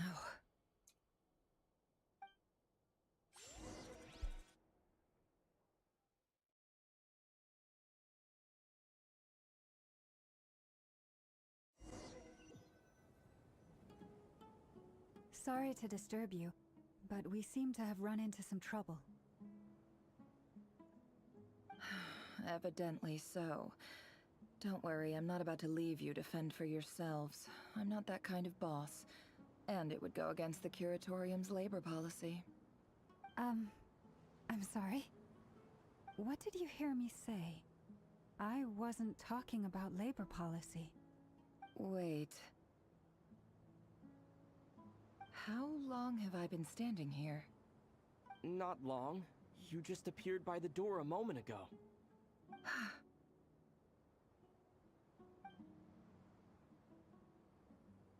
Boss, what's wrong? You look like you've seen a ghost. Order! We've been tricked. We never left at all. Somehow I hallucinated that whole scene back inside the office. Hallucinated? But how? How indeed. This place should heed my will alone. All thoughts and actions that occur in here are just a result of pawns moving across the chessboard in a carefully calculated manner. And nobody has access to this chess set but me. So you control everything in here? More or less. But yes, it's a special technique of mine. Has anything like this ever happened before? Only once. It was the first time I used the chess set. Is there any similarity between what happened Thank you, then Shopcat. and what's happening now? I suppose my thoughts are a little turbulent, which was also the case my first time. Is there anything I can do to help? The first clause of your contract clearly states that I only need your help with things that I'm too lazy to do myself. Meaning, you're not feeling lazy right now? Meaning, this is not something Yehoda can help with. The chess set is a personal treasure that I alone understand. I must be the one to find our way out of here. it's fine. Really. Let me do something useful. Oh, listen to you. Whatever would I do without you, Yehoda? What? Really? Yes, really. Where would I ever find another employee as obedient and servile as you? God forbid anything ever happens to you. Oh, okay. Well, anyway, I was thinking of fetching some water. There's gotta be a source around here somewhere. I suggest everyone finds someplace comfortable to take a rest. We gotta conserve our energy. Even though all this chess malarkey doesn't exist in a physical sense, mentally speaking, it's all real. And so is our tiredness and fatigue. You don't want to dismiss mental fatigue. Just because it isn't physical doesn't mean it's any less serious. But anyway, I got your backs, so don't worry about a thing. Don't I have the best employees? Jealous much? If we can find a suitable time, I'd love to borrow Yehoda for a day to help out at the Frost Moon Scions. Would you be amenable to that, Boss Nefer? Oh, Lauma. Have I ever told you just how pretty you are? Beauty runs from the tips of your antlers to the depths of your imagination. Time to rally, everyone. Follow me. As we continue our journey, the same rules will apply. That means stay focused and no talking no matter what we encounter. And don't disturb the chess pieces. You have my word that I will get us all out of here.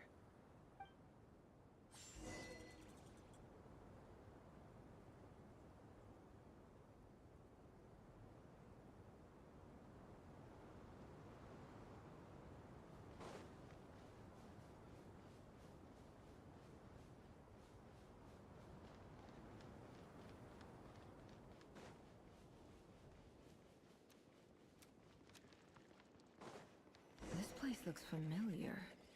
That's not a good sign. There's someone up. I wasn't expecting visitors at this hour. Wait, is that? Oh, it's him. There you are! Sinue's been looking for you all day. I think he has some news for you. Oh yeah? What were you doing just now, Uncle Retinue? Hiding away some more loose change? I know I saw some Mora. What do you mean loose change? Oh, come on, I'm too old for this. Just pretend you saw nothing.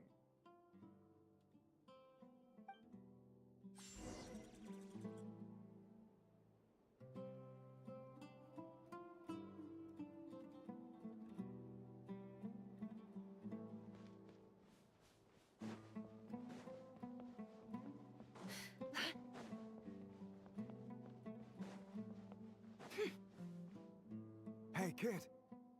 Mind telling me what Sinuhe's been up to recently? I'm trying to get in his good books and I need a way in. Get in his good books? Why? What do you want with my dad, Uncle Apepi?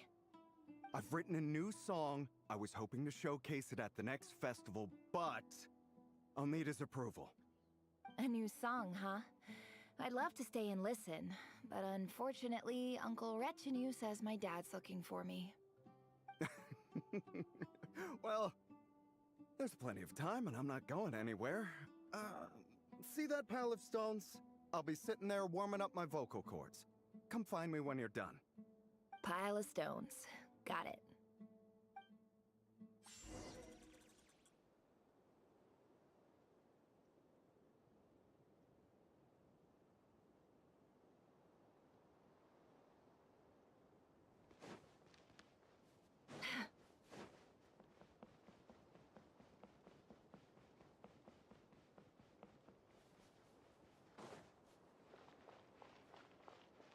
Hi, Dad.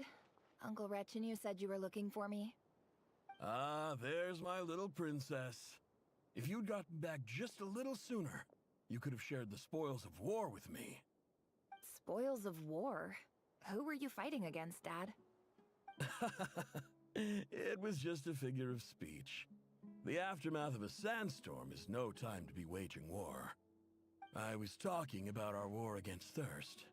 I went out to fix our water supply problem, and now I'm back.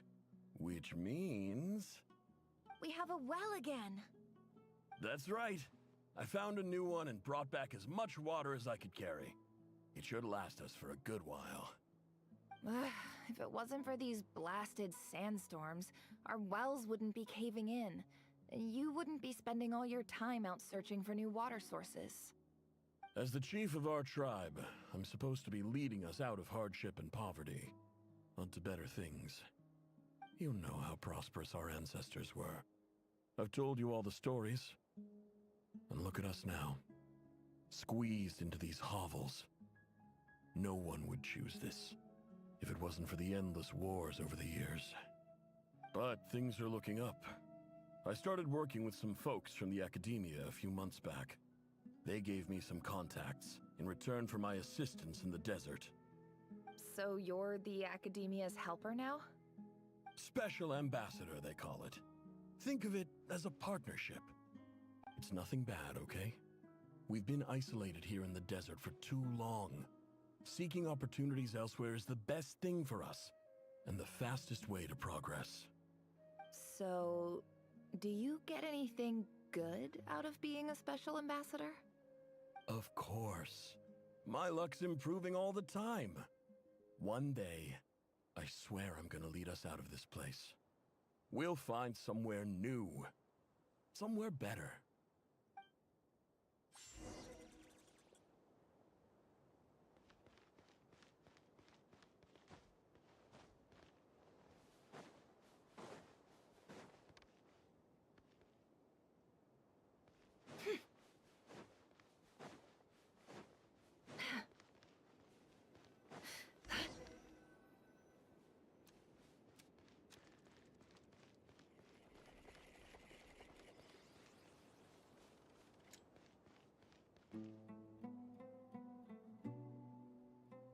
That's our well, and you know it.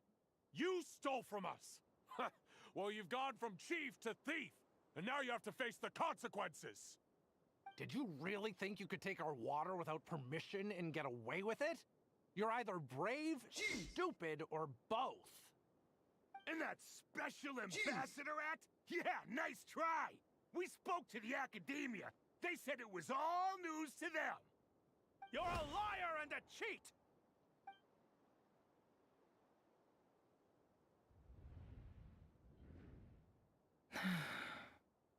I heard Yehuda gasp, but I don't blame her. Most people are terrified by the sight of blood. Corpses strewn across the ground. The wounds are clearly from scimitars and daggers. The desert dwellers' weapons of choice. There's a handwritten note on the ground. Let's see what it says. Halil, this is Sinuhe, chief of the Shimti tribe. Surely you remember me. I was the one who helped you and your colleagues avoid the quicksand in the desert. This is my second time writing to you. I assume my last letter must have gotten lost in the mail, as I didn't receive a reply. I hope this one makes it to you safely. I'm writing to you because I need some help. That sandstorm the other day completely blocked up our well, forcing me to look for another water source in Iab and Unut territory. It was a matter of survival. Praise the gods. The well of the Iab tribe was intact. It was my last resort. I drew what water I could and left, but not without being spotted. I fear they will retaliate. You told me to write to you if I ever needed help. You said you'd be my ally in the academia. I urgently need you to formally recognize my title of Special Ambassador and send some of your people to assist me for a few days. It's the only way I can convince them that this was the Academia's decision and prevent them from retaliating. This is an emergency. Please send help as soon as possible. Looks like this letter never got sent. The writer died a grisly death, and the letter was trampled into the ground. It's badly defaced. Some parts are barely legible. What a ridiculous lie the surviving Shimti tell. Their whole village was butchered over a sip of water.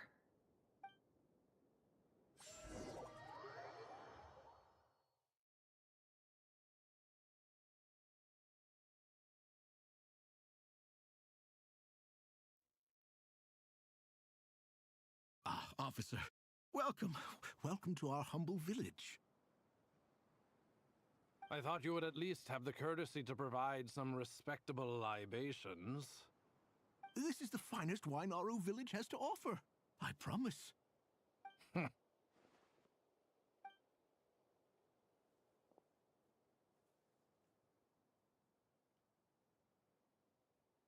The Academia has agreed to reserve a single space for a candidate from your village. But I remain skeptical of this entire endeavor. I highly doubt anyone in this desert possesses serious academic potential. Please, have faith. If not in us, then in our God. The child we found shows great promise. I beg you, take her away from this place. Give her a chance.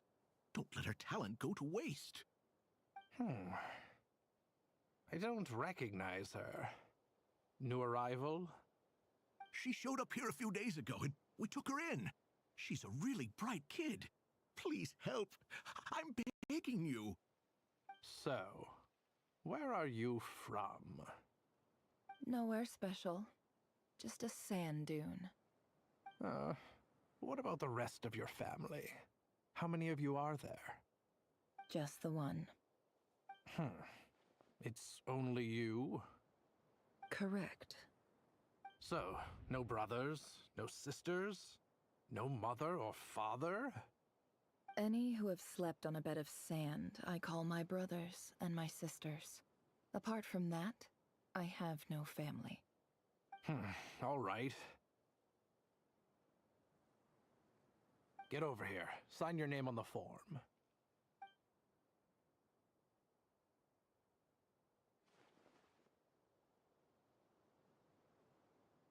Never? You're rather fair-skinned for a desert dweller.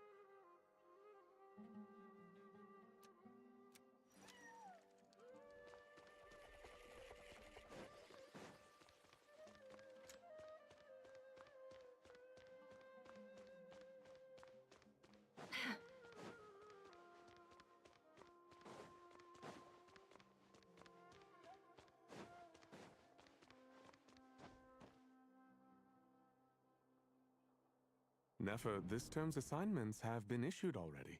Please read through the materials thoroughly, conduct your own additional research, and then write an essay on the topic. Yes, Professor, I'm aware. I just had a couple more questions I wanted to get your perspective on. Oh? Please ask away. Well, I saw the other students' problem sheets, and I couldn't help but notice that my assignment is much easier than theirs. Do you really think I'm a weak student? A weak student? Goodness, no. Quite the opposite. You have a sharp mind. Almost too sharp. I think what you're saying is, a weak student wouldn't have noticed the discrepancy. And if they did, they certainly wouldn't complain about the lighter workload. You see, sharp as they come. You see things the way they are. And I'm sure you know why they're like that. Because of where I come from. Because I'm different. I'm sorry, Nefer. I don't like it any more than you do. It's just... Anyway, you said you had a couple of questions. What's the other one? Jeez! I wanted to check. If someone sent me a letter to the Academia, where do I go to collect it? Ah, your family wrote to you. Well, as long as they put your name on the envelope, someone should hand it right to you. Not exactly. It's not even a recent letter. I was just curious where the mail would end up if no one collects it. The House of Dana, I expect. I know there's a box for unclaimed mail somewhere in there, probably sitting on a shelf. Whatever you're looking for, that'd be the place to start. Okay, got it. Thank you, Professor. Oh, don't mention it. Honestly, I feel like I failed you. I'm supposed to be your teacher, but I haven't taught you anything. Hey, don't say that. You're a great teacher, and you do your best for all your students. But the rules are the rules. You're not allowed to teach students like me. It's not just the Academia, either. The whole world bends over backwards for the successful, and leaves the losers to suffer and die. Oh, my dear child. Don't tell me you've given up on life already. I haven't. I just think that if you want to make it in this world, you have to find a way to become successful.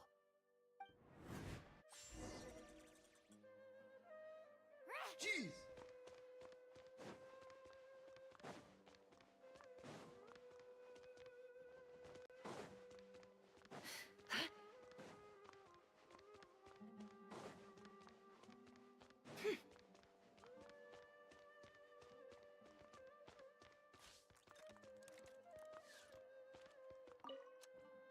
This must be it. A big cardboard box full of unclaimed mail. And probably some letters that ended up here by mistake, too. Let's take a look.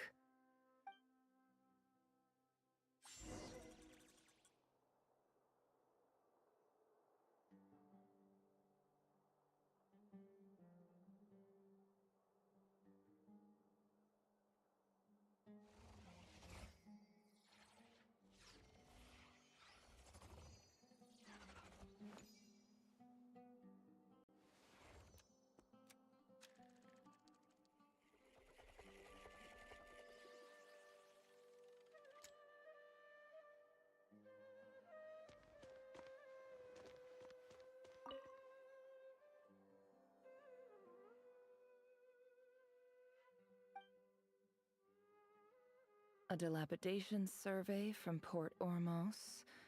Looks like it's from a Core of 30 representative. What a strange thought. A bunch of mercs losing sleep over rundown buildings.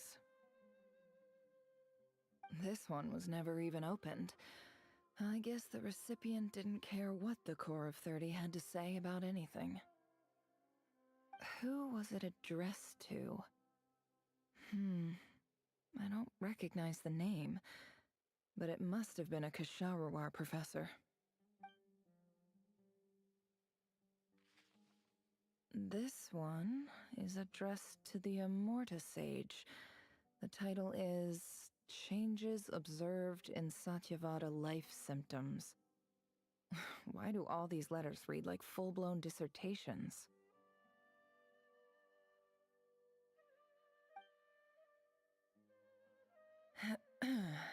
Guided by the incense, we became lost somewhere in the forest. All the barriers between levels of consciousness disappeared as our minds soared around in circles, looking for a branch to seek refuge on. In clinical terms, these symptoms fit the description of incense poisoning. The Immorta Darshan strictly prohibits the use of hallucinogenic substances, but I believe there are still people getting away with it.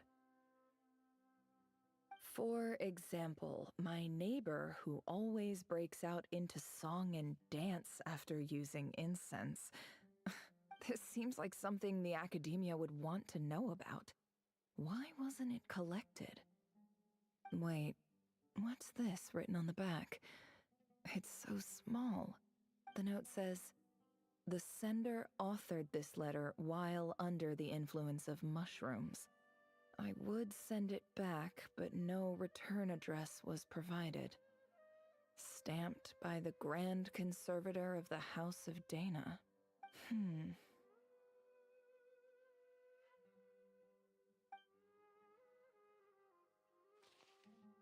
This next one is addressed to Grand Sage Azar.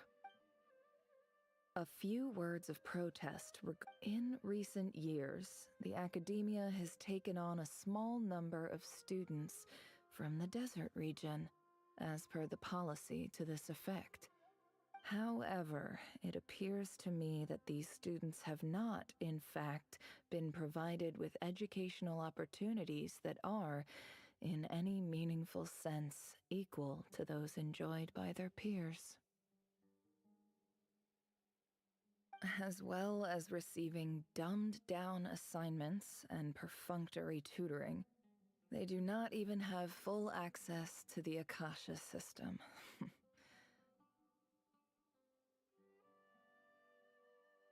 Education is the fundamental purpose of this institution, which should go without saying in a nation whose founding virtues are knowledge and wisdom.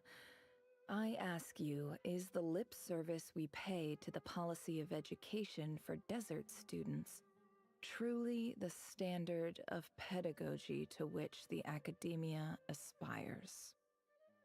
As Grand Sage, policy decisions are your prerogative, but do not forget your roots. You and I were once students too, as was everyone else in this institution.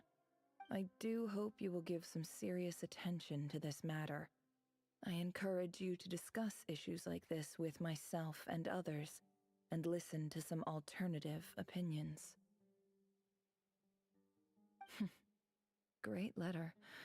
Shame it didn't get to where it needed to go. And the sender is... Huh? Sage Cyrus of Spontamod. I didn't realize anyone else even knew how bad students like me have it in this place. So this is where letters from the Sage of Spontamod end up? Nice one, Grand Sage. Really enlightened leadership. Whatever. This isn't what I came here for. Moving on. I'm not exactly holding out hope that a letter sent from the desert would even make it here. I can't believe how much discarded mail there is. Must have been years since someone last went through it all. And this is just one box. The whole House of Dana is boxes on shelves.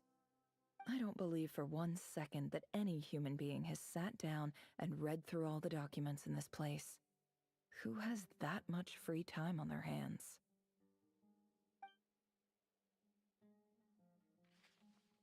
Wait, could this be it?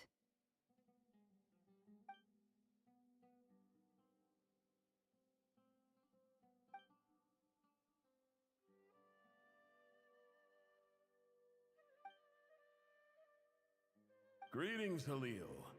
My name is Sinuhe, chief of the Shimti tribe. I was the one who came to you and your colleague Zaid when you ran into trouble in the Great Red Sand.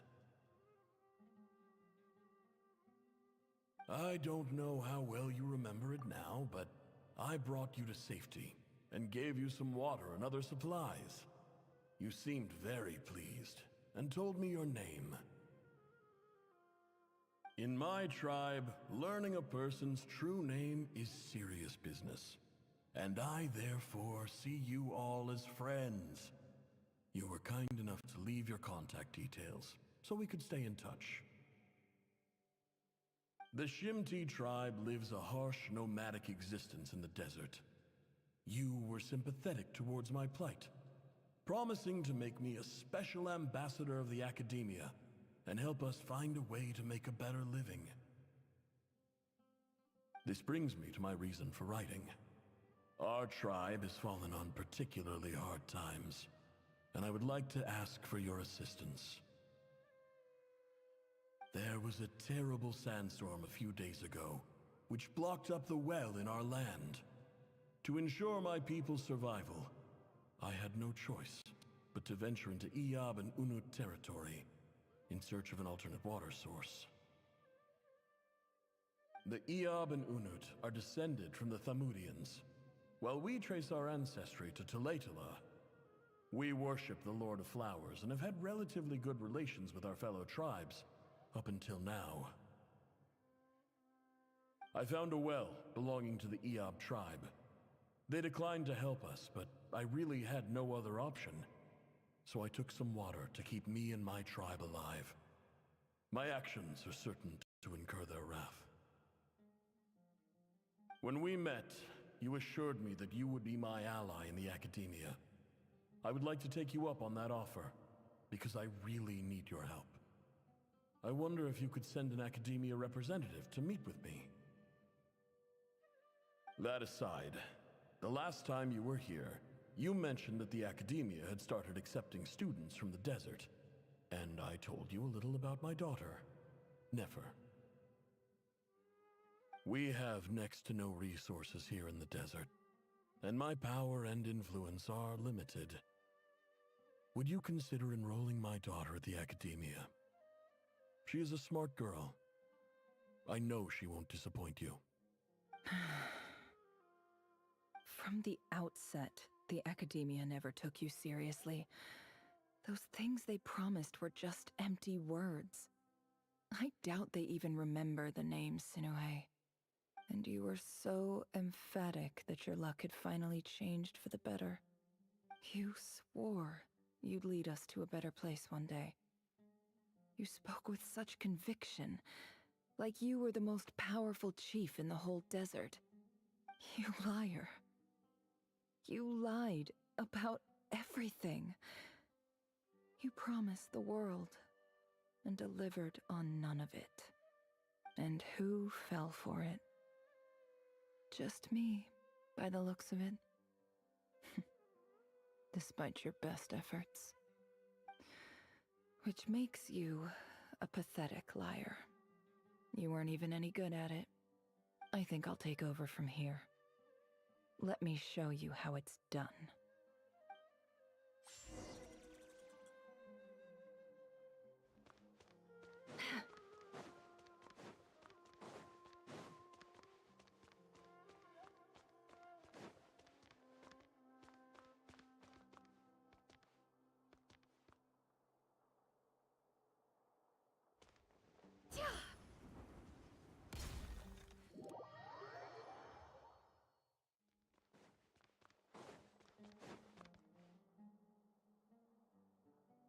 I just came to say goodbye.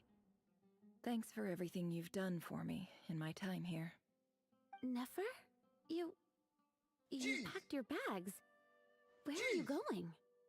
I'm quitting. Something's come up in my hometown. Gonna head back and deal with it. Huh? But this was a hard-won opportunity for you. You know that better than I do. It was.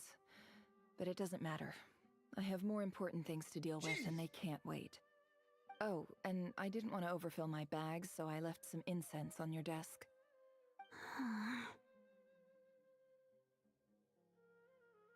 What's wrong? I thought you liked incense. Although, I did read somewhere in the House of Dana that it has hallucinogenic effects. Don't use it all at once, alright? Isn't this the stuff you brought from your hometown? You're just letting me have it? But you said it's a rare and valuable commodity. Yeah, about that. I lied. It's not rare at all. There's this bunch of ruins near my hometown that are practically overgrown with this plant. It's not worth much. Keep it, it's fine. But Nefer... Alright, that's all from me. You take care.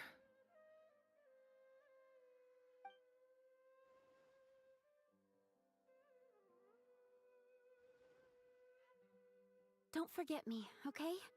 I mean, we're more than just classmates, right? Jeez! We're friends. Yeah, I'll remember you. I lied again. That incense is worth a fortune, and it's a rare find even in those ruins. And as for remembering her, I have far too much to do when I get back. No time to reminisce. I'll be lucky if I even make it through this alive. But either way, I expect I'll forget you pretty quickly.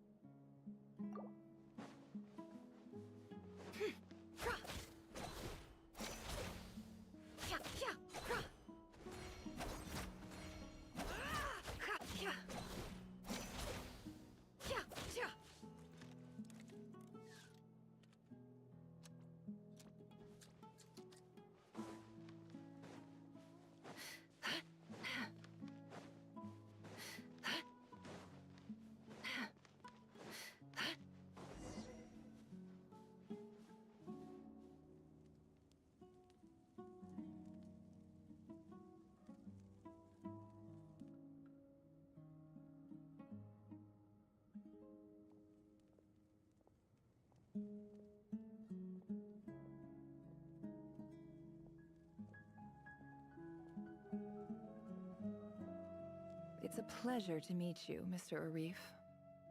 So, what does the Academia want? Since they've sent their special ambassador, I assume there's a big business deal to be made. If not, I'd be very disappointed. Please, sir, lower your blade. You're lucky I'm the one they sent. Not all special ambassadors share my admiration for the Eab people. The ever-shifting balance of power in the desert reduced the once great civilizations of this region to rubble and sand. But the story of the Eab has a very different trajectory. Others grew weak, but you grew strong, beginning in obscurity and moving to prosperity. You're the only ones who defied the trend. Huh. So, you do know who you're dealing with? This well is the perfect symbol of your strength, is it not? It used to belong to the Unut, but it looks like you have control over it now. You're not wrong. But I'm sure you didn't come all this way just to flatter us. Of course not. I came to bring you some very good news. Some information that recently came to light, which might just be your ticket to freedom. Records uncovered by the Vahumana Darshan show that a certain well currently under Eab control is built on top of some ancient ruins. These ruins are of great archaeological interest to the Academia. I checked the map carefully on my way over here, and I'm confident that this is the well in question. The Academia is offering 50 million mora in return for excavation rights. 50 million? No, wait. If these ruins are as important as you say, 50 million's a little low, don't you think? Don't get greedy, Eab. Jeez! We know far more than you think. We know that you seized this well by force. Wasn't that the first step in your rise to power? To drive away the Unut and steal their water supply? So what if it was?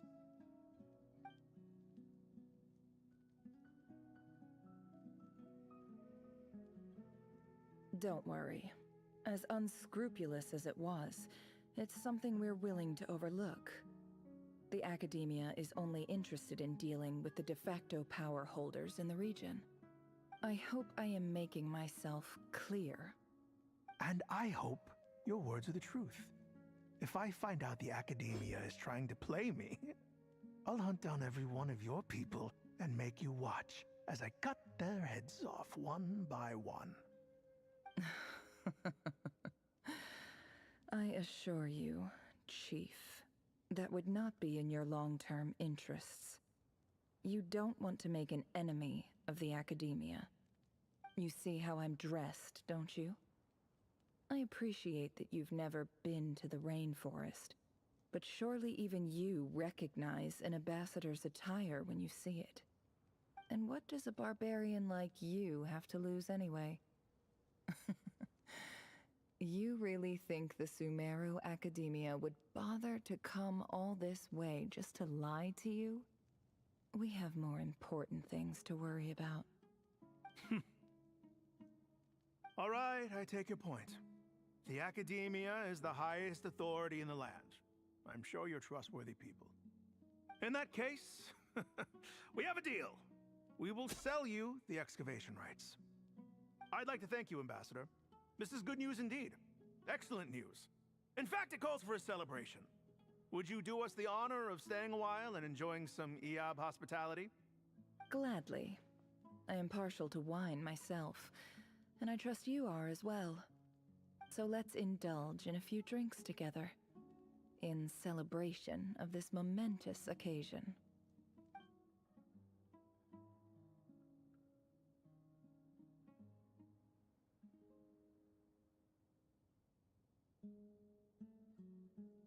Chief! Chief, it's an emergency! It's the Unut. They've taken the well. What? Well, don't just stand there. Take it back. Yes, Chief. I have every confidence in the Eab's military superiority, and yet... Well, what is it? The Unut's response was alarmingly fast. The day after we reach a deal, they seize the well. This can't be a coincidence. Perhaps there is a traitor in your midst. I don't think so. I am obliged to remind you, Chief, that the Academia will only deal with the de facto power holders. If you cannot regain control over the well, I'm afraid you won't see a single mora of that 50 million. No! Please, Ambassador, just give me some time. I swear the Unut will not get away with this. That well is ours, and so is the mora. Glad to hear it. I will wait here for an update. If there is a traitor, I will find them. In the meantime, make yourself at home. I'll report back as soon as I have an update. Much obliged. Wow. All it took was a few words and I've got him wrapped around my finger. What an amazing feeling. So, in summary, Ambassador, the Academia would rather negotiate with our tribe instead of the Eab, yes? The Eab are ruthless murderers who don't listen to reason. And now they have the gall to interfere in our research projects in the desert region. So let me ask you, Chief, if you were the Academia, what would you do? Kill them all, of course. Precisely. The Academia does not tolerate those who stand in our way. The Eab have held back our academic pursuits for too long, and our patience is wearing thin. At the same time, there is simply no way that the Academia can be seen to be intervening in desert affairs. I'm sure you understand where I'm coming from. We have our own rules out here. If the rainforest dwellers raised arms against a desert tribe, it'd start a bloody war. Right. We can't confront them ourselves, but we can support their enemies. The Unut have always had strained relations with the Eab, which makes you our natural allies. Natural allies. Weren't the Eab your allies once? You were quick to send them after us to protect your interests back when we stole that water. And now look at you. You're at each other's throats. Let me be clear. The Academia wishes to collaborate with the legally recognized rulers of the desert in this matter. We are asking for excavation rights to that well, and our offer is 50 million mora. Say no more. I believe we have an understanding. Good. Then I suggest you get to work. Get us access to that well, and the mora's yours. You see, Dad? Lying is easy when you know how. People will believe anything. Jeez!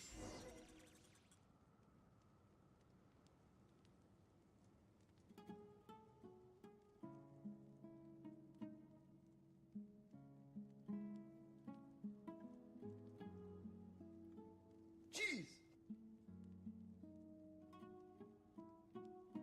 Jeez!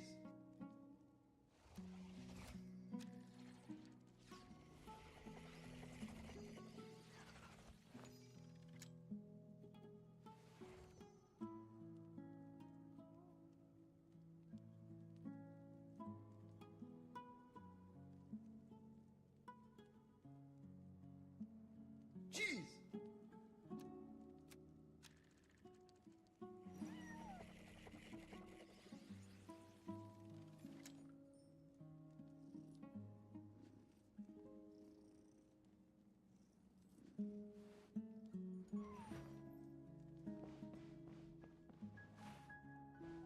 Jeez!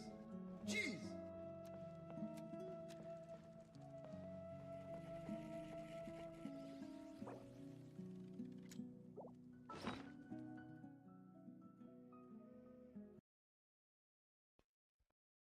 I might be a minute, just as an aside, but I will be right back.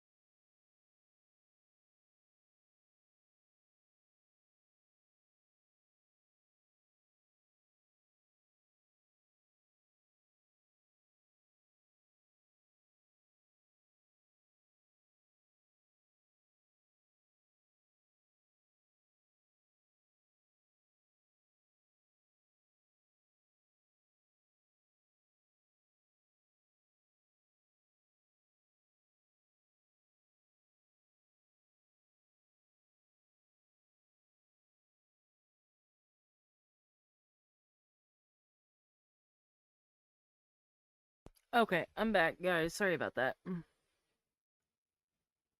I have returned. I am here. I am slowly crashing. Just as an aside. So I don't know if we'll be able to finish all of this tonight.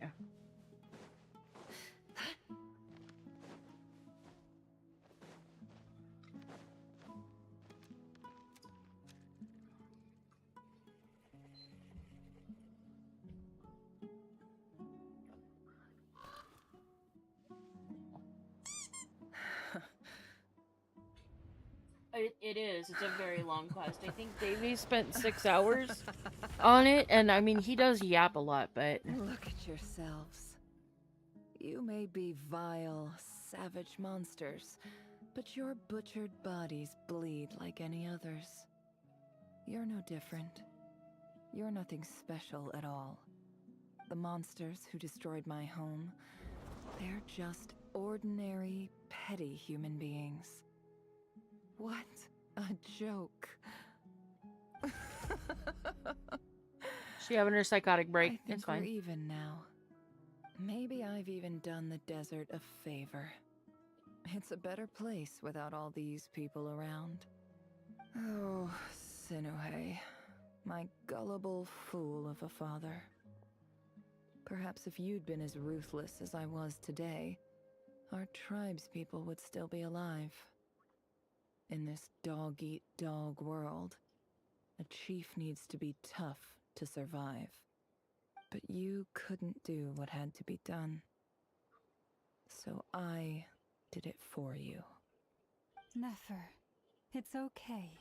All of this is in the past now. I believe I remember you promising to remain silent. Yeah, but even so... Yehoda, is there anything you can do to ease the tension? Alright, time for a sharp turn onto a completely different topic. So, anyway, that's enough of that. When are we getting out of this place? Feels like we've been walking forever. I'm getting pretty tired. Oh, Lauma, you tired? Yes. If we can find somewhere to sit down, I could certainly do with a rest. It's not far now. There should be a temple just up ahead. Yes. Really? A temple? That's where the Gee, I sure story wish our ends? main character would actually fucking talk. I guess that's how things go in the desert. Desert dwellers can never escape their destiny. Or so everyone says. I never wanted to believe it, but looking back now, I'm as desert as they come. You mentioned a temple. What's waiting for us there? My biggest trade secret of all. Ah. Then I'm guessing it's where you got your power from. The power to peer into other people's minds. I didn't know you were clued up on any other religions.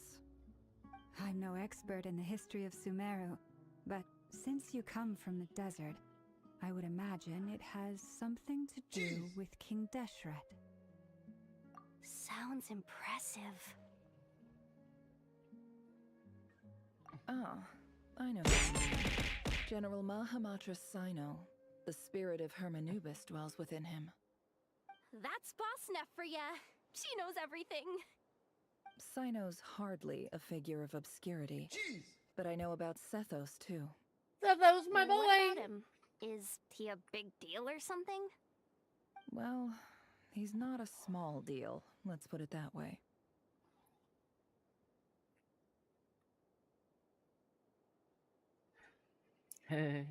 Please, this is the bare-bone basics. Save the flattery. Thanks for your patience, everyone. I'm sure it's been a lot to take in. With any luck, that's our exit just up ahead.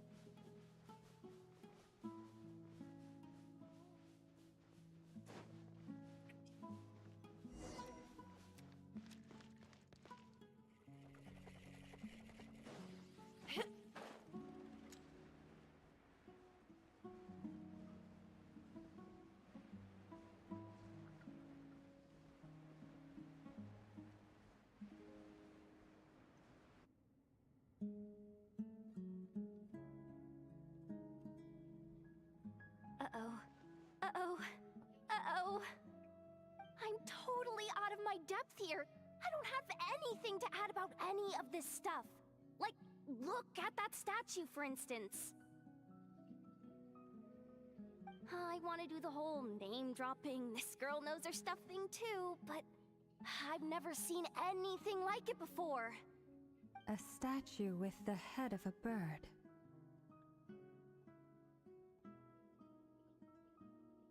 That's Thoth, the Ibis King, one of the 7 pillars of King Deshret.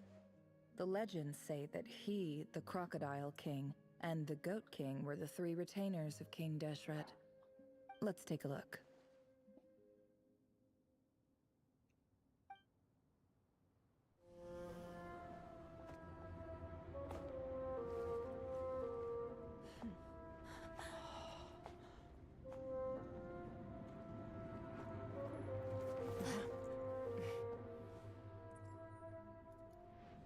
Kitty!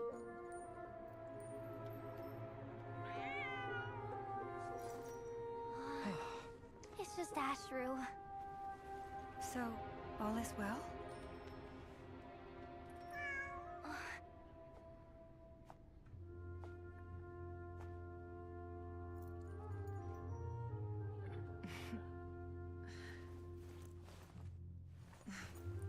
Typically speaking, at this point, the world disintegrates. Then we find ourselves back in the outside world. Besides, these are my memories. There's nothing to fear. You're sure? Of course. That's It's not almost over. fucking... Oh, yep. Yep, that's not... You should keep your mouth shut. There's nothing to fear. Yeah,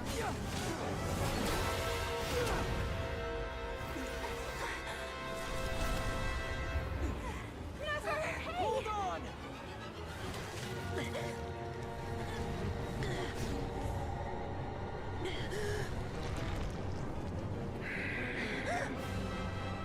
Knowing too much is always a death sentence. Speak for yourself.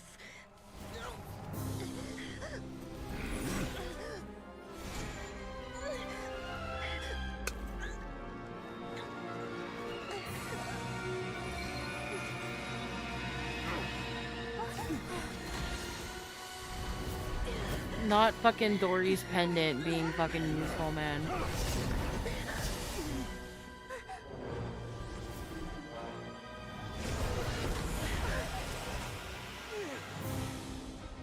How repulsive.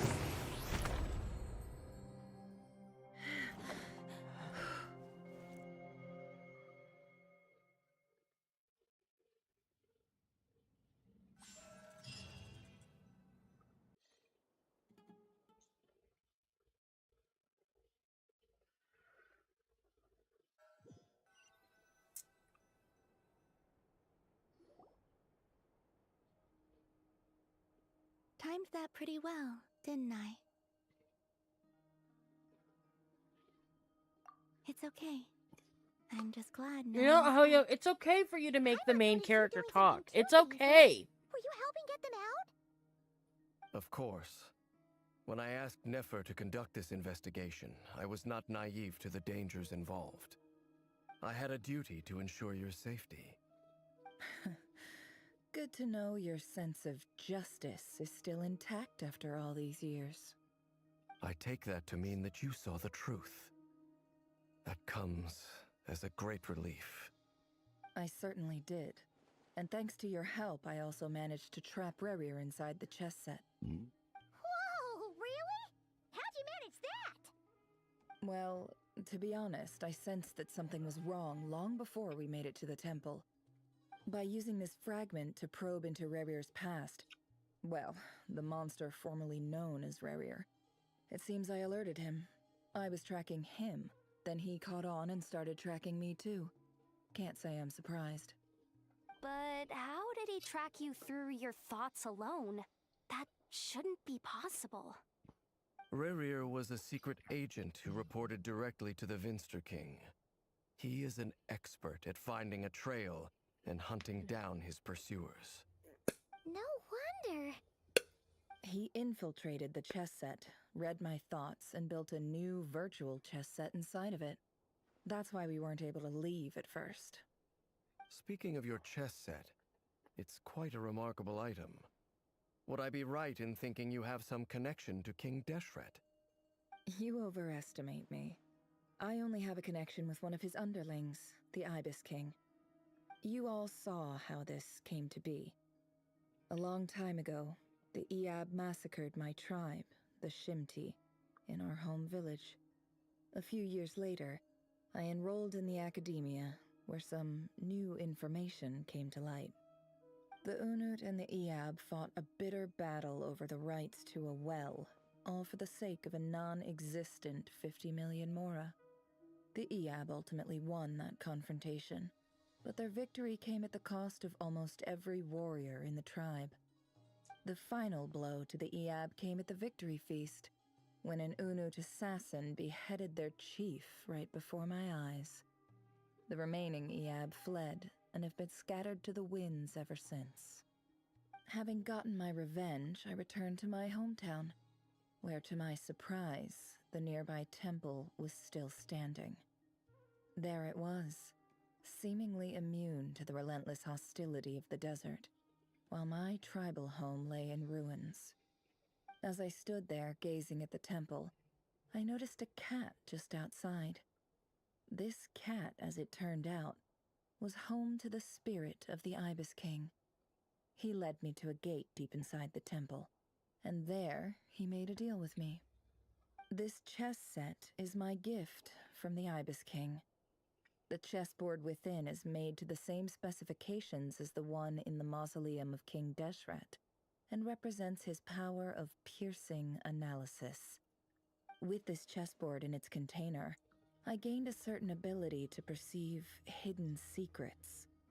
Now, you could conclude that the Ibis King simply wanted to give the people of this world the power to seek the truth, but I don't believe that's the full story.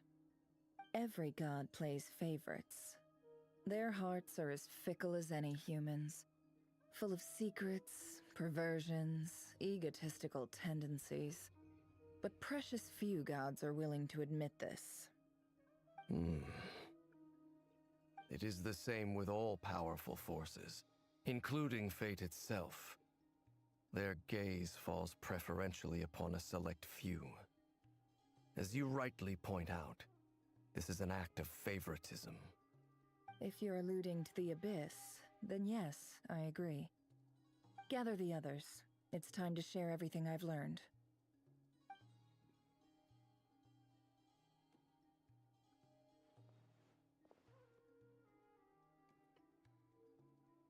Thank you all for being here.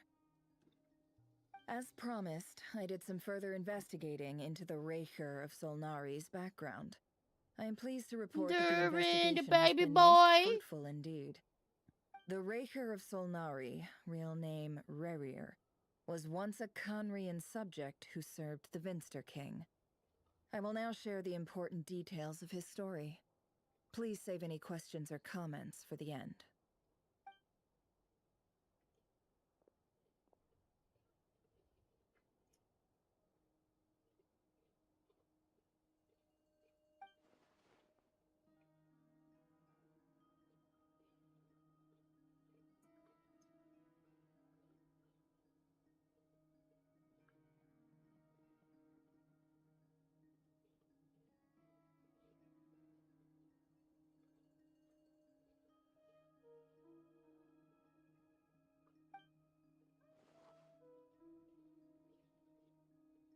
Why is she unvoiced now? Did my sound go out or something? Like, what the hell?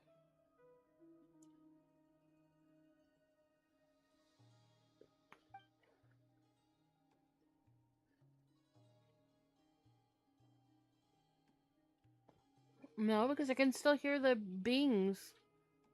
The hell? Why is she all of a sudden not voiced?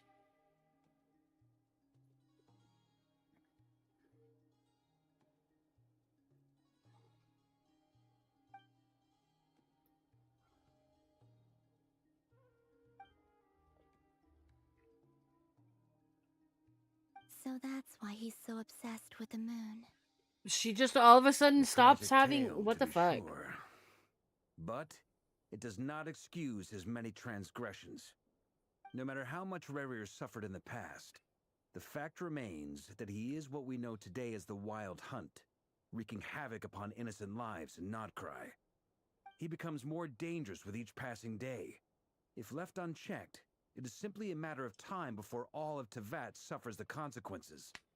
This is a threat that the Knights of Favonius cannot ignore. A question for Miss Columbina. Forgive me if this is presumptuous, but have you ever seen the spatial gateway that appeared in Rerir's memory? Never. But I have heard stories of something called the Moon Gate, and this seems to fit the description. Miss Lauma, any thoughts on this? In the lore of the Frost Moon Scions, the moon is believed to hold many secrets. Some sources speak of ancient knowledge, others of a gateway to the unknown. The term Moon Gate is one I have heard before, but as is the case with all of our legends, there are no records of any first-hand witnesses. We cannot know whether it truly exists. Then back to Miss Columbina. As a moon goddess yourself, do you have some idea of where the Moon Gate leads to? Not at this stage, sorry. I do hold the power of the Frost Moon, and my strength is recovering well. I can sense that the gate would open at my command, but... But there's more to the power of the Frost Moon than that? Yes. A moon goddess has the right to open the Moon Gate, since it is a path to the moon.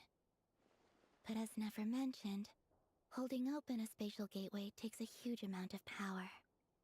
And right now, I need to conserve my energy to fight the Rahier of Solnari. I'm afraid this is one mystery we may have to leave unsolved for now. I agree. Better to save your strength. But if you'll humor me for a moment, I have a bold conjecture of my own regarding the world beyond the gateway. I highly suspect that neither Tholindis nor Rerir made it through unscathed. The evidence pointing to this is the fact that the Rahier of Solnari exists in the form of countless fragments. With the abyssal power he wields, no ordinary foe can touch him, let alone tear him to shreds. And yet, the Wild Hunt proliferates wherever his scattered fragments lie, drawing hordes of monsters to many different locations across the land. So your theory is that Rerir was physically torn to shreds by some powerful force? Hence, why the Wild Hunt is a distributed phenomenon, rather than a unified one? Makes sense to me. Explains why the Wild Hunt is so pervasive, and why he's been trying to piece himself back together. He was whole to begin with, and he wants to be whole again. Without the power of the Abyss on his side, he almost certainly would have perished the moment he was torn apart. But the Abyss, much like a curse, has kept him alive. I could not agree more. The power of the Abyss is most surely a curse. It is a compelling explanation, and one that accords with my present understanding of Abyss creatures. Whether the life form in question is primitive or advanced, if a curse has extended its lifespan unnaturally, it will continue to survive in spite of everything. This raises some interesting questions. I will run some experiments and see if there is any validity to my suspicions. That being said, regardless of whether my research bears fruit, I would like to thank Miss Nefer for conducting such a thorough investigation. Already, it has greatly enriched my understanding of the entity we face. My pleasure, Mr. Albedo. I too hope that the information I have shared today proves useful as we look to formulate the next stage of our plan. Hey! What is it, Dainsleif? You look really upset! It's just... When I think of the man I once knew as Rerir, I struggle to understand why things had to turn out like this. The two of you used to be friends, didn't you? I don't know if these words will bring any comfort, but my heart goes out to you. Mine too. We can never know all the hows and whys of the way things are. The moon and stars are full of untold secrets and lies. And the skies are host to many more mysteries than these alone. Yet, none of that can begin to compare with the complexity of human life. Those are the first comforting words I've heard in a long time. Thank you both. Well, I think this is a good place to end today's meeting. I'm sure Nefer needs some time to recover. She's been through an awful lot today. That's very thoughtful of you, Lama. Of course. Sounds good to me. Take some time to rest and digest before we reconvene to nail down a plan.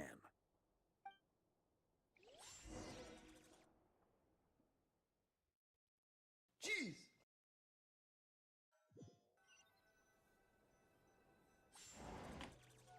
Hey, is this a bad time? Hope I didn't kill the conversation. Jeez! No need. Come on, let's talk outside. Anywhere you want to go, Daddy, I will follow. God, he's so fucking huge. Anyway, Nefer went back to the curatorium to get some rest. But before she left, she shared some things with me that I thought you should be aware of. Firstly, although she managed to trap the Raker of Solnari inside her chess set, there's no guarantee that the power of the Ibis King is any match for one of the 5 sinners. Their powers are beyond our comprehension. It's only a matter of time before he finds a way to break out. We have to come up with a plan and take care of him before that happens. Honestly, my mom figured that might be the case. So, how long have we got? Well, I asked her that same question. She talked for a long time, but for the most part, it seemed like she was trying to convince me how precious her chess set is, and what a long and storied history it has. It felt like some kind of sales pitch, you know? The kind where you end up handing over Mora against your will? Anyway, after all that, she finally answered the question. 2 days, at most. Was all of that necessary, Varka? Can we even recruit enough help in that time? That remains to be seen. Which brings me to the second issue. Dainsleif is obviously conflicted about this whole thing. But given how little time we have, there's no way we can pull this off without his help. You have some history with him, right? Do you think maybe you could talk to him for us? Great. I appreciate it. All right, on to item 3. So, Albedo, Durin, and I put our heads together and came up with a plan. Can't promise it's gonna work yet, but at least it's a start. We figured we'd bounce the idea off you first. We'll explore it further once everyone's recovered. Oh, Paimon's dying to hear this. All right, so here's what we're thinking.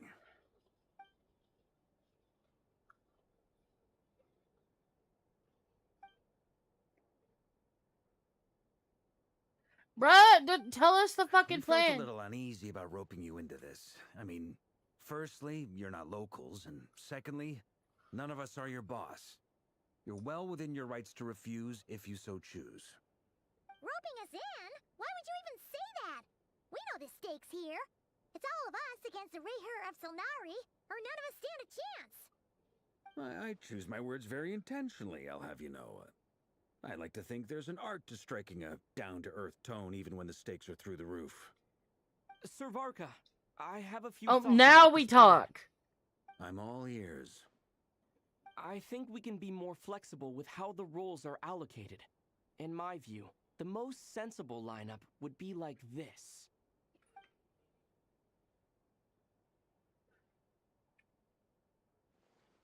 I see your point, yeah. But if that's how we're going to approach this, you'd better make sure you're ready. To be clear, I don't doubt your abilities. Far from it. I just want to make sure. Are you really willing to take all this on? I want to do everything within my power. The Rahier of Solnari is a truly fearsome opponent, and if I do my part, it'll greatly reduce the risk for everyone else involved. Well, that tracks with what I've heard. Jean's mentioned in her letters that you're so diligent it's almost abnormal. As in, most people weigh up the risks and rewards in situations like this. But you seem to just march towards danger without a moment's hesitation. Of course, everyone appreciates a fearless pioneer. But all that aside, I'm the Grand Master of the Knights of Favonius, and you're our honorary knight. I want to make sure your courage doesn't come at the expense of your safety. Thank you, Sir Varka. Well, I should be the one thanking you. It means a lot to have you on board. I'll give some serious thought to your suggestions.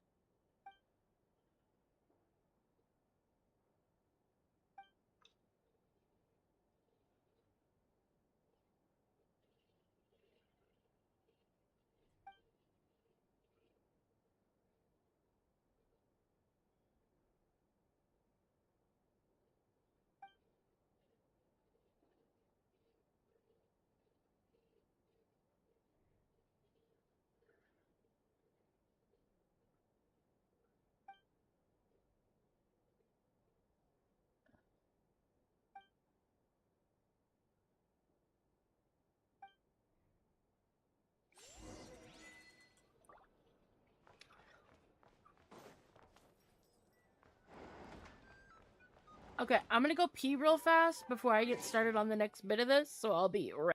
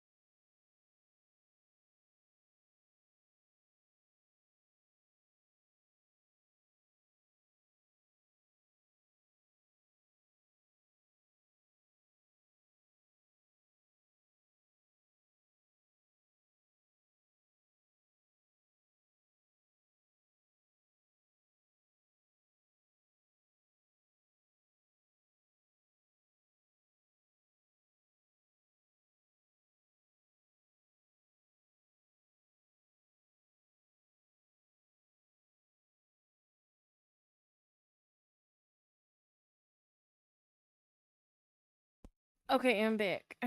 I'm back. I return. I'm here. I exist. I'm alive. I'm dying slowly, but I'm alive. Oh, jeez. This is a thorough plan, but I do have one last question before we take action. How can we be sure that our enemy won't leave the designated area? Great question. Albedo's been hard at work analyzing Rerir and the Wild Hunt's behavioral patterns. His conclusions are as follows. Firstly, from the earliest known confrontation until now, Rerir has never displayed any ability to manipulate the dimension of space. So it's unlikely he has any power in that domain. Secondly, he seems to have a particularly strong vendetta against our group. If we put him in a fight-or-flight situation, he'll choose to fight every time. Thirdly, finally, and most importantly, he is consumed by hatred, both for the moon and for his enemies. Turns out, we tick both of those boxes. We have a reincarnated moon in our ranks, and a spy who accessed his private memories without permission. He'll be baying for blood, not looking to escape. As someone who's had their fair share of interactions with the Wild Hunt, those all seem like valid observations to me. Understood. Then I will defer to the verdict of the group. Well, everyone, that's the plan in full detail. Hello, thank you for the head pat. Albedo and Durin are carrying out their part as we speak. Plan approved. I don't know if my head pats aren't Scheduling. working or if it's not connected on Twitch. Okay, any firepower you need, I got you covered. Let's light this baby up. The Frost Moon Scions are behind you as well. And the rest of you?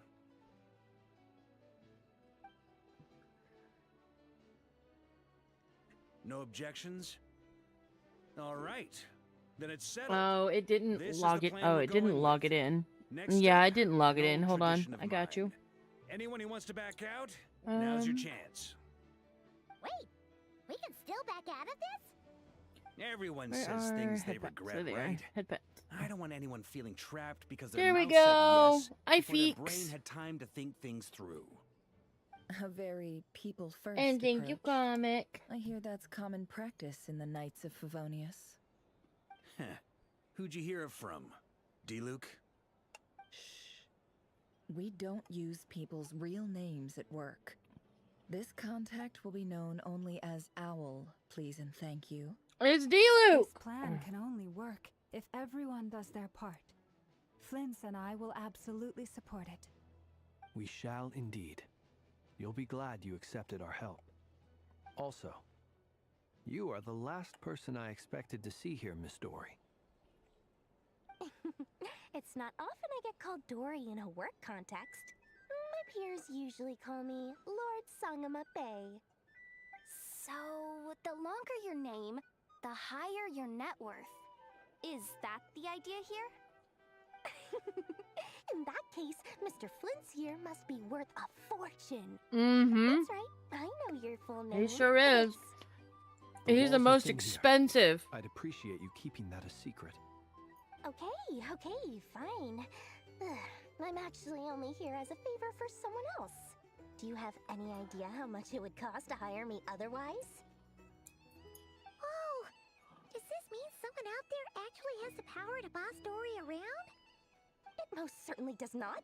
We have a long-standing and mutually beneficial business partnership. She's actually the mom of a friend of yours. Said mom supplied me with a great little treat. Alice! Now that lady's ruined everything. If I don't start Like the building a majority of little people in that goodwill group right now, it is a now, pretty this damn isn't good enough group. time I to still go don't like down the Dory. drain. Okay.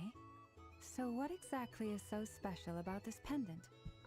It's a lucky charm that a great mage made for me. We have a business relationship, and she was worried that something bad might happen to me. So, she wanted me to have something that can store power to protect myself with. I finally got it all fully charged up with Kuvaki, and then never went and used it all up at once! Never lost so big in my life! You're right. It was all my fault. I didn't mean to drain all the Kuvaki in the pendant, but I'll make it up to you. You will? Well, in that case, how about you give me your chess set, and we call it even? I knew you'd say that. Well, it's yours if you want it.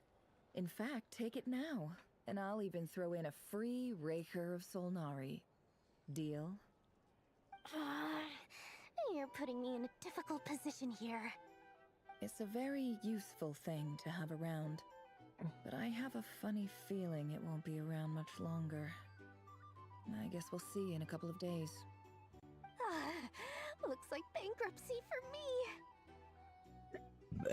Don't be so pessimistic. Excuse me. See this through and you never know.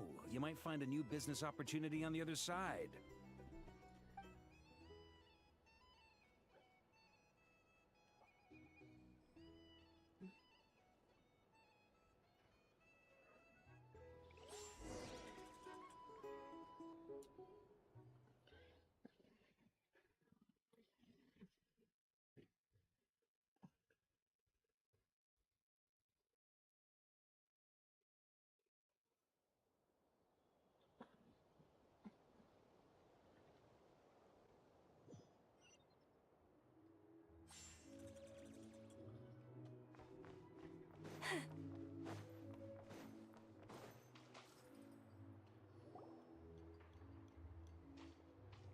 Dory, how are things going?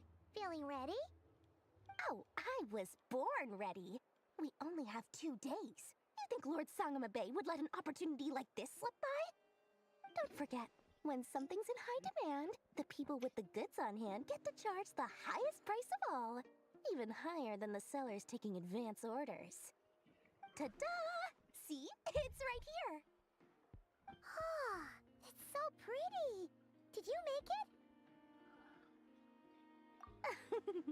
No, I have a supplier. We go way back, so he made me a very attractive offer.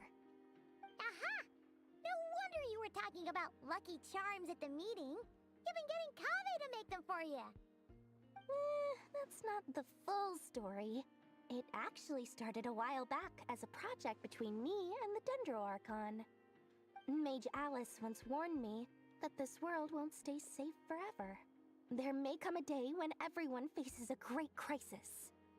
I passed this on to the Dendro Archon, and she secretly brought together a research team made up of Sumeru's top scholars to invent a technology that could keep people safe. I won't go into the details because it's all very complicated, but if you want to know more, you can ask the Dendro Archon about it sometime. Anyway, point being, it was the Dendro Archon who asked Kave to build this little contraption. As one of the top Kashara War talents, he was the obvious choice. Took him long enough.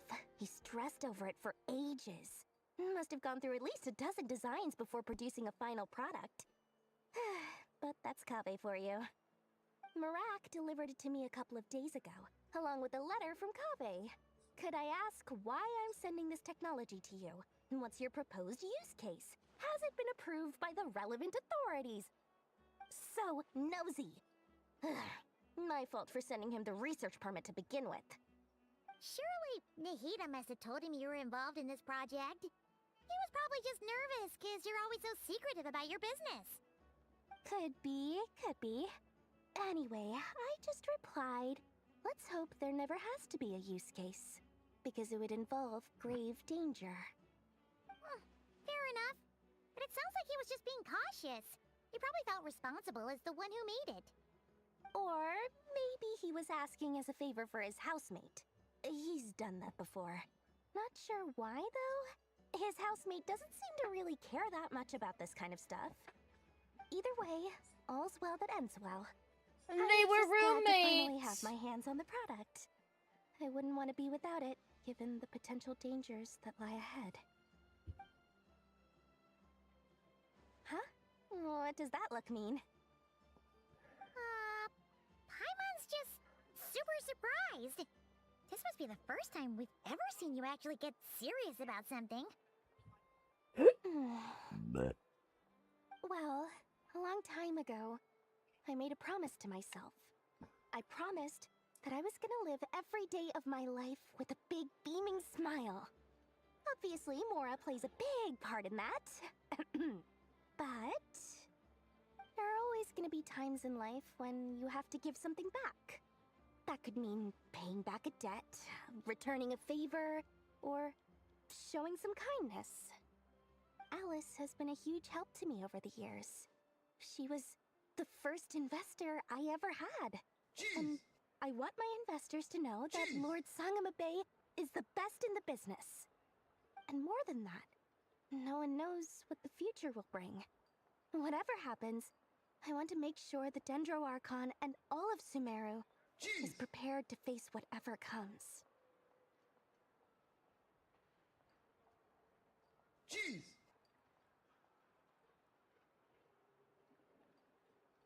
Oh, that? I was just making sure Nefer and I are square. Don't be thinking it was some sort of benevolent act. I'm no saint, so don't treat me like something I'm not. My priority is doing the business that I want to do. So long as my conscience lets me, but it usually does. That's the Lord Sangama Bay business model. Alright, if you say so. I do say so, and that's the whole point. I'm a businesswoman. Don't go trying to figure out what kind of person I am. You'll exhaust yourself. Much easier for everyone involved if you just take my word for it. Oh, and could you two help me get this stuff where it needs to be? Thanks so much. You're my favorite assistants.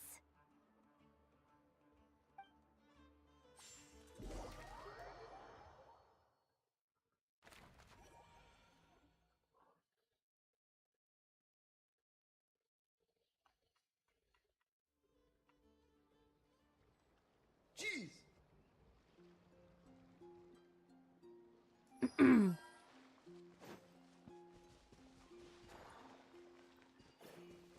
Out of all the Archons, who would you say is the best ally to the Traveler? Are we going from a perspective on who's done the most to help us? Or, like, actively help us? Or, like, what are your parameters here? As you're probably aware. Because I hate to say it, Varka, but Durin, and I Malwika captured did a some abyssal fucking creatures lot from to the help Wild Hunt. us. Per the plan, we dissected and analyzed some samples of By these getting her creatures. own hands dirty rather than process just went sending very us off to smoothly. do everything. The findings, however, Nahida is also Nahida fucking hopped in to fucking help us out too. Maybe not to the depends on your same definition extent, of but wild hunt and dissection. Harmless, all lifeless. combined. These words are accurate descriptions. The wild hunt is an interesting phenomenon. In and of itself, I hate to say it, doesn't seem but to possess anything akin to a human personality. the most helpful one taken as a was collective, the I medium through which the really wild hate hunt to is say it, but summoned it was does appear kind of to have a soul. Malwika. Master griped a lot about the wise Horoptatyr. and Coolest name seemed to give somewhat us. fascinated with the foul certology. But we can make a joke.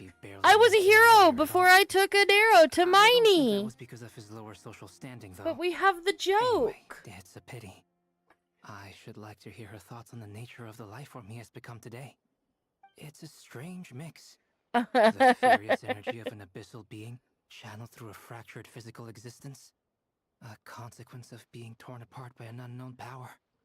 Perhaps the only explanation for his survival in this state is that he sacrificed a degree of individuality in exchange for a continued existence. Between 3 Archons?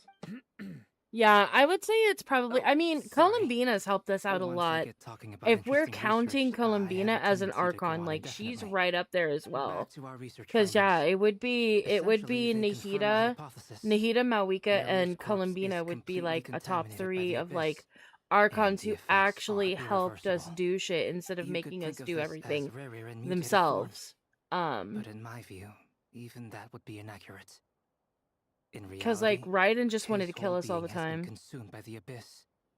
In other Well, words, no, but, he is like, now nothing more Columbina than a is kind of in, like, the manifestation of place abyssal of, power. like, where an Archon would be Unfortunately, at in, present, we have no in means Nod of Cry, is completely what I eradicating mean that. abyssal Like, power. I'm not saying that she's an Hence, we Archon. cannot I'm saying fundamentally destroy that the she's Rapier in a Fulmari either. position of power, technically, in Nod Cry, where she could be equivalated to the power of an Archon. And she's helped us out a lot. Miss Columbina's situation is a difficult one. She can never achieve wholeness when the world does not accept her presence. It's as if her creator banished her to a place she can never be accepted. it means she spends most of her energy just on her own survival. Given the circumstances, it's only natural to despair. But we must see this plan through to the end. Durin, you're Time to so kick off fucking the backup plan. cute. Paimon almost forgot! Venti, Nahida, and Mawika. Dory asked us to bring it. how wonderful. Venti hides too much right thank you now, for and he making the hasn't trip. shown his true potential. Durin So, and I like, will I'll be come heading back off around to shortly. him if he I'm sorry gets I won't his be shit there together. to protect you in person this time. Once he doesn't Please have to be hide careful. all the shit that he knows.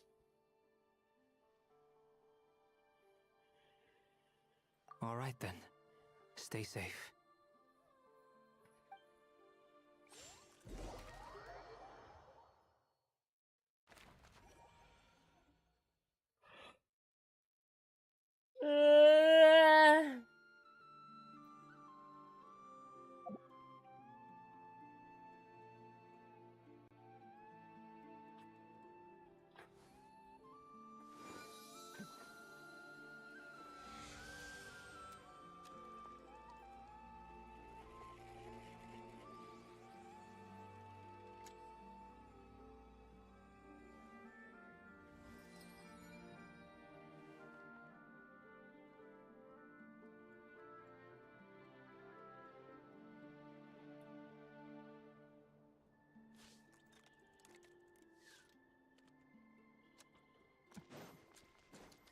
Bum bum bum, beep it up, bum, bum bum bum, beep it up, bum, ba da ba beep bum bum, beep it up, bum, ba dee bum.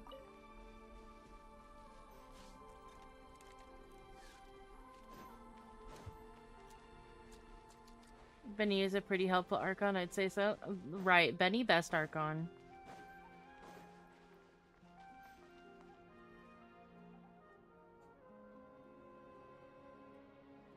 Miss Lauma, is everyone here?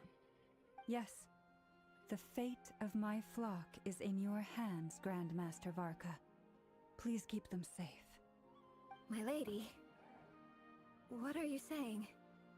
Within the next 24 hours, we will face the biggest crisis the world has ever seen.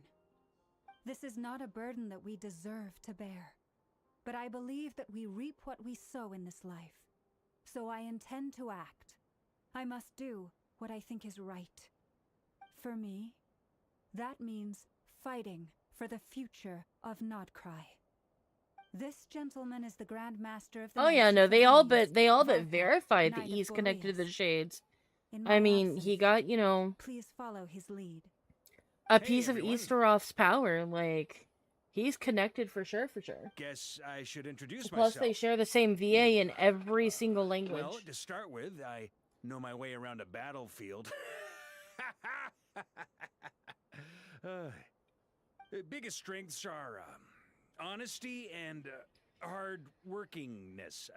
Anyway, point is, I don't intend to let Lauma down. I'm gonna do everything in my power to keep every last one of you safe and sound. It's fine, that can be down there. Dane! Dainsliff, where are you?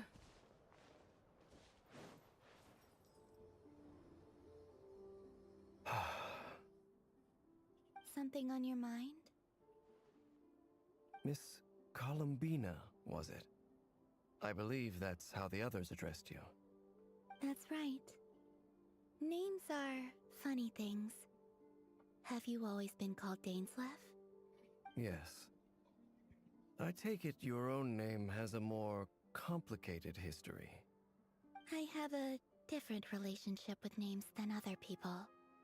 To be honest, I'm not even sure that Columbina is my name. At least, not in the same way that Dainsleff is yours. But it's what Okay, everyone you've got calls all your me, weight on one part. and I go along with it. A lot of my life has been that way. I get so used to things that I forget to question why they are so. I never used to think much about where names come from, or what they mean to people. Maybe something's wrong with me. You're different from other people. I sensed it the first time we met. You're more perceptive than most. I'm sure your long life and rich range of experience explains that. Do you ever find yourself Yeah. missing No, I calm mean, when the way that something they is depict him, there's no way that he's the weakest. Difficult to answer. I have dreamed of the past many, I also many want to times. know where us being saved by an Animo boy stopped happening after fucking Sumeru. Like, where was our Animo boy rescue in Fontaine, and where was our Animo boy rescue in Natlin? And we still, I mean, we did just kind of get saved by Varka, so like technically we've got our Animo saved in Natlin or in Nodcry, but like, what about Natlin and fucking Fontaine? Beautiful or Where were our sentimental. Animo boys, huh? Thank you for your help with the Rerir situation. Without your efforts, I never could have learned the hidden truth of his story. You're welcome. I know he's your friend. Friend? He betrayed me. And I never really understood what he was going through in life. Some friendship, that is. Okay. So, do you plan to fight him with us? Yeah, but Aoife didn't save us in Natlin. Torn. Now you know what really happened. Like, you see the things okay, inside his when you hotness saved us, but he didn't physically save us. Of course. I completely understand. Anyone He else in your breathed and we position were would feel saved. conflicted Okay, you know what? Fine. Then where's Fontaine? Where's our Animo boy rescue in Fontaine? Huh? Huh? Something happened that changed my perspective on a situation. A situation I took for granted at the time, but now I feel very grateful for it. You mean the Harbingers who still support you, even though you've left the Fatui? Yes. I always thought they were only helping me because Harbingers are forced to work together. But then I abandoned them. A warrant was even put out for my arrest. And even now, they still support me. Which means I was wrong about them all along. Clearly, they view you as a friend. I feel a little guilty now. I regret not seeing her help for what it was, and not treasuring it. I see the guilt that you're feeling now, because I feel it too. Hopefully, talking about it will do us both some good. Have you noticed that the Traveler and Paimon are over there? I think they've been listening. Huh. Shall we say hello? Sure. Hello. Ah! They caught us!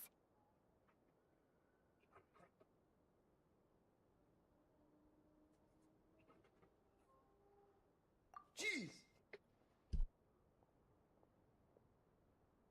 I apologize for making you worry. No doubt you wish to know where I stand on the plan to take down the Rerir of Solnari. I'm afraid I need a little time, but I will seriously consider joining you. You will? Oh, thank you so much! Everyone will be so grateful to hear that! They needn't be.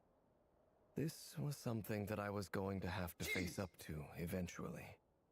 That doesn't matter to them. They're grateful to you regardless. You can't control their gratitude, so just accept it. And then, have a think about whether you're willing to join us.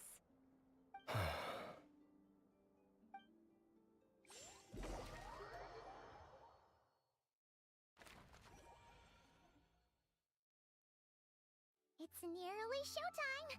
Let's go rendezvous with the others. You know the place.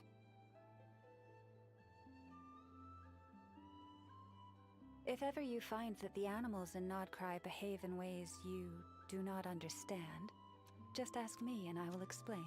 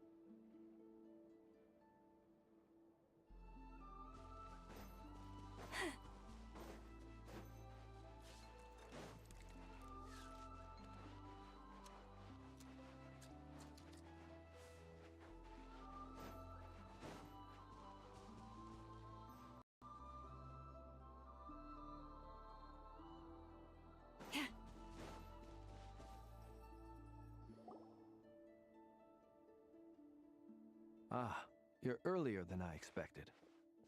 Hey, Flint! Been waiting here long? Not too long. I came a little early so I'd have some time to think. Are you nervous about the battle? Quite the opposite. I'm reminiscing on my past battles. When I was awakened by the Ratniki, I had not touched a weapon in many years. I felt like the battlefield was not where I belonged. But after waging war against the Wild Hunt for so long, I came to realize something. A life of absolute peace is simply not a possibility for me. My restless flame indicates that somewhere inside of me, there is a deep yearning to root out the evil in this world. Oh, that doesn't sound like such a bad thing.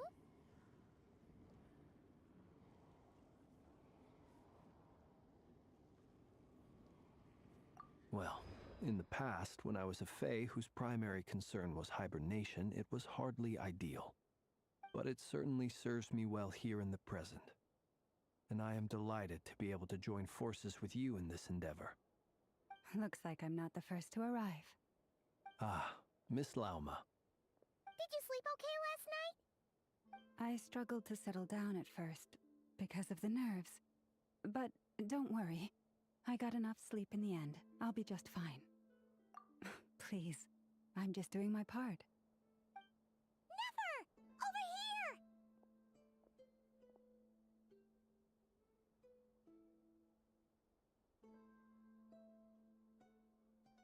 here! Aino asked me to relay a message.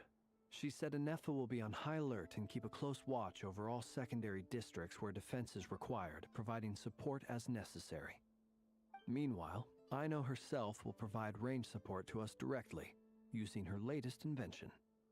Excellent. My thanks to all involved. The chess set's looking a little unstable. It won't hold him much longer. We should be prepared to engage at a moment's notice. No sense sitting around waiting. Let's make the first move while we still have the option. I agree. Paimon, find a safe hiding place. Got it! Be careful, Traveler! I will. Oh, we talk again. Look at that. We have the random fucking moments where we don't say fucking shit, and then these random, like, the moments where we should be talking, we don't. And these random ass moments with, like, I will, I'll be careful, I've got this. Like, fucking Christ. I've seen all your futile ploys before. You have become the authors of your own demise. I wouldn't be so sure about that. You are merely a moment of sport before I tear down the moon.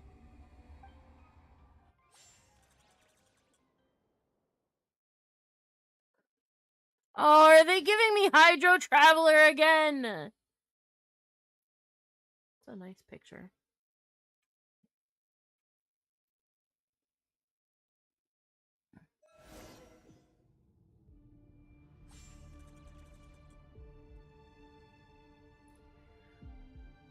Stay on your toes.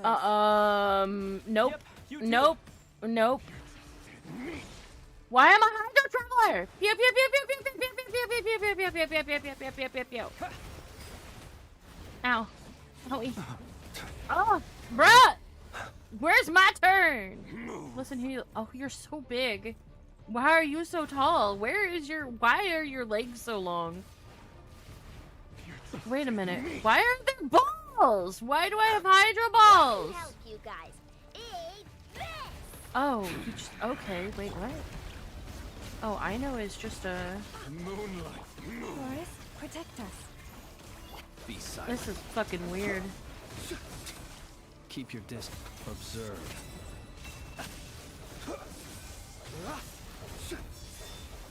Are you quite... Where do they have his shit at?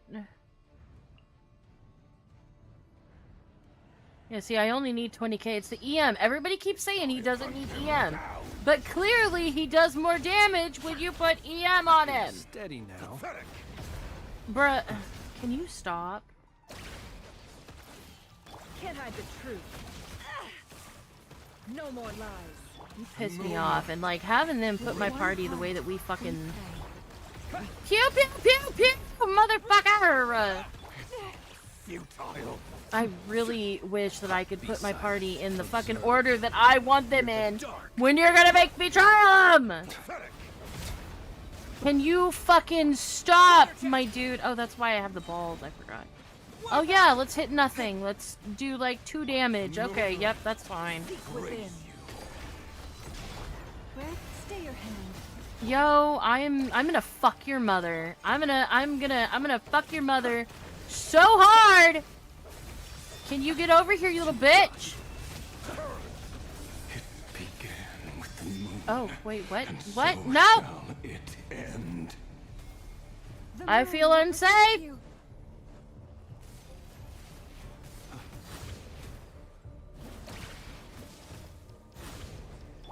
Water jet.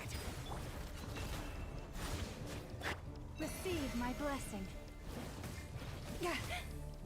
Bruh, can I have a turn? Bruh, yo. Yo! You fucking shit biscuit. Are you quite You sharp finished? bag. Be silent. Bro, stop eating my McFucking burst. It's a grave situation. You know what? I'm gonna show you grave situation, my good sir. Can I fucking do my shit?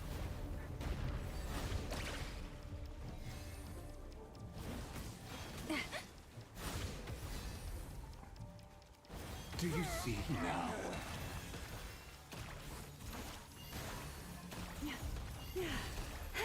Fairphone here. When will it be as you foretold? You keep eating my burst, you shitbag. Where am I going? Why am I going this way? Okay. Oh my god. Can't hide the truth. Your foul spirit is not welcome here.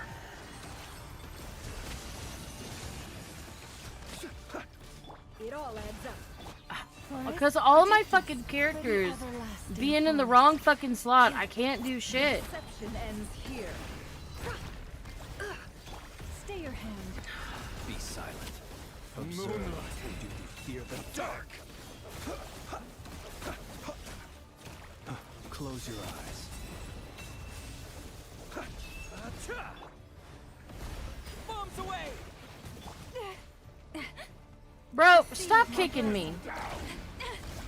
Listen here, you shirtbag. Futile. How unfortunate. Brother! You could have given us a fucking shield! This is fucking irritating. I can't even fucking attack him for like 1 second when he's not kicking me across the fucking arena. Seek within. See, he's pushing me on my fucking couch. It all adds up. Futile. Shameless. I don't even get a fucking, I can't even hit him once. I'll shoot you in the pee-pee, you bastard. Can't hide the truth. Can I please fucking have a turn? By the Frostmoon of old. Absurd. The deception ends here. I swear to God. Can't switch character, can't switch character, can't switch character. What the fuck can I do then? Because obviously it's not attack or switch my character. To dust.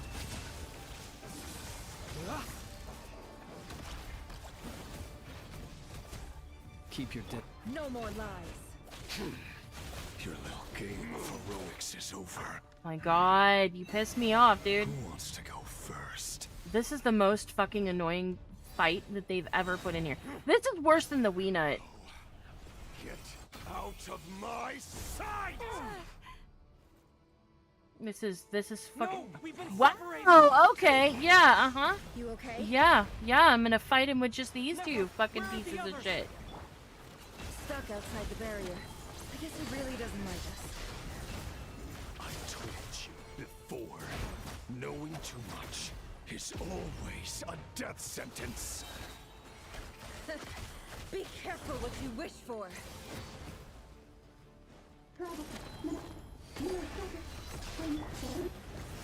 Lama! Can you hear me?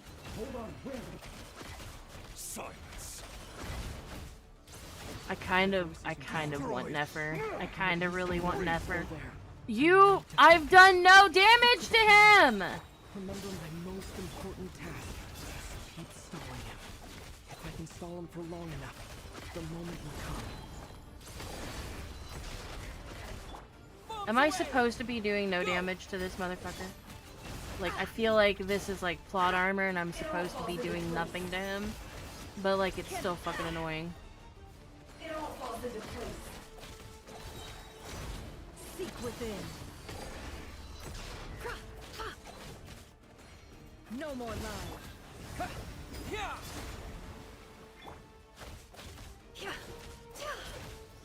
It all adds up. Run or hide. Can't hide the truth. Helen. I'm gonna shoot you in the dick, you bitch. Bombs away! Yeah, take that! It all adds Take up. that! Yeah, it hit you for 2 seconds, didn't it? How you feel about that, motherfucker?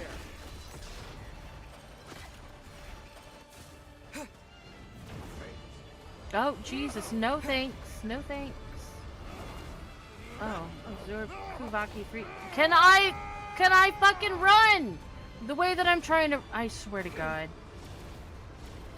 I don't like this shit when you fucking take my bullshit. I've got this!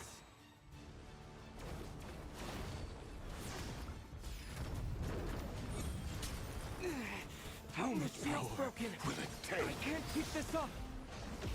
Don't push your luck.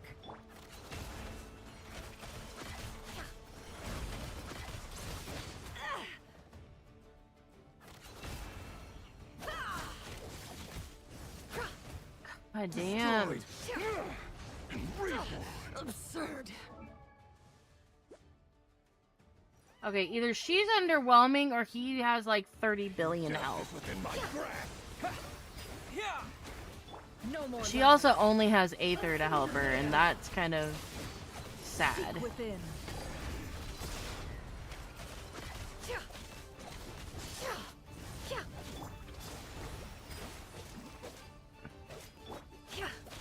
Can't hide the truth. Shameless. Destroyed. Reborn. It all adds up. Bombs away! The deception ends here. Can't hide the truth.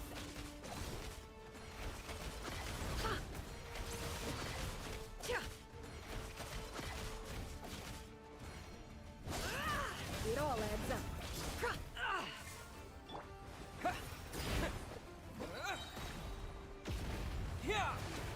The mystery unravels. Can't hide the truth. Time to come clean.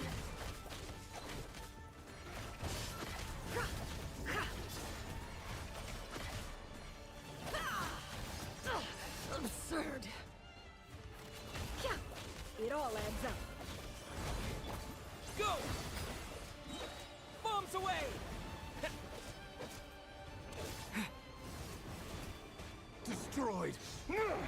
Get in the ball, bitch! Can't hide the truth. The deception ends here.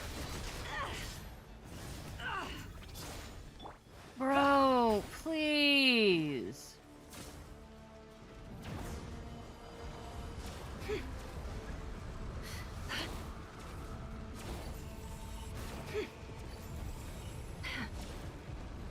Curses. There's no other way.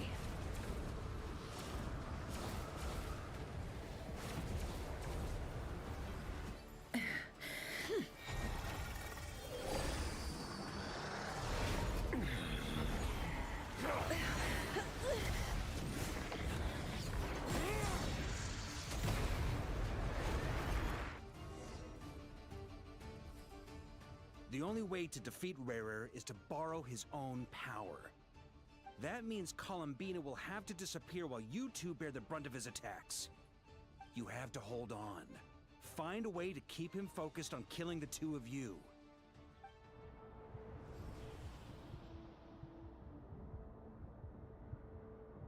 Nefer, your eyes are bleeding. Soon you will be powerless to resist.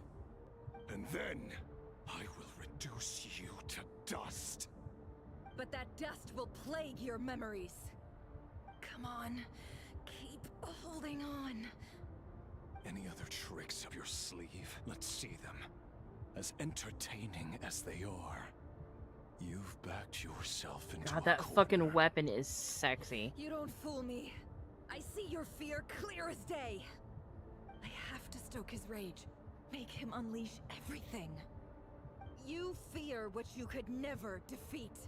You fear the thought of never being able to save your beloved. You cannot win the fight against fate, Rerir. Is that what you think?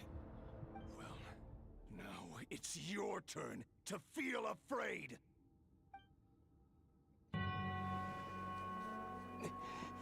You fear the sound of your own name? Is it us you hate? Or is it what you've become? Let's see what becomes of you! He hates the fact that he became an albino. What do you mean? Oh! Alberto! Albie Doobie, I know you did that.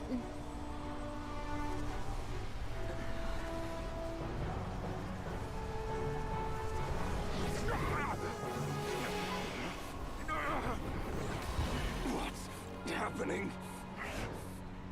That power. I've seen it before. Get him, Albie Doobie!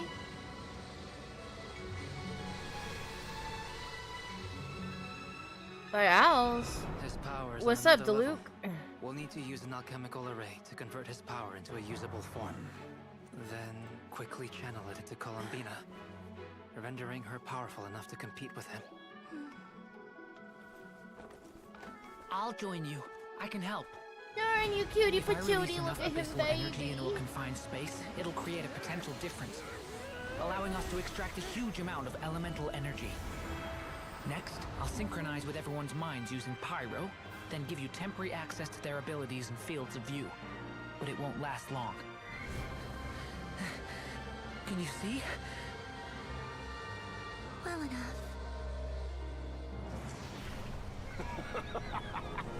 So, we have a student of Gold Rheindotter in our midst. How about that?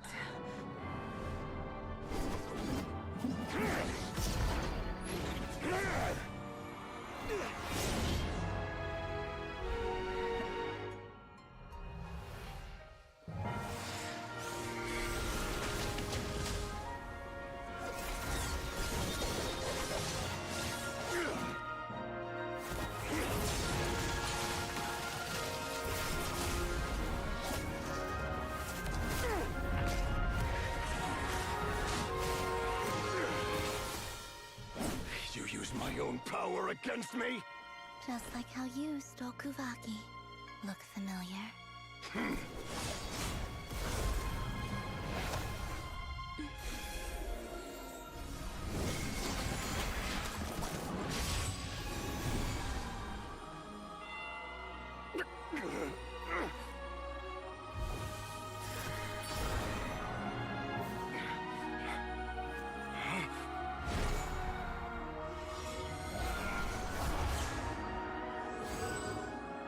Don't you realize?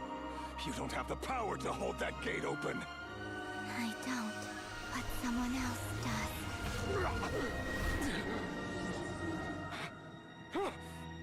Goodbye, Rerir.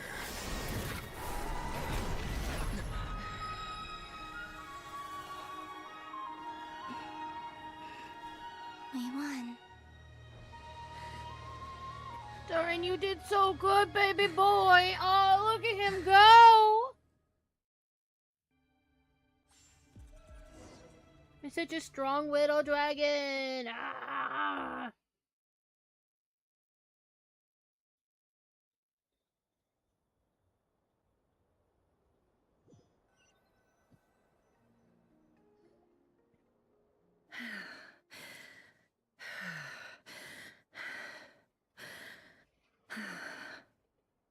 Nefer, how are your eyes? They're fine. Apart from the blindness, of course.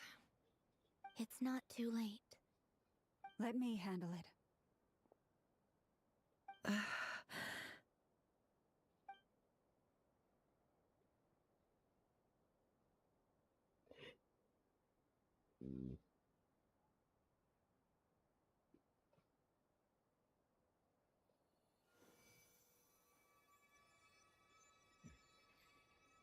Miss Nefer, it's not like you to lose your composure. That was the most reckless thing I've ever seen you do. Reckless how? The situation was critical. Our lives were at stake. We had to do something. Even so. Okay. I guess you're right. Under the circumstances, it was a wise decision. You traded your eyes for an incredible victory. In business terms, I suppose that's a huge return on investment. I'd be hard-pressed to argue otherwise. Still, I don't like this outcome, and I don't want you to lose your sight for good. People suffer when they make sacrifices they shouldn't have to make, whether that means faith, strength, or in this case, your ability to even see. I had hoped you could win without sacrificing so much as a single hair on your head. Thank you. Really. All done. Don't try and open your eyes just yet. We'll see how you're doing in a couple of days. Until then, please follow your recovery plan to the letter. I'll send full details through Yehoda. For now, just get yourself home, relax, and rest. My dear friends, we have fought bravely and achieved a spectacular victory. A dark cloud has been lifted from the skies of Nodcry. All in this land will be grateful for what you have done. The moon will remember this day. Jeez. Thank you both. Jeez!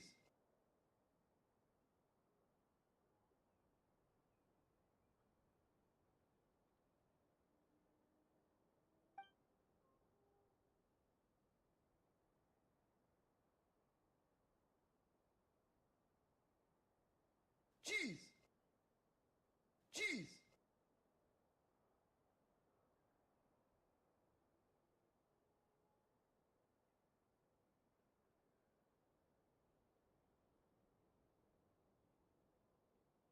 I have to send this to myself real fast. Hold it.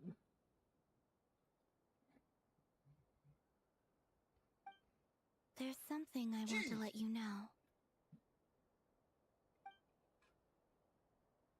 What is it?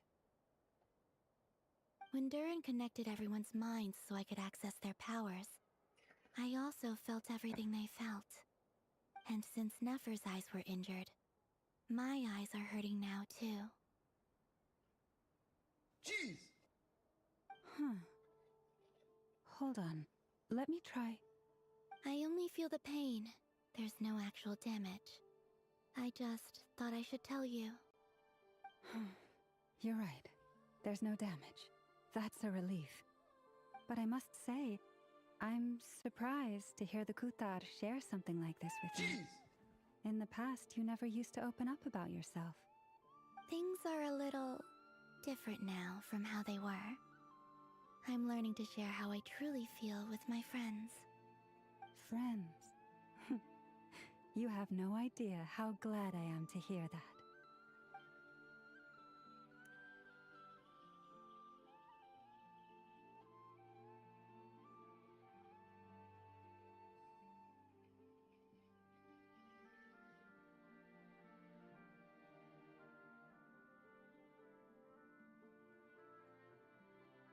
I don't feel like this is the last of Rear though. Like, even if he's like off in some dimension, I feel like he's gonna be coming back. Like, 2 patches to get rid of him? That seems a little... It seems a little underwhelming. Like, 2 very good patches, but like...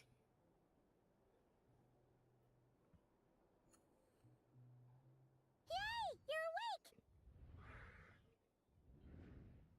How you feeling? Any aches and pains? Did you sleep well? I'm doing all right, Paimon. Oh, No now need to we're worry talking. about We're me. talking when we're... Bruh. Well, that's good. I'm gonna crash out. I'm gonna fucking crash out. You slept a whole day and night. I really want to pull for Nefer. But I have the Glad to guarantee hear for you didn't Durin. starve. How was the food? Well, it wasn't the same without you there to share it. Honestly, Paimon just can't relax when you're not your usual self. She couldn't enjoy the food and settle down to sleep. Well, I'm back to normal now. Oh yeah, and Albedo swung by earlier. He said to tell you to head to the tavern when you woke up. Varker and the others are organizing a victory feast and they want to celebrate with you. He also dropped off some medical supplies, but you seem fit as a fiddle, so guess you won't be needing those. If you're feeling up to it, let's head over now. Wouldn't want to keep them waiting.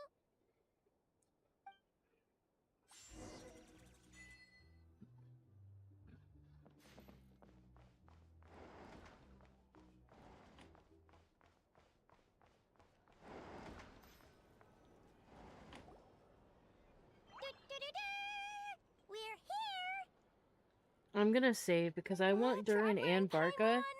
And I'm pretty sure both of them are coming next patch. We were literally just saying how there's no way we're holding this victory feast without you any longer, and we would have postponed it till tomorrow. How are you feeling today? Much better. Thanks. Don't worry about me. Yeah, Relieved to we're hear it. talking now, ain't If that we? changes, just let me know. Happy to check you over at any time. Oh, you can check me We're over here for you. anytime, Albedo. Anything you need, just let us know. Oh wait, where's Nefer? How are her eyes doing? Nefer's right over there.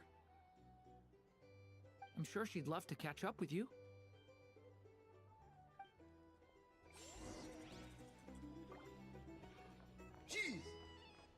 Hello? Hello, sir. God, he's so fucking tall. Bruh. Hey there. Looking for a drink or two? Or perhaps... Bruh. Bruh!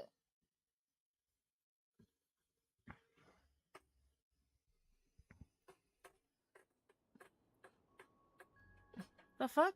What is this? Are we dancing? Level 6! Jesus Christ!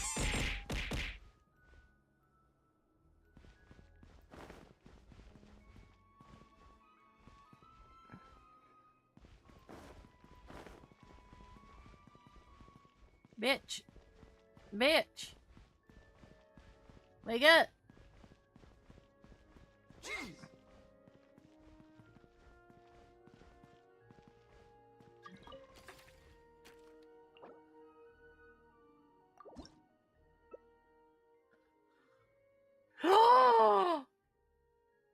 I haven't even been in it yet. Absolutely.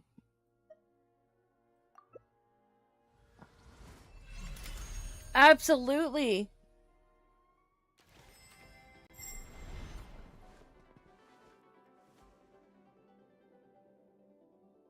You just found it? Oh.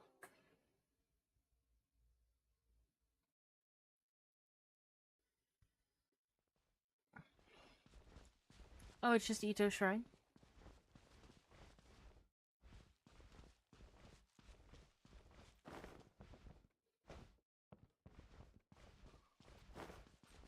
I think it's literally just Ito Shrine. Like, I think that's all it is. It's just a shrine for Ito. I don't think it's anything.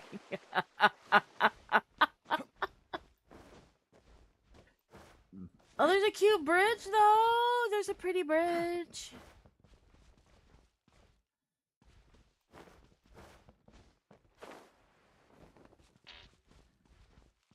Wait, did you leave? Are you still here? To show me after this one? Where'd you go? Oh, there you are. Hi. Yeah. I don't know what we're supposed to do here.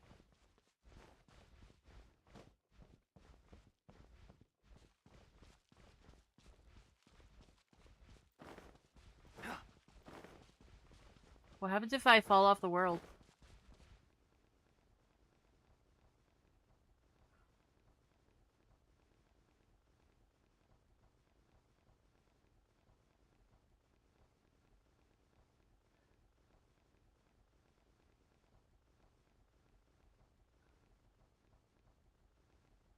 I guess we just fall forever.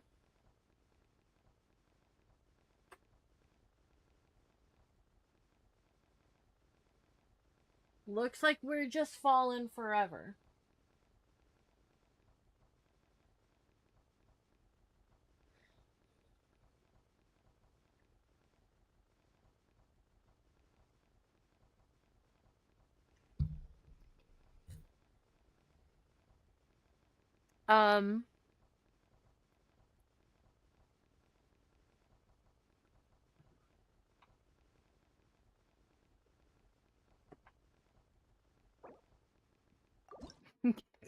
Okay.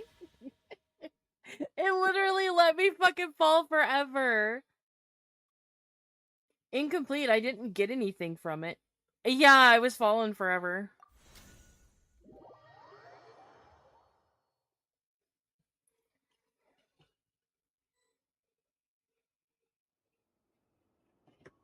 Okay, what other one do you wanna...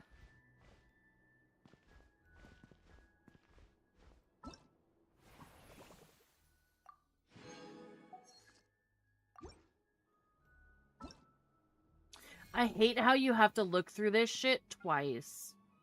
I hate how all of it that you do, you have to fucking go through twice.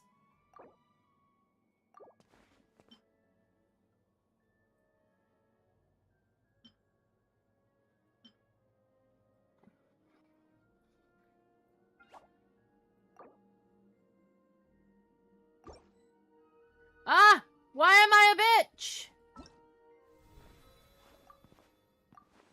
That's better.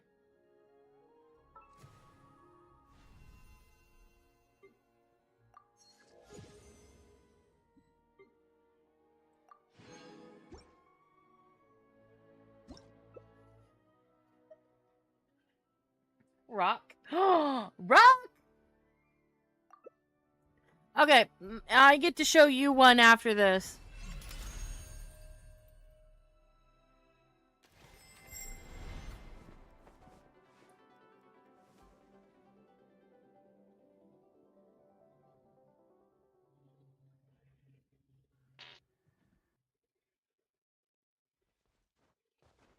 Oh, look at this rock. It's a nice rock.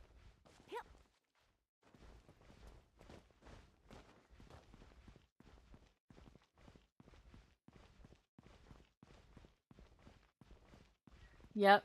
This is a nice rock. This is quite the rock you have here. This is rocking my socks, man.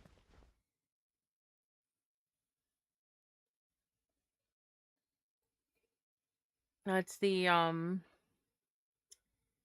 best rock I've ever seen. Never touched, yeah. Mm-hmm.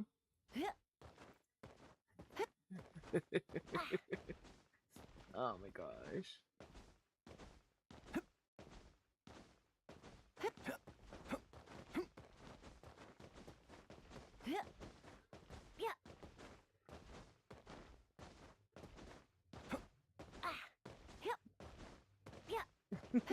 This is just what we're doing.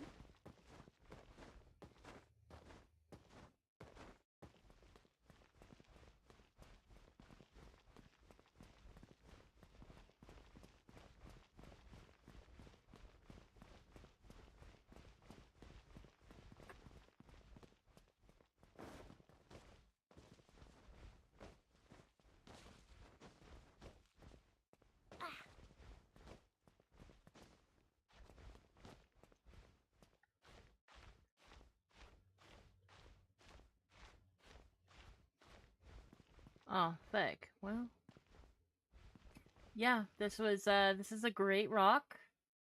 A wonderful rock.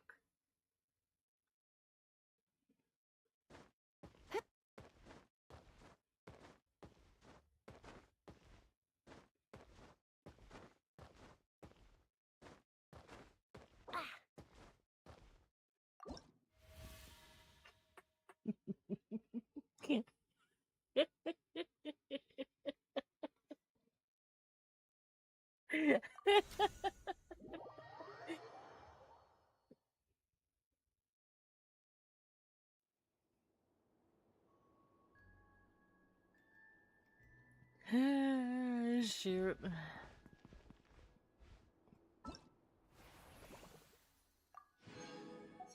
Oh, I have the sailor hat.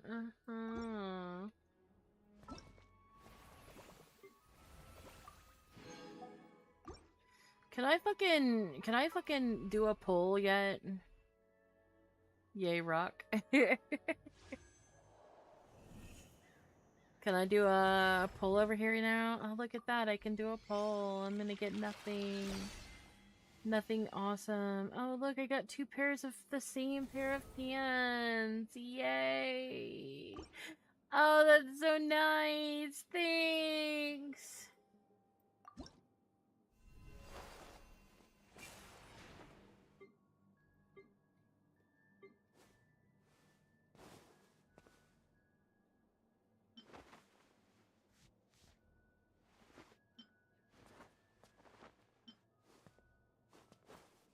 Okay, but the Mad Hatter one is kind of nice.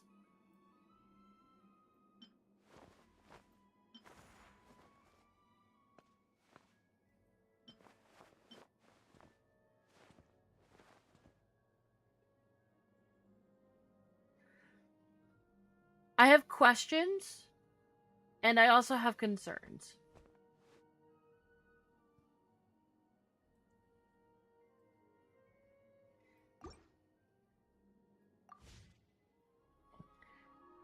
Join what? Brett, bitch!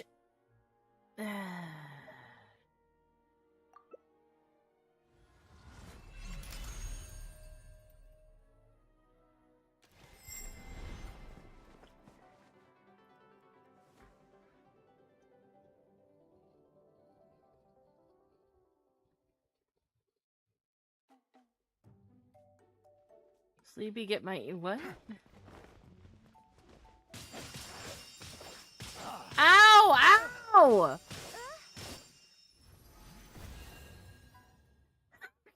God damn it.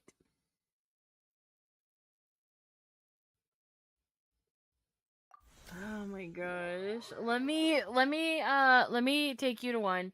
It'll take more than a minute, but would you be willing to try the one that I quite enjoy?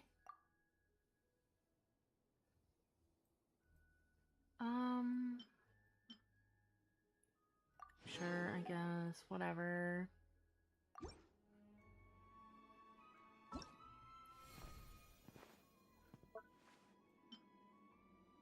No, absolutely not. Hold up. Can I have a...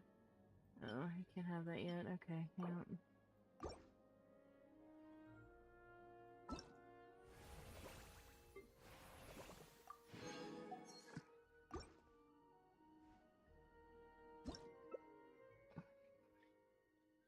Can I... Oh, I can't change the game, can I? Nope, I can't change the game.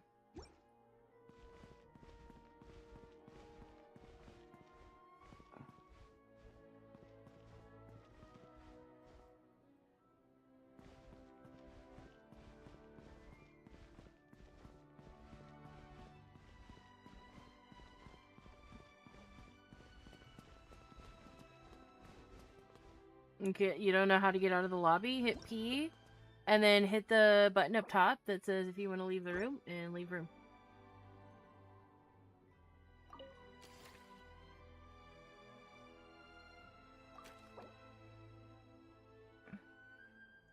Oh, I didn't put anything on my wish list. How do you do that?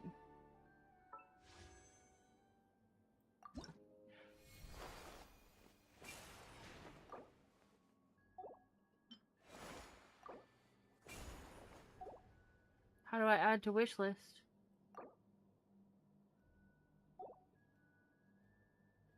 Can I add this to my wish list?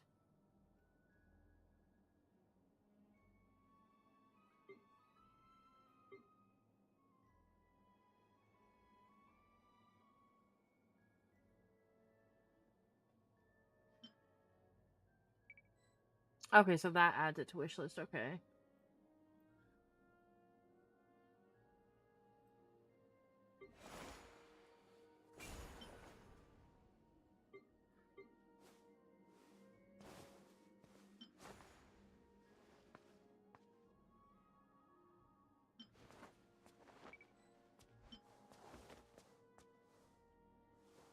I like the pants. No. No. No. No. I'm probably never gonna use the girl, so...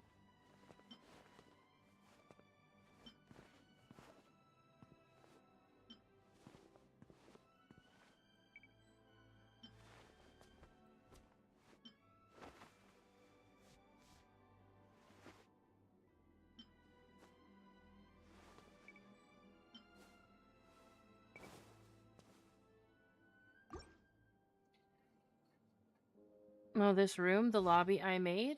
What? What do you mean? I don't... wait, how do I use those? How do I use those? Oh.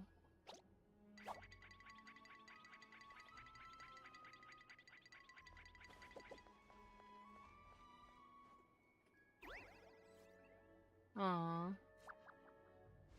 Aw.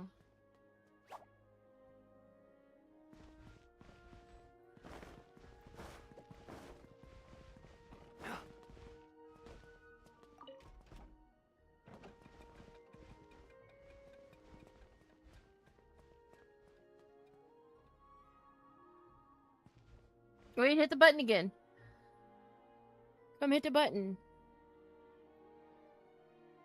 Let's see if it'll yeet me when it lifts the thingies up.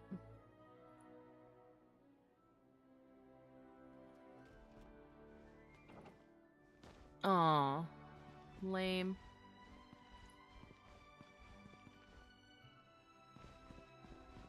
That's super lame.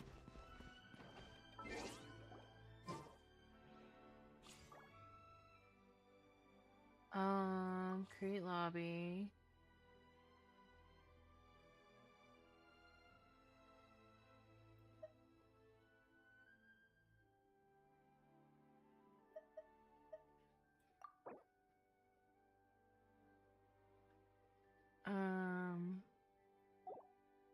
No, I have to use my thingies to make that, so I'll just stay here. Can you put... Okay, I'm gonna pull this up on screen if I can figure out where the fucking thing is for it. Nope, not there.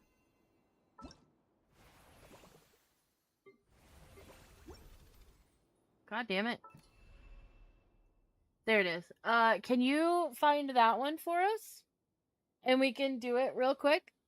It only takes like 5 or... It takes like 10 minutes, I think. Oh, Sleepy. Okay, go Sleepy. Go Sleepy.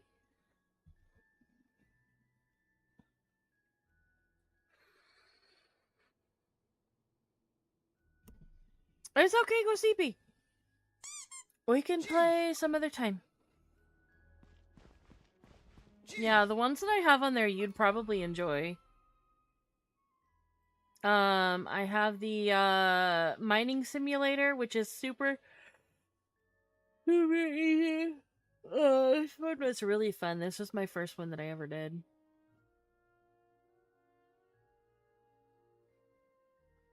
I love how it says victory 0, but we clearly won last time.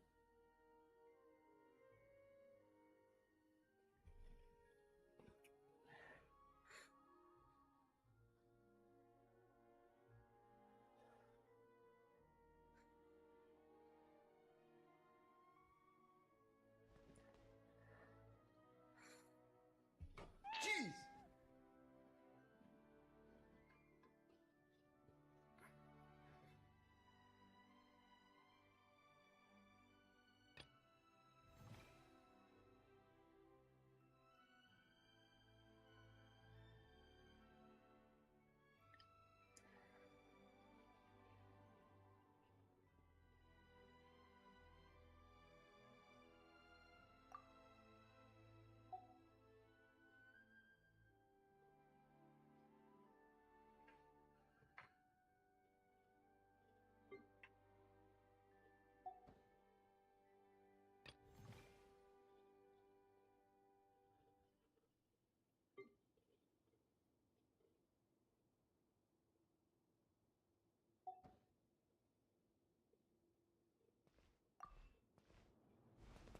Okay. Are you going bed? You like Tornado Simulator?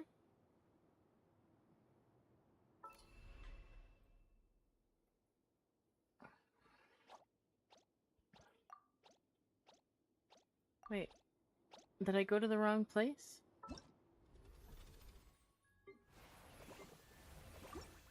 I fucking hate this thing, man. Oh.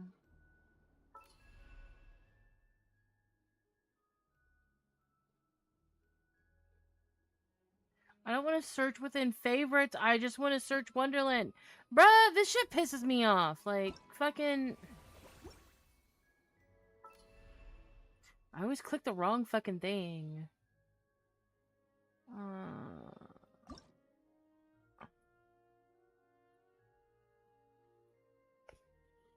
Tornado Simulator. Welcome to the Tornado Simulator. In this game showdown, you can devour objects in a town to involve your tornado. Absorb elements to transform into tornadoes of different attributes. When your score surpasses that of other players, you can devour them. Various items will appear. Bruh. See, I like the fun ones. I don't like the ones where I have to fucking think too goddamn hard.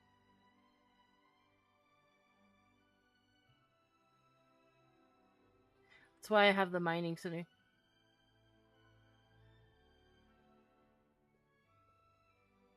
Mutation zone. Rebuild Fairy Tale Town. Which I assume is kind of like, Minecraft something-ish?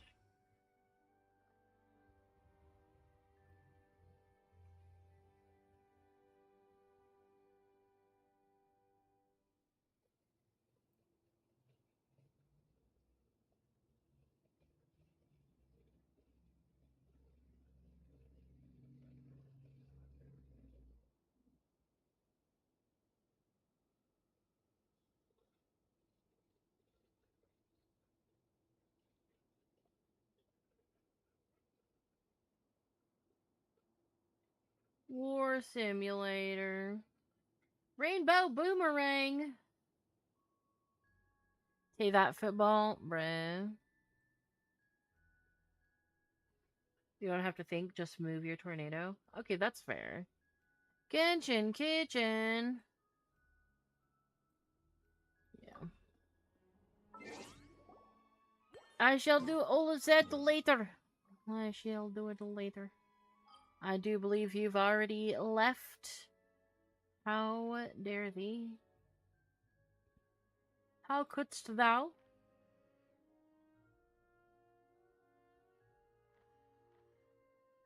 Okay, where am I going here? I don't even remember where I'm going here.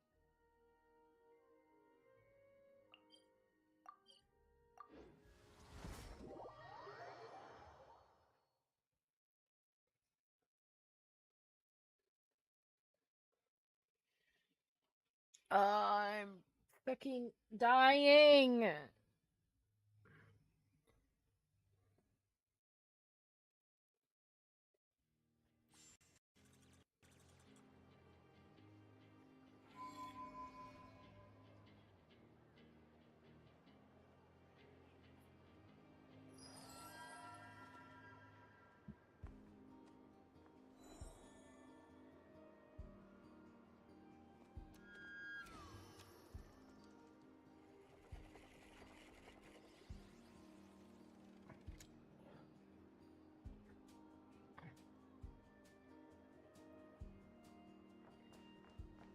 Nuh-uh, what?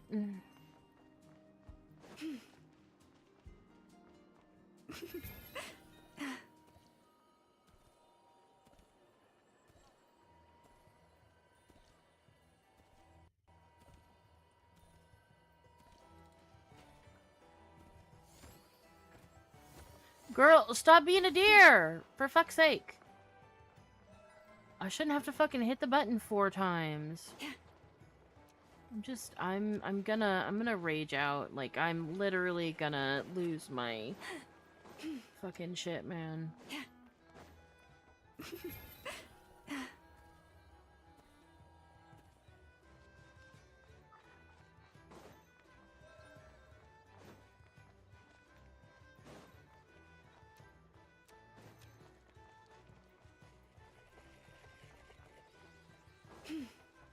Why am I not... When am I not raging? To be fair.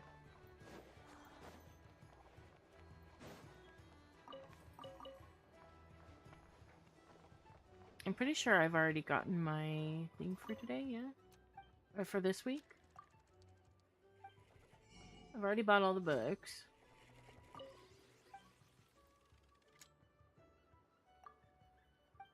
Okay, yeah, no, it's not time yet.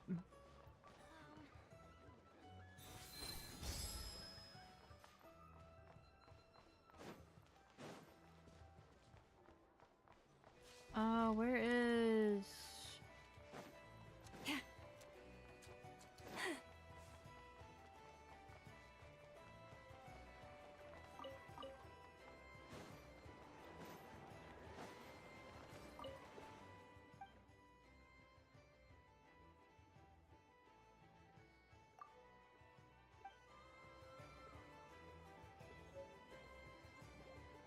The Chic Badger.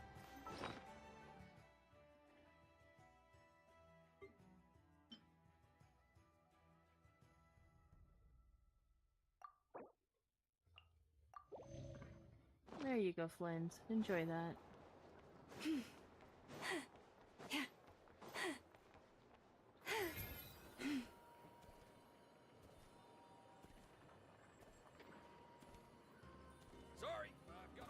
Ah! Get, bruh. Oh, I went up too high, didn't I? Oh, I'm going to... Okay. You want me... I thought I was going to the curatorium. But no, I'm going to the bar.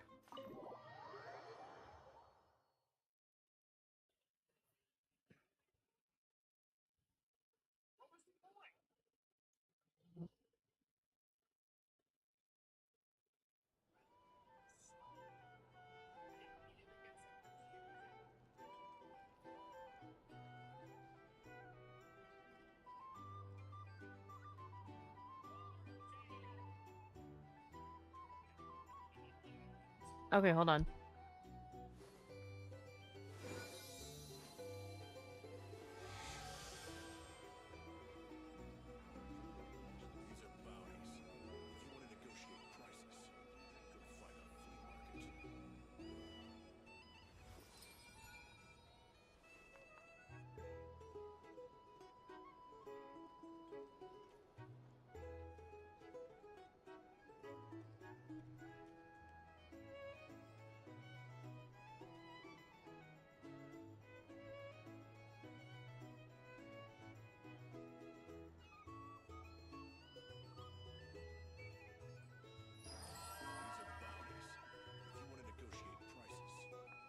Okay.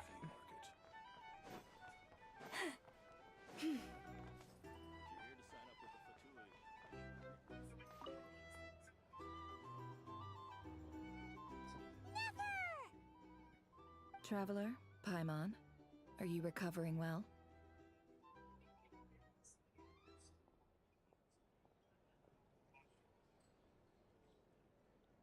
Turns out that moon chanter has some real talent after all. My eyes were mostly recovered after just a couple days rest. I can actually open them again now. Yeah, but you gotta be careful. Lauma says not to strain your eyes while they're still healing. Yes, thank you. I'm well aware. Yehoda, could I borrow you for a moment? I could do with an extra pair of hands. Oh, sure. Coming. Did you hear that? I gotta go help Lauma for a second. You guys chat among yourselves. I'll grab us some drinks on the way back. Paimon, you still like them sweet? You bet! Make it extra sweet, because Paimon's earned it! Sure thing!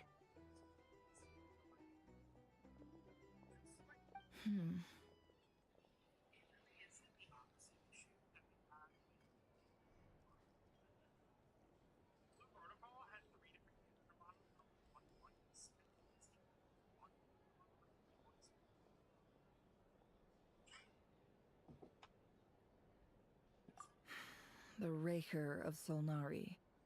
Kind of a snake, don't you think? No, definitely a snake. A poisonous one who spewed his venomous hatred everywhere. Oh, there's my Anyone dirty. who seeks revenge out of hatred for other people has become a snake.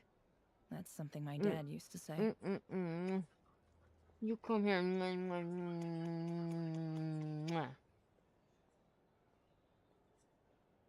See, if you're gonna be a pain in my butt, you're gonna get kisses. Perhaps. Yeah. I'm sure it sounds like a very wise and open-hearted perspective to your ears. But me? I think hatred is a perfectly justifiable emotion. What else is left when everything you depended on in life gets stripped away? Something's gotta fuel that drive to keep on living.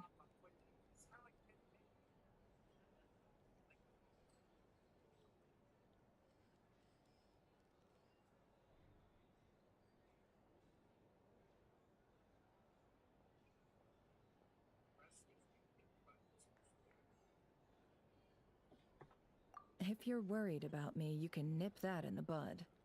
I'm not someone who gets stuck in the past. It's just... I suddenly feel like I was wrong to call my father a liar. He was just a fool. That's why the academia turned their back on him, and why the other tribes ganged up on him. Oh, Father. How much better things could have been if you were a skilled liar. Look at the Ibis King. Thoth is a fiendishly cunning liar. And yet, strangely, he feels more like a father to me than my real dad ever was. He's never brought it up, but I'd bet he feels the same way. Why else would he give me the power to perceive the truth, while at the same time training me in the art of deception? Well, King Deshret banished him to Aru, which is essentially a prison, and posed 3 questions to him. He promised that he'd have his freedom if he could find the answers. His response was to take on a physical form and approach me, hoping that I could become his envoy and search for one of the answers on his behalf. Did he really think I'd fall for that? He's stuck there. He can't make me return what he gave to me.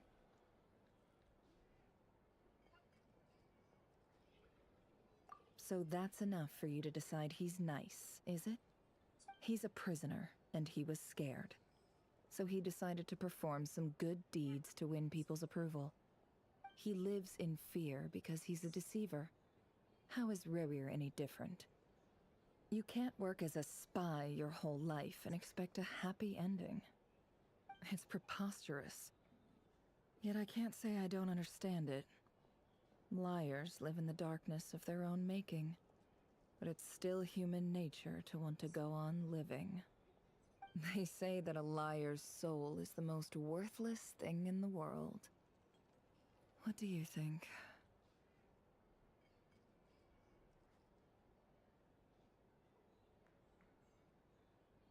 Good. If you understand that, it means you're smart, and you see things objectively. If you ask me, the soul of a liar really is worth nothing, because all they care about is themselves. For example, when something good falls into my lap, I don't go sharing the news around. Stops other people trying to steal it from me.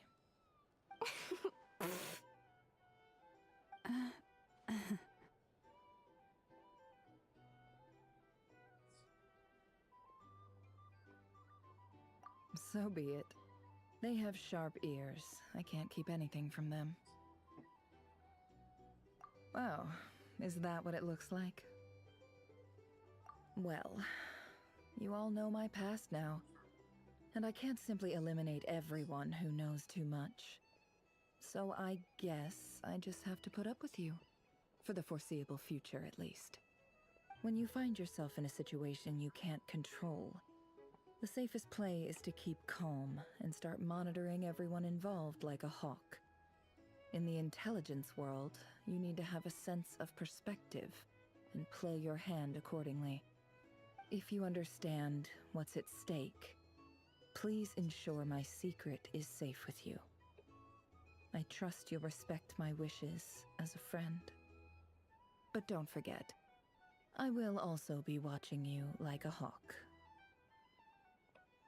Very good. Oh, wait! panic's over and we've all calmed down, Paimon suddenly remembered something.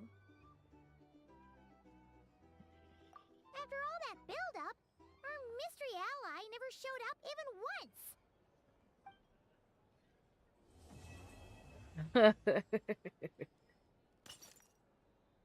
Oh. Huh? Am I imagining things? What was that?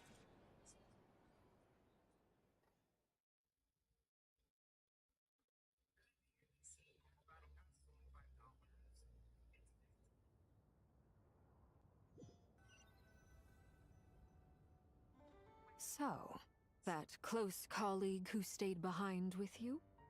What's he been up to recently? Don't know, don't care. I get more normal human interaction from hanging out with Bosco too than him. Although, now you mention it, he hasn't bothered me in a while. I wonder if... If he's disappeared without a trace, it's the biggest gift he ever gave to the world. But I somehow doubt that's what's going on. Oh, it's a cat. He won't lie low It's a kitty forever. cat. So we'd better stay on guard. He's a cat. He's a cat. He's a cat. A kitty cat. A kitty cat. A kitty cat. A kitty cat. A kitty cat. A kitty cat. What you doing, good cat?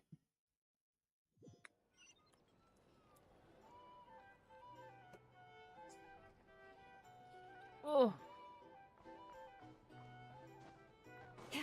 What was that sound? I want to know what that sound was.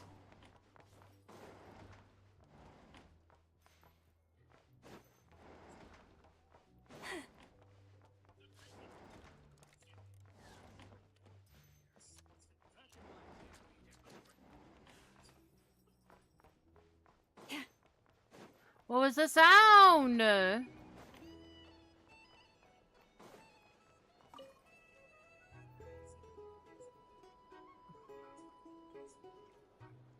Ah, Lord Sangama Bay.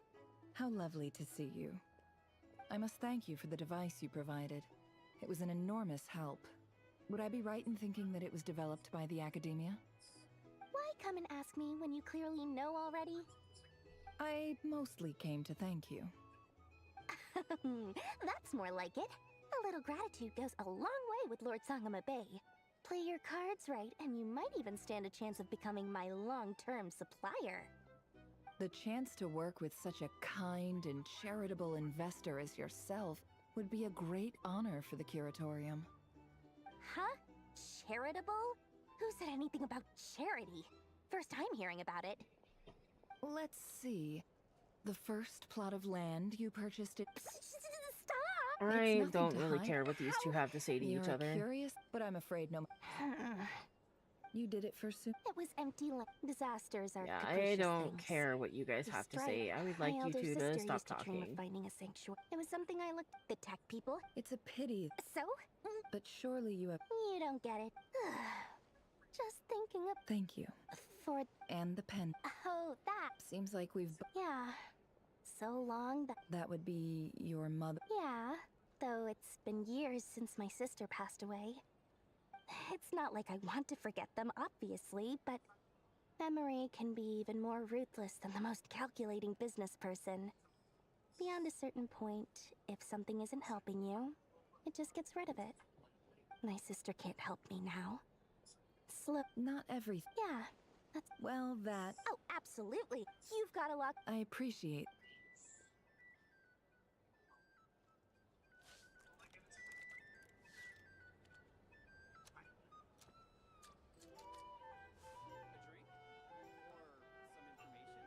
Hey there! Looking for a drink or two? Or perhaps a room for the night? Alright, let's talk to these cuties. Can I sit here, please? Thank you. How have you been holding up? Any adverse reactions? If you start to take a turn for the worse, make sure you tell me right away. You don't need to worry about me, Grandmaster. I'm fine. I mean, I barely did anything, so... What? You're too humble, young man. You played an indispensable role in the battle for Nodcry. We can't thank you enough for your support. Sometimes, when people praise you, it's because you deserve it. The best thing is to accept it calmly and with grace. It's important to learn how to respond to words of admiration. Let's do a quick demonstration. Albedo, that was an incredible feat of alchemy. The pressure was on, but you worked flawlessly at lightning speed to get the job done. Thank you. I can't take all the credit, though. Durin played a big part in forming the alchemical array. See? Did you catch that? A masterclass in how to take a compliment. Okay, yeah. I did work pretty hard to help prepare for the battle. Why do I feel like No Durin point is denying comic?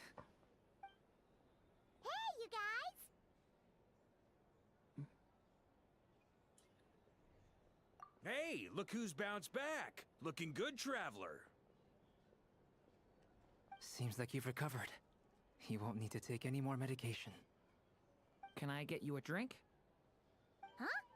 You know how to order at a bar now? You've sure learned a lot recently. Handling a drinks order is ridiculously simple compared to alchemy. Don't worry, I'll blend into society yet. Paimon believes it. You're clearly a fast learner, just like your brother.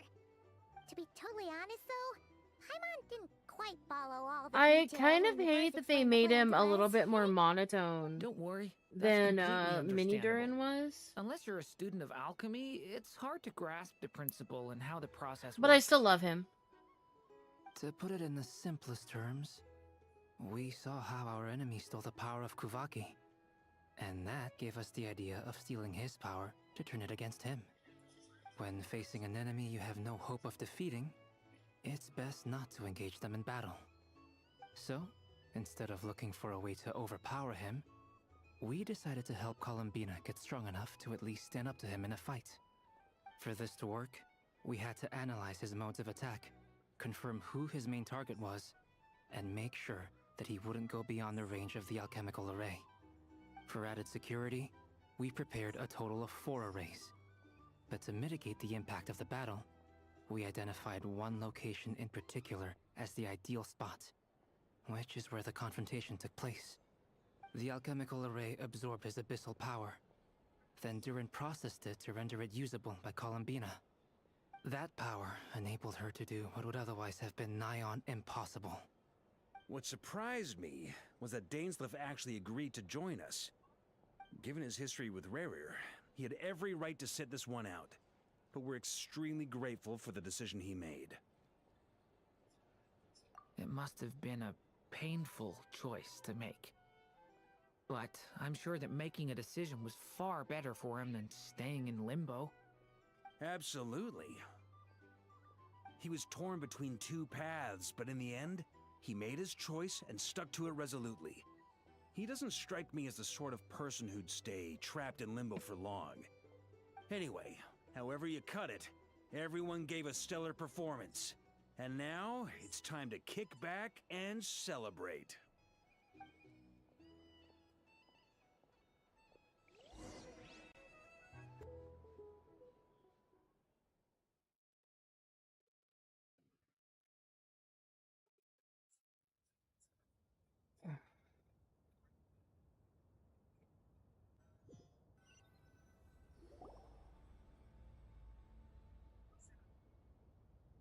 That's the only reason you're here.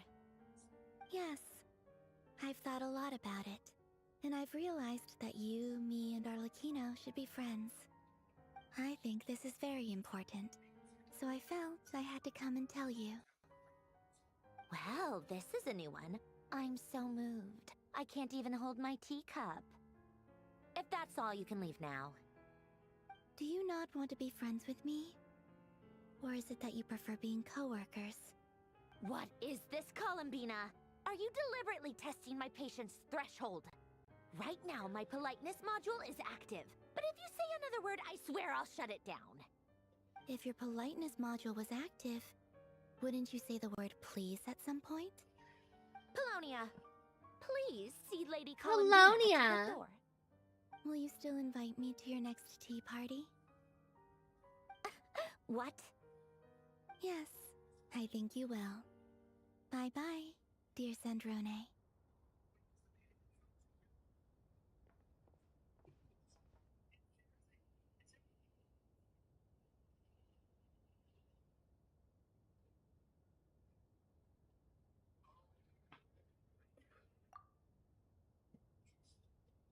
Last time, the Wild Hunt escorted you out. Would you rather I handled it myself this time? We just wanted to, see how you were doing now that it's all over. Why? Out of concern for my safety? I hope you didn't seriously think that the Rayhir of Silnari would be able to lay so much as a finger upon me, given how prepared I was. Mostly because you kind of helped us out, so we just wanted to check you were okay. Looks like all your robots are fixed, huh? Oh, don't you worry about that. Tea time is already a write-off. The visitor before you managed to kill my appetite. If you're in the mood for tea, go ahead and help yourself. Otherwise, it's going to waste. My coasters are still missing in action, though. Use this notebook instead. Whoa! Pretty hefty notebook. Look at all those calculations. You can ignore those. They're just dumb scribblings. I doodle and write in my free time. Sometimes I remember the distant, dreamlike past. Sometimes I imagine the far-flung future. And other times, I grit my teeth and note down all the crazy nonsense going on in the present. Some people do the crosswords in the newspaper. This is my equivalent of that. Trying to predict the future is like daydreaming. And writing about the present just makes me furious. The past is my favorite. If nothing else, it's already set in stone, so I don't have to rack my brains trying to figure it all out. Huh. Although, having said that, the only vaguely interesting memory in my past is probably that guy they call Lord Artificer. Who else? Pretty much all the mecha and Fontaine are his personal handiwork.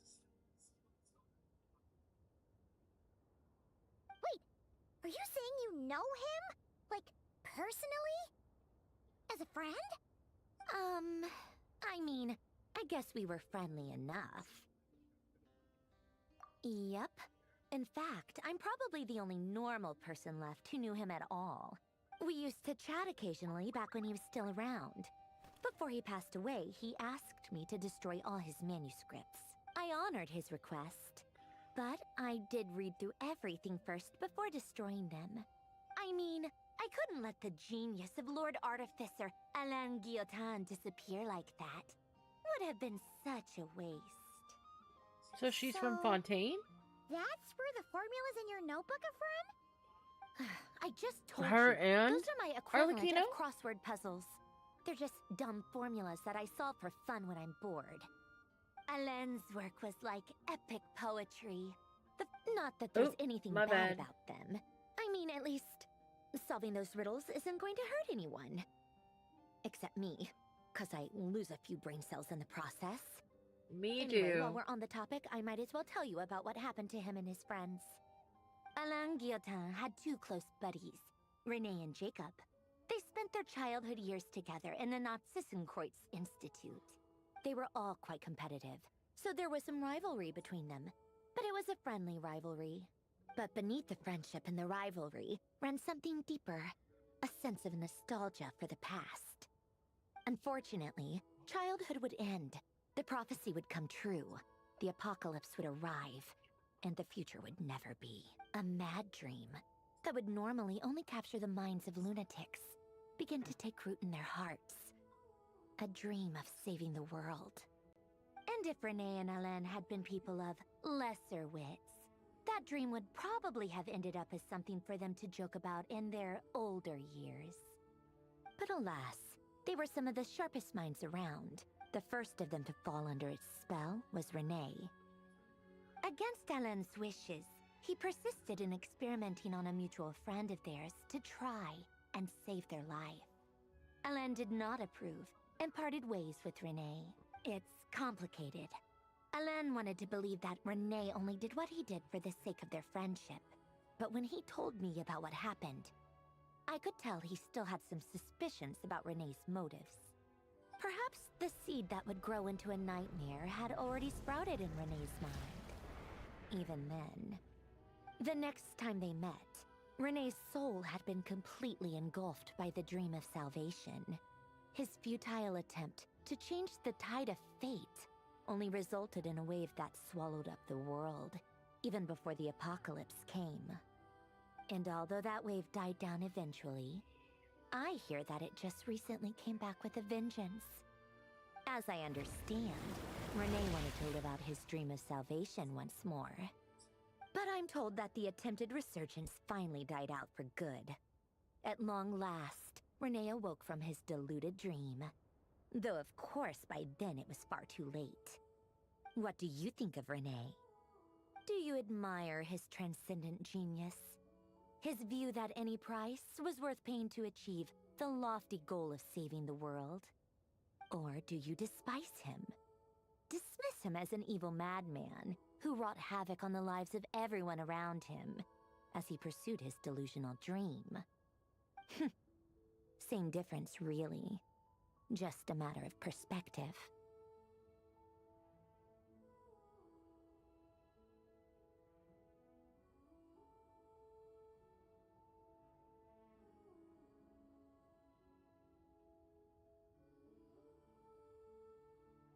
Really? I can't tell whether that's because you disapprove of his deeds or because he failed. Or maybe you have some other reason. Renee no longer exists in this world, and the dream he started went on to be realized by someone else.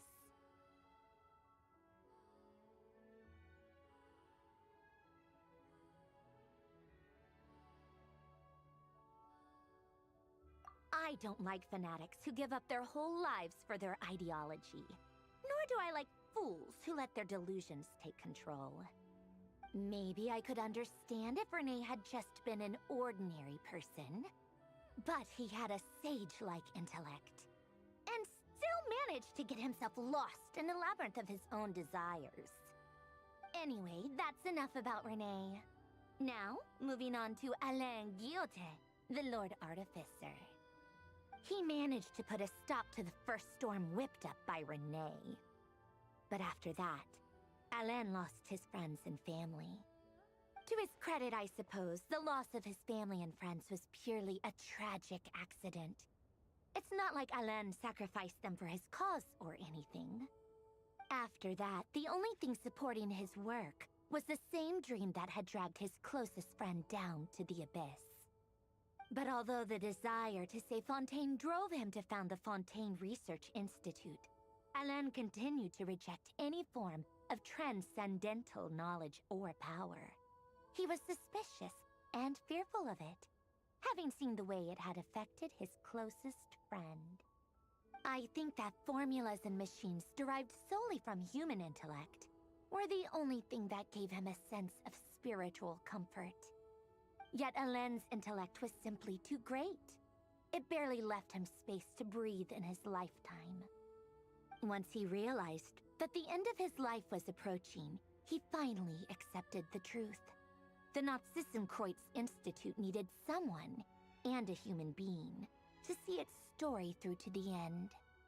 He quit working on his formulas, trading them in for the fairy tales that had played such a formative role in his childhood, but which he'd barely touched in his adult life. He told me that the director of the Nazissenkreuz Institute used to read those fairy tales to the children as bedtime stories. Apparently, they worked wonders at sending kids off to sleep. I think that all he wanted at that time in his life was to be able to sleep deeply without being plagued by... At the very end, he laid down to rest in the ruins of the... Many years after that. And that is the story of two people from the Nazissenkreuz Institute who both wanted to save the world. Okay, I gotta go pee again. I'll be right back, guys. Fantasy of salvation without ever looking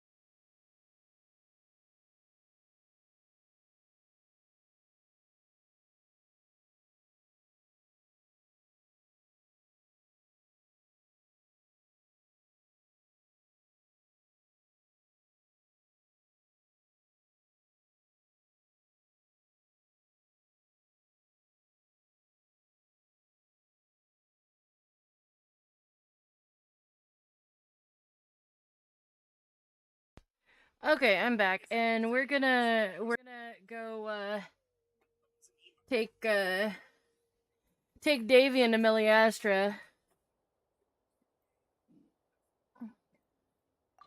Invite Davy.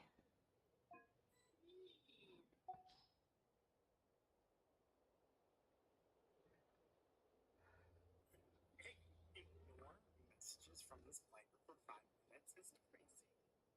Well, now when I want to get something quiet and ignore all you have. Please give me attention. Waiting. So wait, do I go into group 2 or group 1? Real estate tycoon? Well, not a real estate tycoon.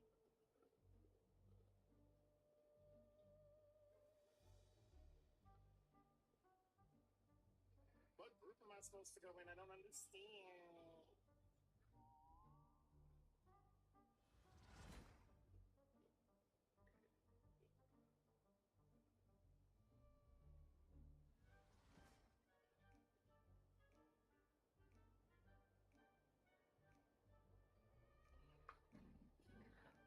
Also, I heard that like some of the 4 stars. I heard that some of the 4 stars, like the 4-star outfits, when you get them, Comic, are you still awake? it's not actually the outfit. Are you still on? Are you still existing? I think you already went to bed. Jeez.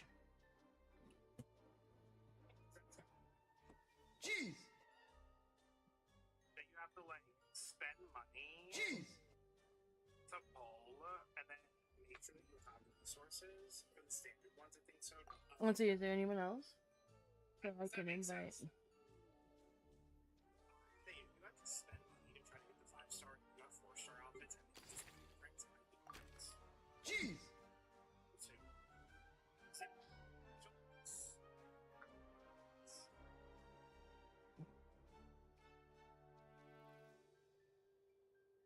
Terry, do you want to join? I mean, do we need a full lobby or can it just be the 2 of us?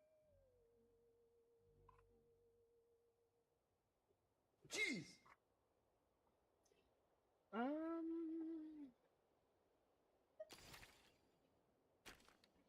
just gonna invite.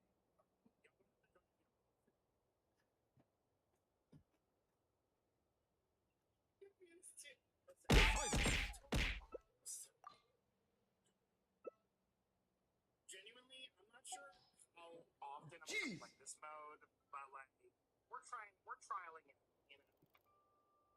We're trialing it. Jeez. So, okay, question.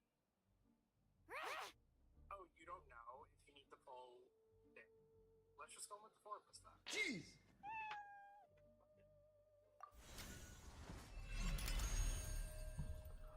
Yes, true.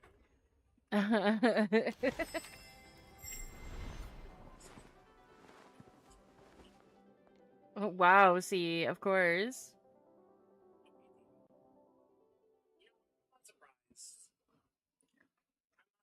Oh, I was gonna invite you to this, but I thought you were already in bed, so I just went.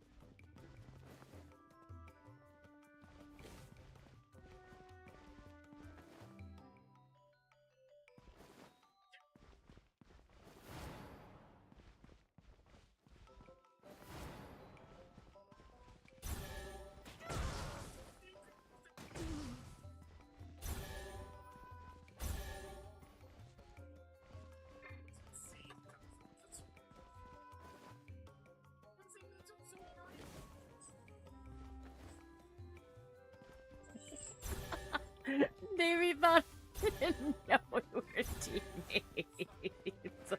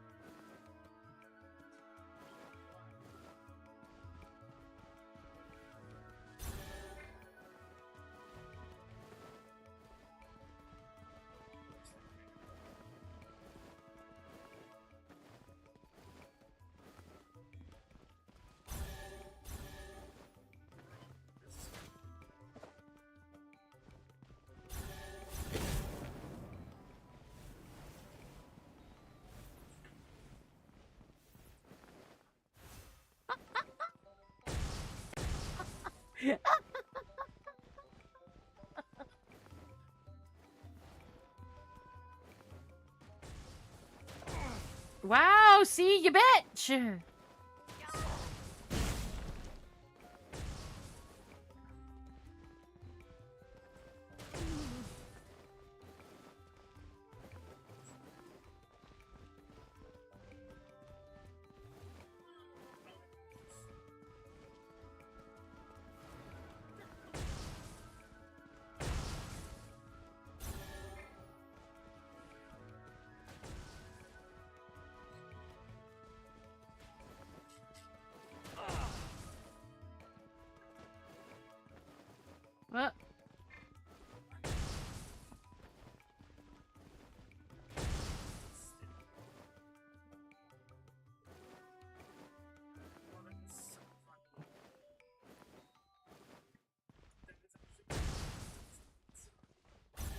keep hitting the wrong button.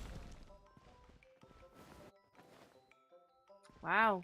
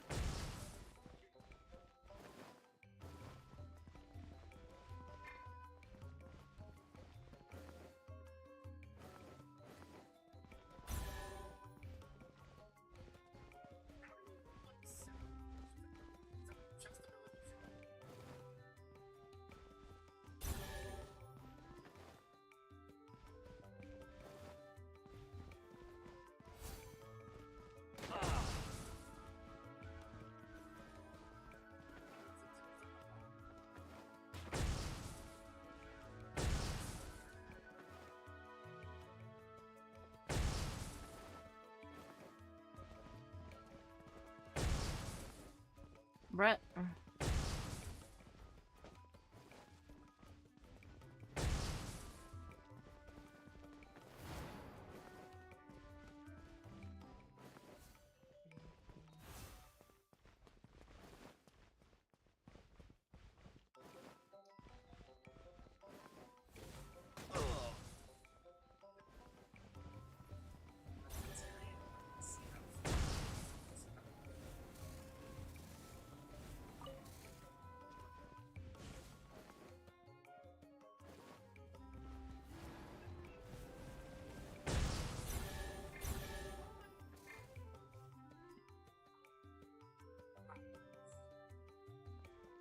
But also, that was so fucking funny.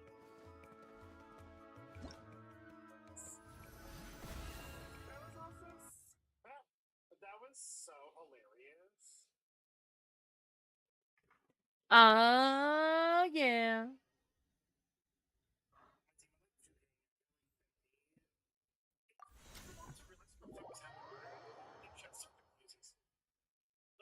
Time to read the description at the bottom.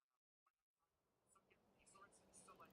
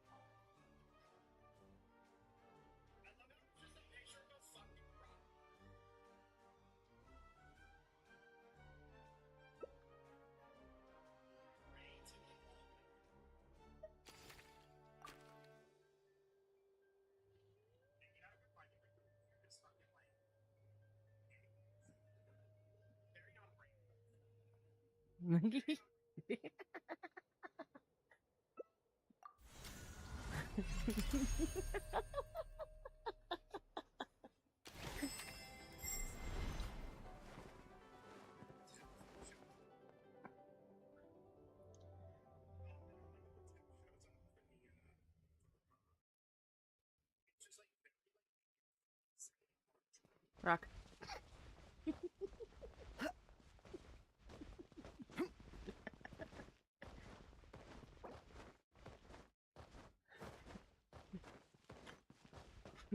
Rock.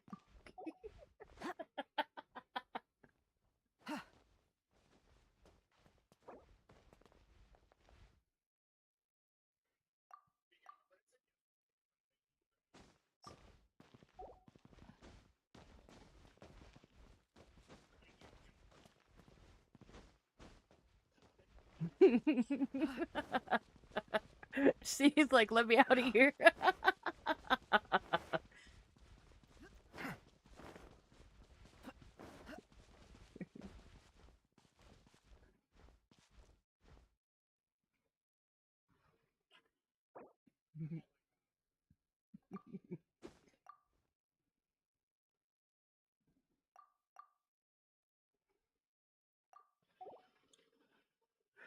Geronimo!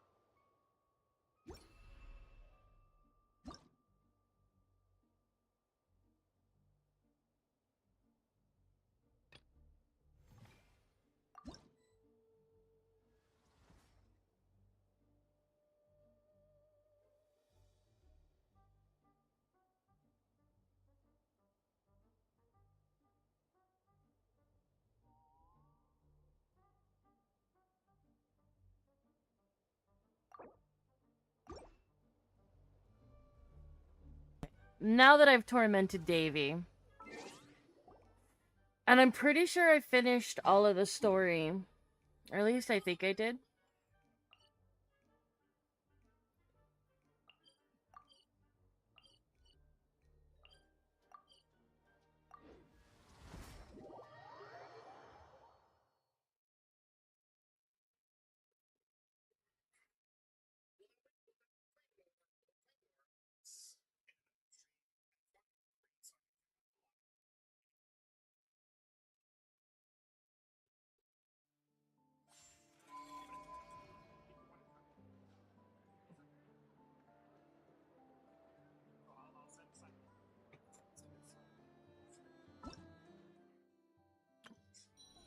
Okay, no, that was all of it. Okay. It was just the one thing. Okay. Yeah, fuck it. I'm gonna roll for Nefer.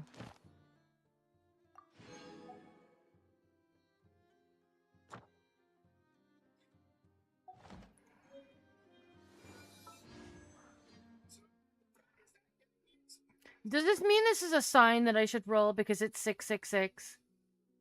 Like...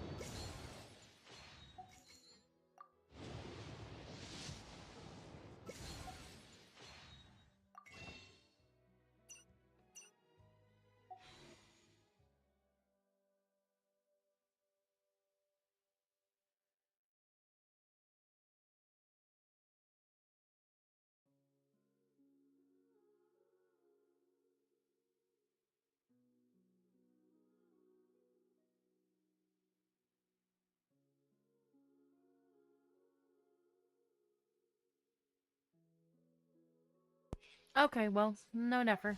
That's fine. Everything's fine. I think I'm gonna use my resin.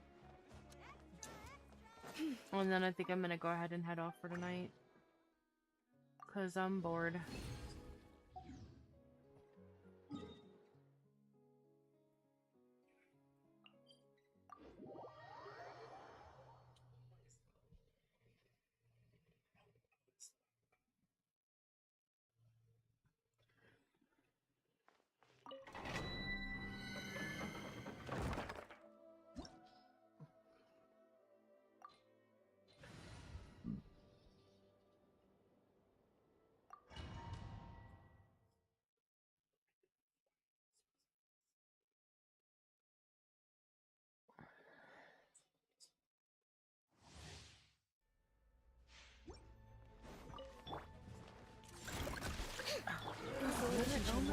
Leave this place for the everlasting. Observe.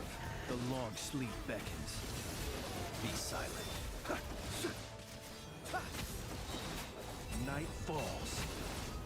Close your eyes. To dust.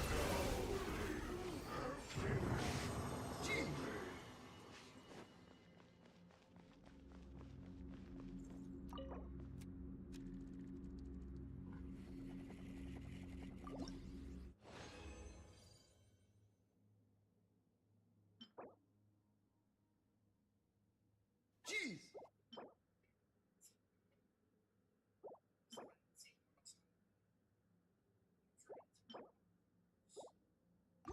Okay, well, I guess that was that.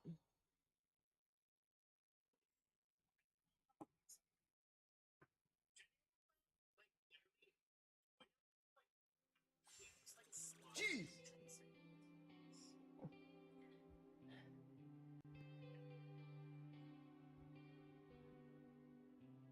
Oh.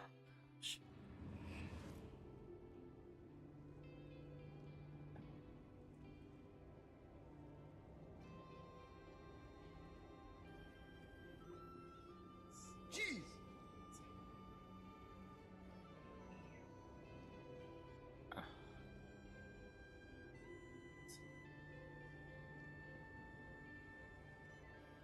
Wait a minute, did I never finish this?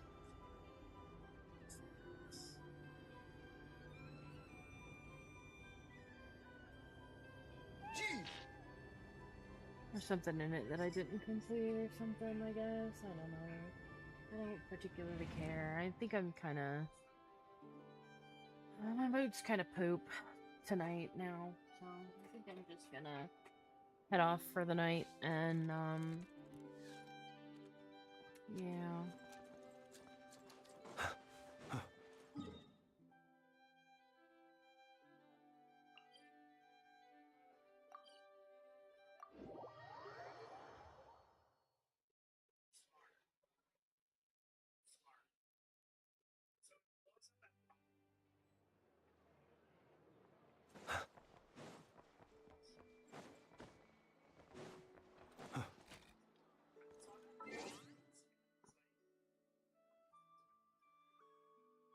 Okay, yeah. I think I'm gonna go ahead and end for tonight, guys.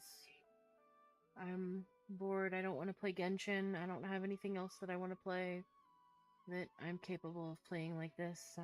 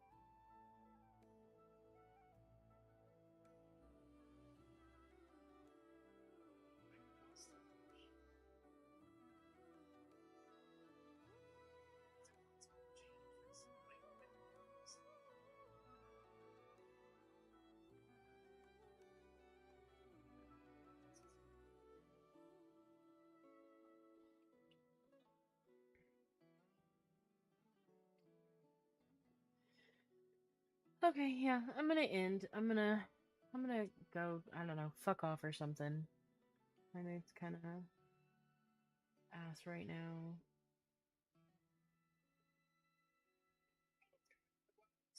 Um,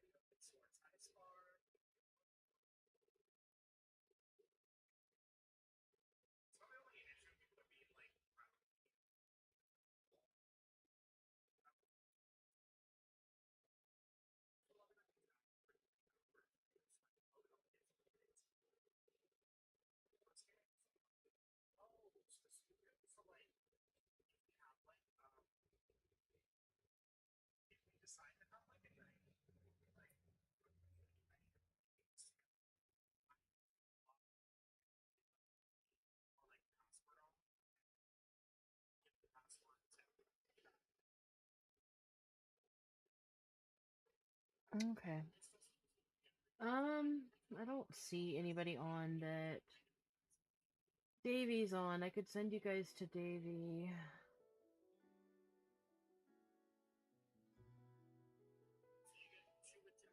He's probably gonna end soon. Yeah, I think I'm gonna take you. I'm gonna send you guys off to Davy. I'm gonna get off of here. I'm in a type of mood.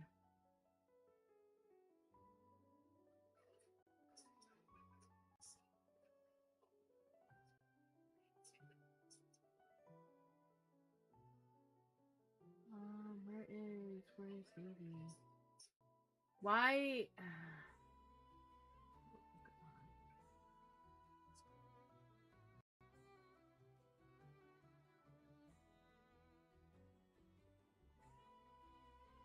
There we go.